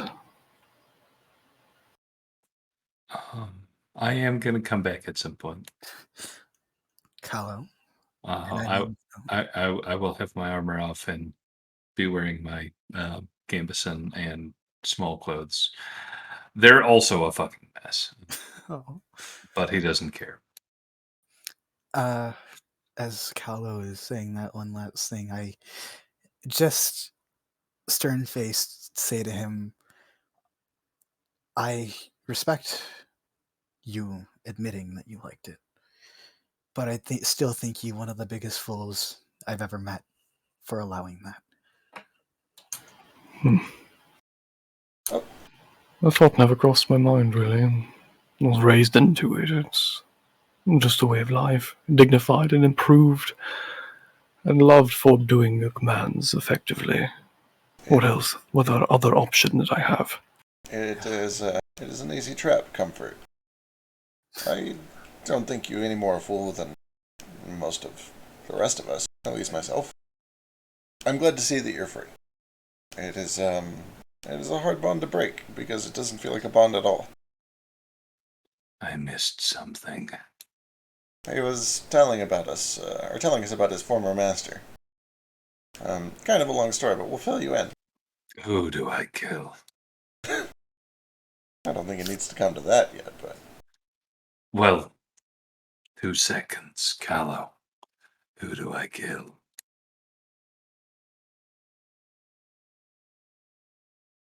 Two seconds? Yes, we're counting and waiting on you. Oh, God. You think I know how to count? Just kidding. Listen, numbers. Terrible things.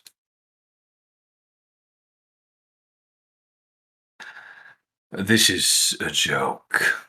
Meant to bring you some comfort. I would do violence to somebody who would hurt you, though. because you are a good friend, and that's that. Seconded. Can I steal Nietzsche for just a minute? Uppies. No, I'm just kidding. I Literally steal. I do need to know where the book is first. I probably have it. You probably have it. Yeah. Oh, we should hide this book. It's evidence. Yeah, on that note, we should definitely make sure we practice our alibi a few times, get our story straight. I cannot stress this enough. If any of you took anything from that mansion, you have a matter of hours to get rid of it before you are questioned by guards. They will I'm I- more of a liar. I learned the biggest word I know, and it's canapes. I was giving those to guests. Perfect. I was being a woman. You were peeing a woman? I was being a woman. Oh, being a woman. I was just like, that changes everything. Also, you should see your urologist. But If we are very lucky, they will not come for us at all. If we are just a little bit lucky, they will only come to talk to me because I am the only suspect. But just to be safe, play it cool. Try to keep your heads down. Don't say anything to don't tell your roommates what you've been doing. meat and vegetable wraps made out of dragon god. I don't know why I'm saying all of this. You guys are the criminals. You surely know what you're doing. I'm not a criminal. You're I not. mean, I am. He's a criminal. Yes. And then maybe Case too. I'm very good at Maybe this. because I was almost certain that you were Nishi. What? Oh. Why? Maybe this I'm was a guilt by association thing, and if that is the case, I'm sorry. So, I'm here, a noble. Nietzsche is a tiny idiot baby. He would lose a fight against a grandmother because he would feel sorry. But he I would would- destroy them in chess. I think that makes him a good person. Why do you call Nietzsche an idiot? He's the smartest one in this group. He would lose a fight against a grandmother. Only an idiot does this. Actually, I'm pretty sure the person who lost the fight against her grandmother immediately was Case. Fuck you. and I would destroy a grandmother. I have set the pieces. I will let the game play out. Now, begin. I bowl Nietzsche in the face. You what? That's what did I say? Unarmed attack as a non-monk is 1 damage. So go ahead. Yeah, go Just ahead. grab his snoot aggravatingly. No, you baby. Strength +1. Yeah, so Well, that's for the damage. You got to hit first. yeah. Are you? It's unarmed, so I guess you're tabaxi, so you have proficiency. Oh yeah, if you're that's Tabaxi, right. it's also So a it's D4. what a d6. D6. All right. D6 plus strength. D6 plus strength. All right. So you're rolling up to 3. We gotta, You gotta hit first. Oh my god! No. Fists up here. it's just No! What have I Thank done? you. It's just a D20 plus 3 plus your strength. Yeah, okay. Ugh. There we go. yeah. Oh, God, That's not worse. So 6. Yeah. There. I'm just kidding. I don't actually hit you. Can I literally You- just pick Nietzsche up like he's a handbag and leave the room? Wee. You better run, asshole. He's Wait, why 4 am I- feet tall. Wait, why am I the asshole? Because this is how the room sees you. Oh, I don't. thank you. I think you're I don't- great. I Aw, told them you were, and everybody believed it. Master of deception, your friend Bloodless. Anyways, I'm so proud of you. Fear me, I- for I am the ass. is my Yes, roommate man. is my roommate in my room? Absolutely. No, Um, he's not. He's not. Okay. If my room is empty, I'm taking Nietzsche there. Oh, Oh, good. I wanted to talk with you. This is good. Nietzsche. Yes. You realize how much danger you're in, yes? In which? Oh, because of the book. Well, because we're surrounded by danger, yes. And I also realize this. What's up with this? What define this? Your voice? Okay, so this voice died, and so did the man that carried it. It is only in secret. I think I need a little bit more explanation than that.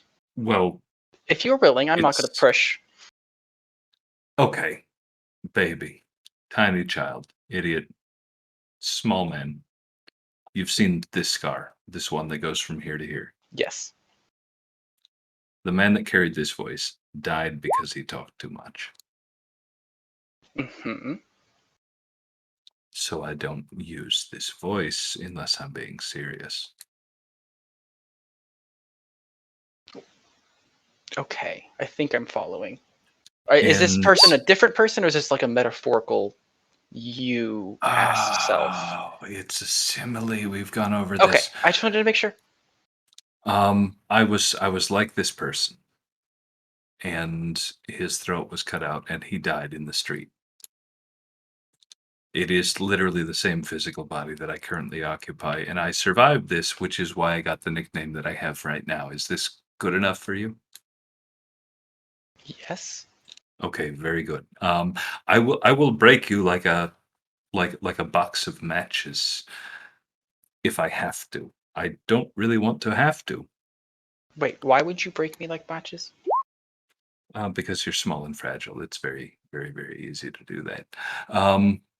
So you're in a lot of danger, and it is very bad for both of us if you keep putting yourself in danger. That said, I make bad choices pretty much on the regular. Don't even worry about those. Those come back to me and me alone. So always, always, if the authorities ask, you have nothing to do with me, and I'm just a big asshole, right? Right? Yes. Good, you're learning. Now, I'm terrified at what is going on with the ghost, with everything else. And I must insist that you take care of yourself. I will do my best to take care of myself. I don't plan on constantly being in danger, obviously. I mean, you have very much of a act first and think second behavior, which I respect, but it is wrong. In what sense? Because it's going to get you killed. No, like, what do you mean by acting first and thinking second? I mean, sometimes 4Xs are inside of your face, and you're just like, well, that was a mistake. I wasn't hit by those. I mean, everyone was hit by axes. I know this. I know this very well. You should stop doing this. Stop being with the group? No, just stop trying to get yourself killed. I haven't been. I was actively trying to look for traps. I just couldn't really see them, I guess. You are making my job harder because you are trying to get yourself killed.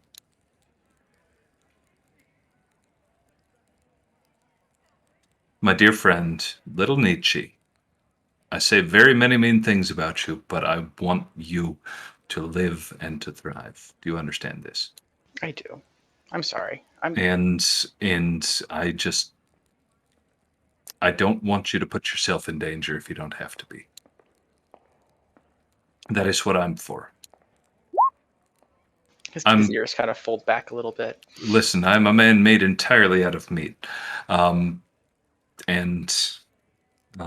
That's not a good decision. I don't recommend it. Don't ever do that. But I'm there, whatever. I don't want you to die. I probably won't. They've tried that before and it didn't work. Big man made out of metals tried that today. It didn't work either. So he tried very hard. You do not put yourself in danger.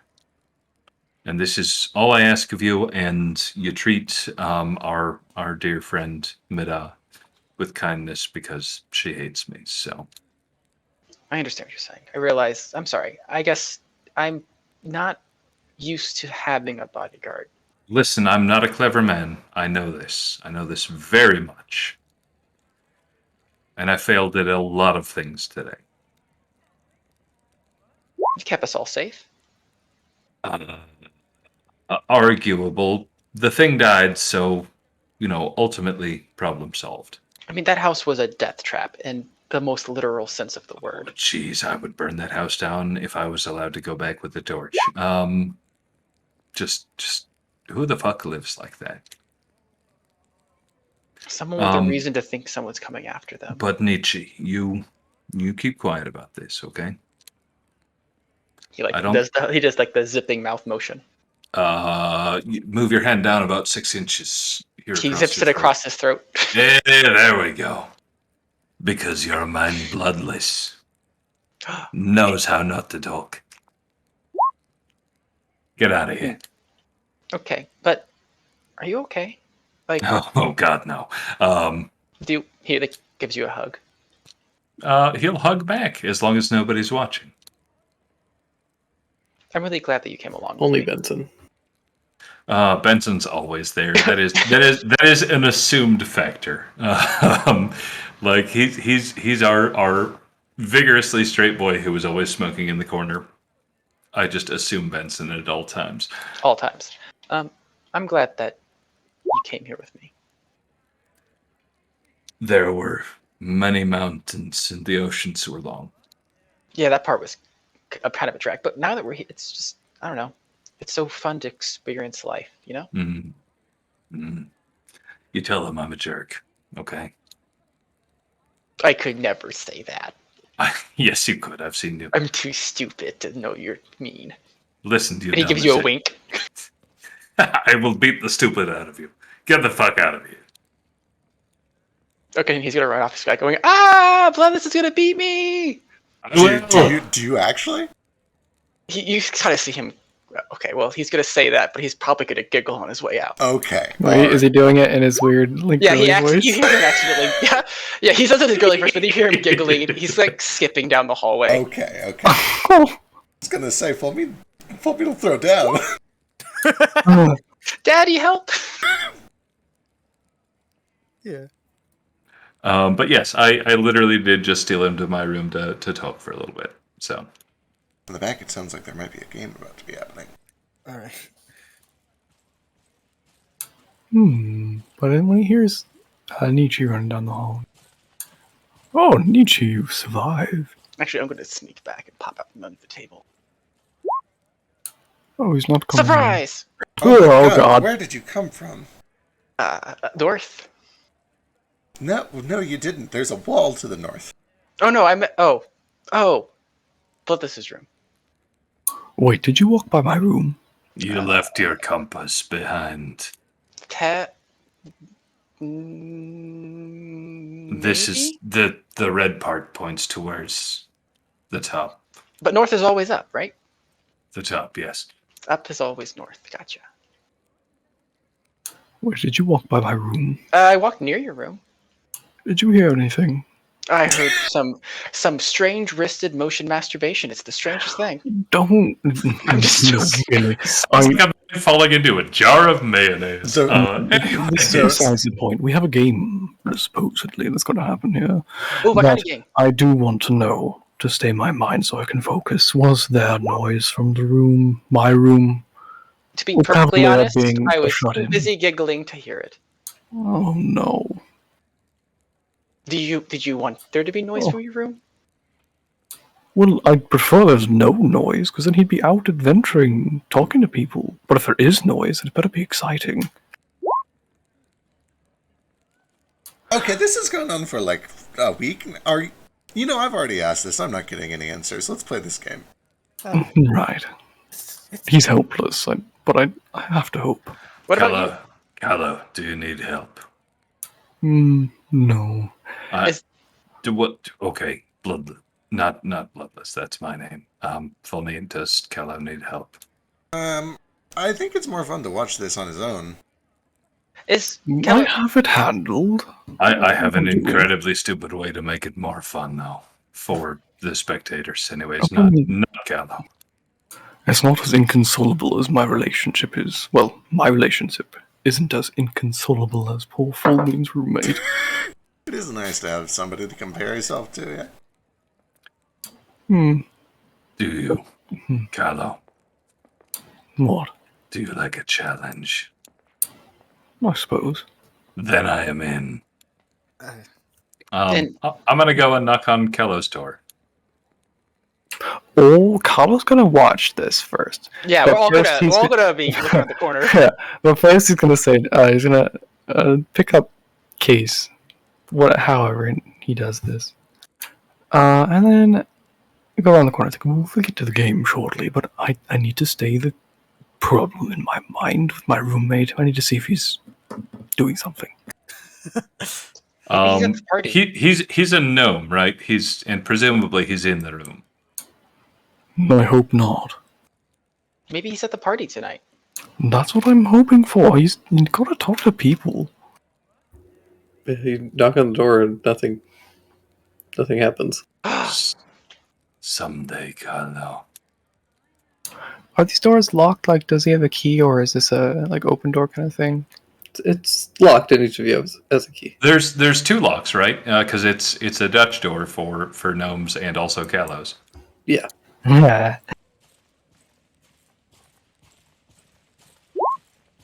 He's listening to the door carefully.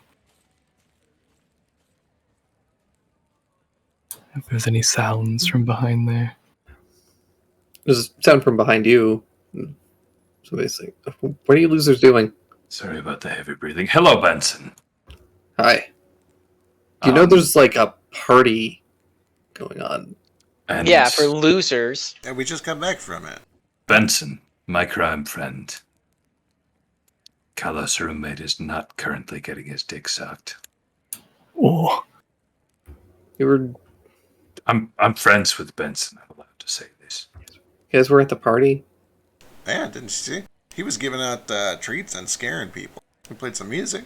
There is a French name for the treats that I was giving out. It comes from Fullmean's homeland. Oh, other way around. What on earth is French? Kellis homeland.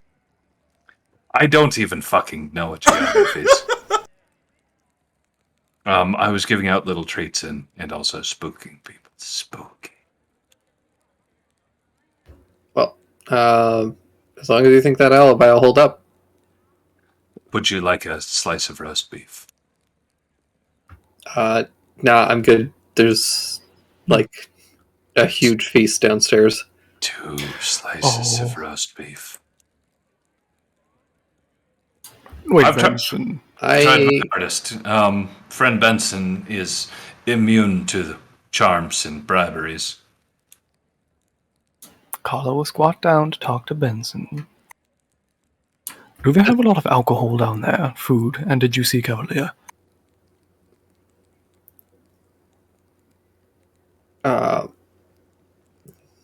Yeah, there's like a good amount of ale and stuff. Fantastic. What's the matter? Had any success yourself?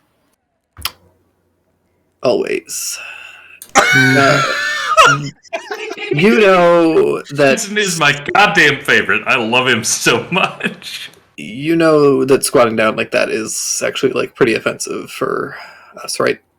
I don't think it's offensive. He just casually slides the key It into is. Cavalier's door. Rather than having someone's crotch in your face. You're just short. You don't get an opinion on this. What is that? What do you mean? Nietzsche, shut up. Callo, shut up. You're not genetically short. Yeah, I am. My parents are both short. What? Yes, of course he is genetically short. That's how I'm short. Racially short. You're Yeah. just Yeah, my regular race short. can be short. That's just how my race works. Oh my fuck. Oh no. Yeah. All right, Benson, I'm sorry, I'm not from this land. I don't know what's offensive, but generally, I would get yelled at for not coming down to their level so they can hear me. My apologies. You'll stand up again. You can just look at me. It's fine. Everybody does. Is he smoking? What is Yeah. My man has a blunt right now, and you fucking know it. Oh yeah, What is that? It's just a constant cloud. What is that, by the way? You want to hit? Oh no. Don't. He like holds out Yes. this like half smoked cigarette. Yes, please. Here's 2 silvers. Okay. Dope. And he takes it. Oh. Fucking nail it like a champ. Yeah. There we go. Can I make a medicine check on Benson to see like how tough he looks? Sure. How many stabs with a knife would it take to kill him? I'm just kind of curious. Oh, Just curious. Just curious. You never know. You mentioned 37. Oh my god, he's Julius Caesar. Julius Caesar. I probably already made this joke. A2 bloodless. Anyways, He also knows that he's quite intoxicated and high. Is this a thing that you've been smoking all night? no, Not like that. This Also, is just the one. I've had a couple. this is a good strain. This is one that you save for when the party should only be you. Thank you, Benson. Anytime, man. Fist bump. Give you a fist bump. Anyways, if you're not gonna enjoy the party, you know, enjoy whatever you're doing, I guess. I'll chat with you later. This seems important. Benson, my friend, do you consider yourself a nerd? No, please, he's a ladies' man. Fuck no. Okay. Well, I was going to invite you to the embarrassing nerdy thing that we were all doing, but it sounds like you're probably too cool for it. It's okay. Probably, but what were you doing anyways? No, it's okay. Nerds only. I wouldn't want to embarrass my friends, you know, I just... He does like doing crimes. What? Crimes? What? We said nerdy stuff, not crimes. What? What are you gonna do? Like, look at each other's dicks or something? What? No, there's a difference between homosexual and nerdy. There's- Sometimes. There is definitely a crime looking at Carlos' dick. No, it's because okay. It's Nothing illegally wrong with mine. It's just... it's illegally handsome, Carlo. It's kind of like improv or role play, but then there's some dice involved, and you have to do some math sometimes. It's Do you want to play D&D? I'm sorry.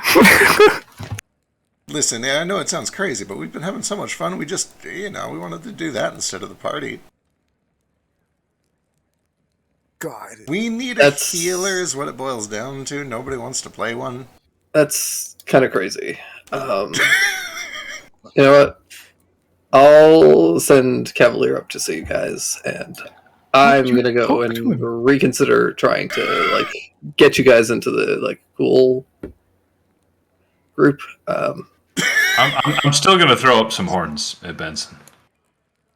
All right, man. Well, you take care. All right. Wait, but Benson. One Yeah. last question. Have you spoken to Alicia? She's that Darkfoot Tabaxi lady that's always kind of skulking, but she's up to something constantly. Seems so exciting. I suggested her for Cavalier, but perhaps she'd be a better suit for you. Hmm? Just talk to her. Been there, done that. Twice, actually. And he leaves. My man. Can you pick up your socks? Like they're on my side of the room. He just says nope, and he flips you off. You should Actually, no, you scared the shit out of him. He says, "Yeah, got it," and he hurries downstairs to go and pick up socks. Okay, so I don't know how to tell you this, but your roommate is so cool. I like your roommate. He's much more exciting. Do you want him? Oh no, my roommate keep him. My roommate is perfect. He is the third coolest man here. All right, do you guys want to go play some D&D? Whatever this game actually was going to be. Well, I would like to, but underwhelming. But yeah, if But I can only count to this many. It's okay. I don't know how this game works that he was about to introduce us to. It's called Skeletons and Skullduggery. So, do we get to like make a mini game inside of this D&D game where we play another D&D game? Wait, we're doing What 8 if more you- sessions of Who's the SNS. DM? Who's going to be the DM for this? Yeah, like Case would be the DM, Hmm. and our current DM would be out of the game, and then in that game we can make another D&D game, and where No, If Vincent No. would have joined, Drake could have played. we just gotta drag Cavalier in and change his entire world perspective. Oh no! Well, I don't know if this game's gonna be as cool as fantasy roleplay adventures, but I'll make an attempt. And then Case takes out the threads from his sewing threads from his poncho and wraps them around his fingers in a cat's cradle.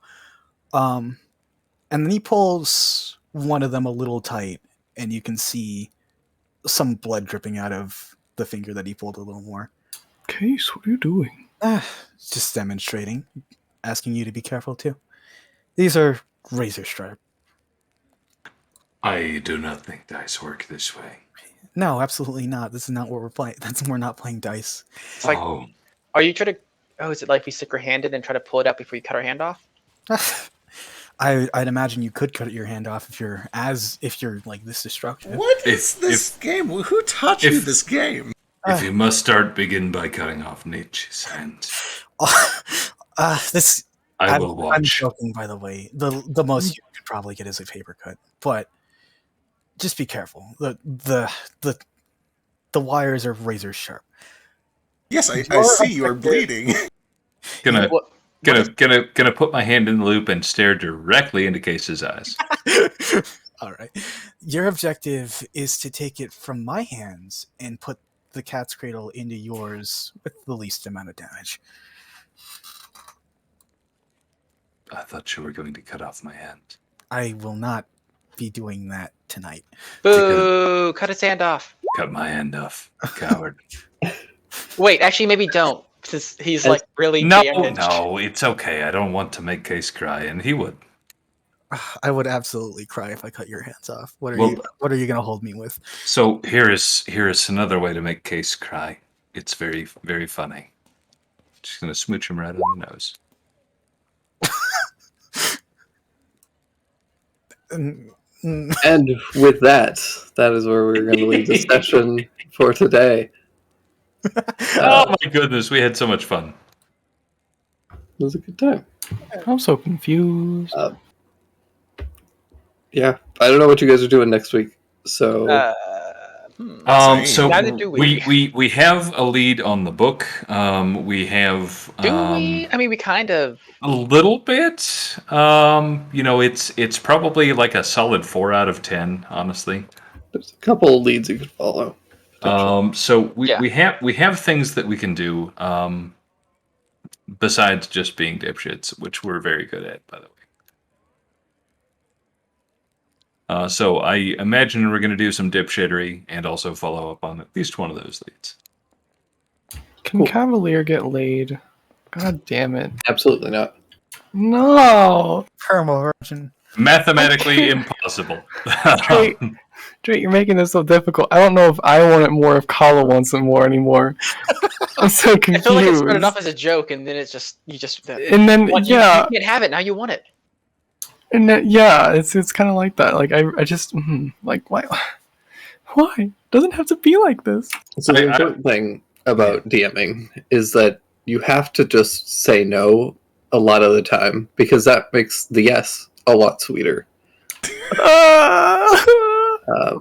But in this case, sometimes you just have to say no the entire time. That is, you know what? That is giving me some flashbacks to Zeke's first campaign. I kept wanting a Staff of the Warlock, and it was like the last session he finally gave me one, and it killed me. Dude, Zeke's fucked me up real bad. Just don't ask him for things over and over again. He'll never give it to you. Now, nobody's tell Kello, but I was going to walk in and suck his roommate's dick just to challenge him. I don't think he's into Cavalier guys, so that would. he wouldn't have let you, and yeah.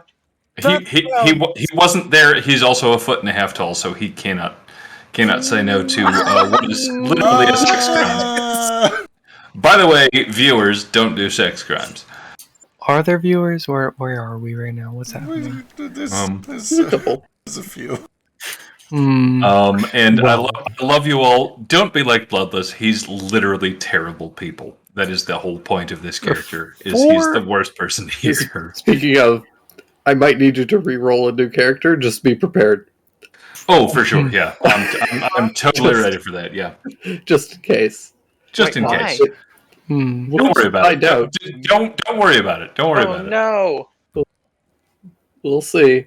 He's had no blood this whole time. I- He's dead. This is I know. entirely out of character, but I have seen some things, and I am going to throw him under the rug, or throw him under the bus so fast. I'm We're concerned. literally talking to the chief of police. Yeah, but this The isn't a second we get dungeon. out of here, I'm gonna rat you guys out. The- I'm writing it down on my goddamn character Sorry. sheet. So help me God. This isn't a dungeon, it's a place of business. A school is not a place of business unless you're in America. Also, Well, real quick, Bloodless said that right when the battle started, he seemed sickly, right? Before anything happened?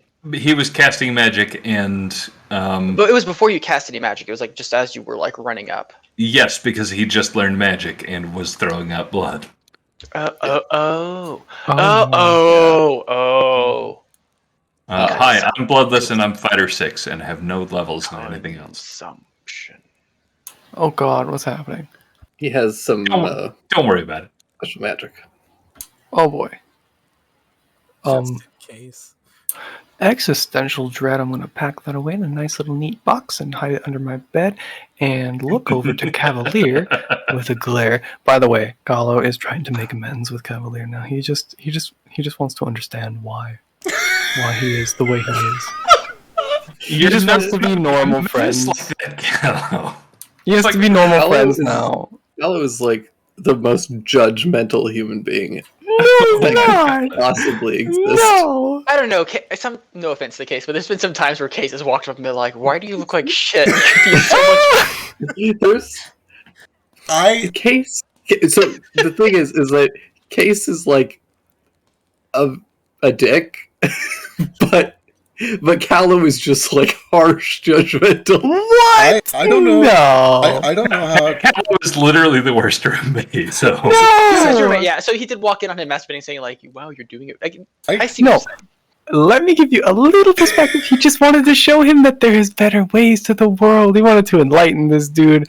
But now he knows that he's just going to scoff and stare at his books and judge Callow back. And now he's offended and he wants to be friends. So His books, you call it. I gotta tell you guys, I've never been the only good person in a party before, and I don't know what I'm supposed to do. Wait, what makes Nietzsche not good? Keep making omelets and cheeses. Nietzsche, you know what you've done. What have I done? Okay, it's a gradient. I think that Kahlo and Nietzsche are probably tied for second. And the only thing that I really have against Nietzsche is that you tried to make friends with a literal demon that was killing your friends. Yeah, because I wanted to interrogate him for information. And that's fair. There may have been an angle. You're there being that you were- judgmental. So in D&D terms, it's fun to be the only neutral evil person in the party who is just open about doing crimes and wants to do more crimes. Oh, yeah, for sure. That's so much fun. But have we Consi- spoken about Case, though? I mean, Oh, we've got no. some sketchy games he's pulling out here with blood immediately right off the bat. Yes, I've met your penis, and I also call it games. Anyways, What? don't worry about it. Hey, he's descending into madness for sure. Pure madness.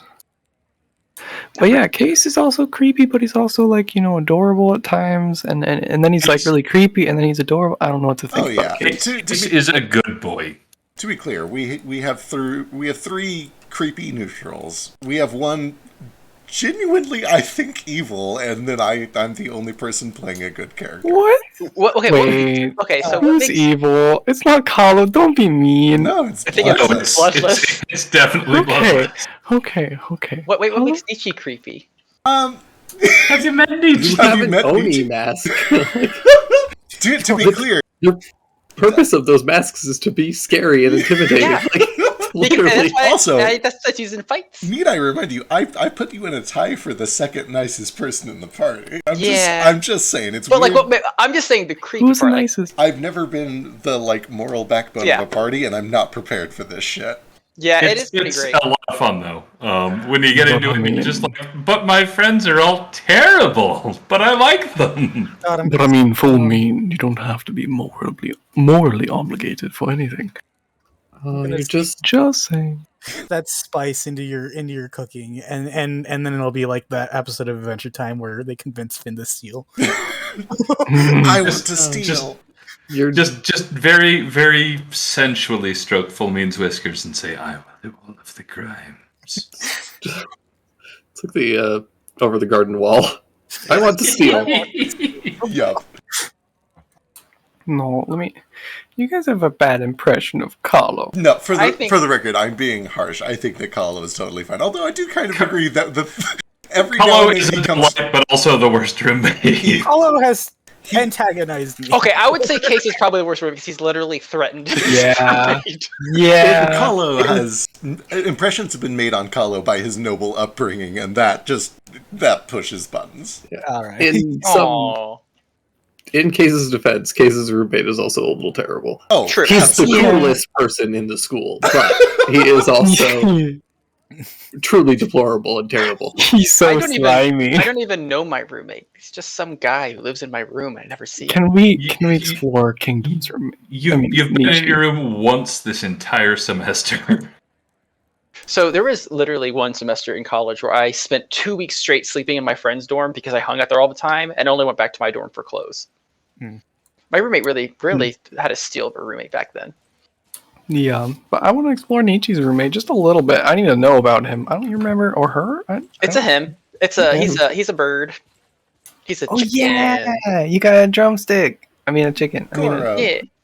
yeah. The illusionist. Yeah, It's Goro. Illusionist. What? Hello, you Studying illusion are magic. not allowed to eat Nietzsche's roommate. I have, since you introduced him, just imagined that he was the Eric Kokra from Fantasy High in the IT club. He's crank. It's Crank, that's right. Anyway, Oh my god, we gotta say hi to his roommate at some point. That'd be cool. yeah. Yeah, we can always pile in there someday. As always, I try to take care of my roommate so that he doesn't hate me staying up late. I think my Alright. roommate. Okay. So Nietzsche, here's what you do: you convince Full Mean to make pastries. You put them on a silver platter, and you have me deliver them as monosyllabically as possible. Pastries. Mhm. And then I kill and hide his bones if he does not, act receptively. Oh god. See, I don't know about all that. I feel like I could just be like, "Hey, my friends are coming over. Is that cool?" And he'd be like, "Yeah." And then you guys would come over, and then that would be fine. Makes a lot more sense and is less menacing, and I will need fewer lakes for it. Yeah.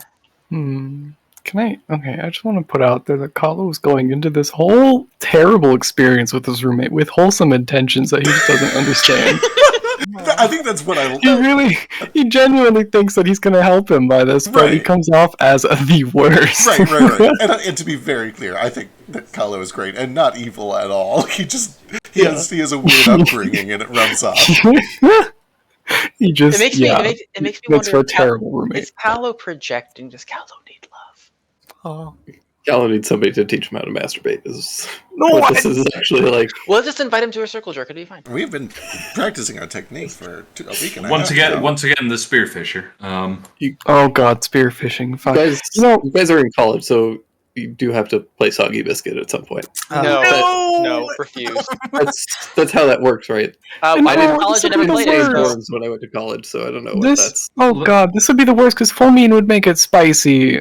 Oh. Oh, no, it Oh. doesn't. It He doesn't. makes everything spicy. that- Spicy. The biscuit would be spicy. Okay, the biscuit. Oh, might be spicy. no. I'm not going to. It's not like I'm not. No. Is that your secret ingredient? So is my secret power that I just have a buff roommate that I can jerk off in front of, and we high five each other? Yeah, pretty much. Okay, cool. Because that's what we do. Okay, Bloodless has the coolest roommate. Like, actually coolest. I mean, like, I really freaking love Case's roommate, but Bloodless's roommate's actually cool. A roommate battle royale. Benson is my boy. Mine just heavy breathes and reads books. I And does that thing with What his an- wrist. Ugh. Camlann was the one who wasn't masturbating properly at all. Yeah, it turns my out it's just God. Callow who does it weird. Hello, this is my roommate. He does what we call the overhand whoopsie. all of the rest of us masturbate normal, and I'm going to end stream. Okay, but To Case POL. did say something concerning.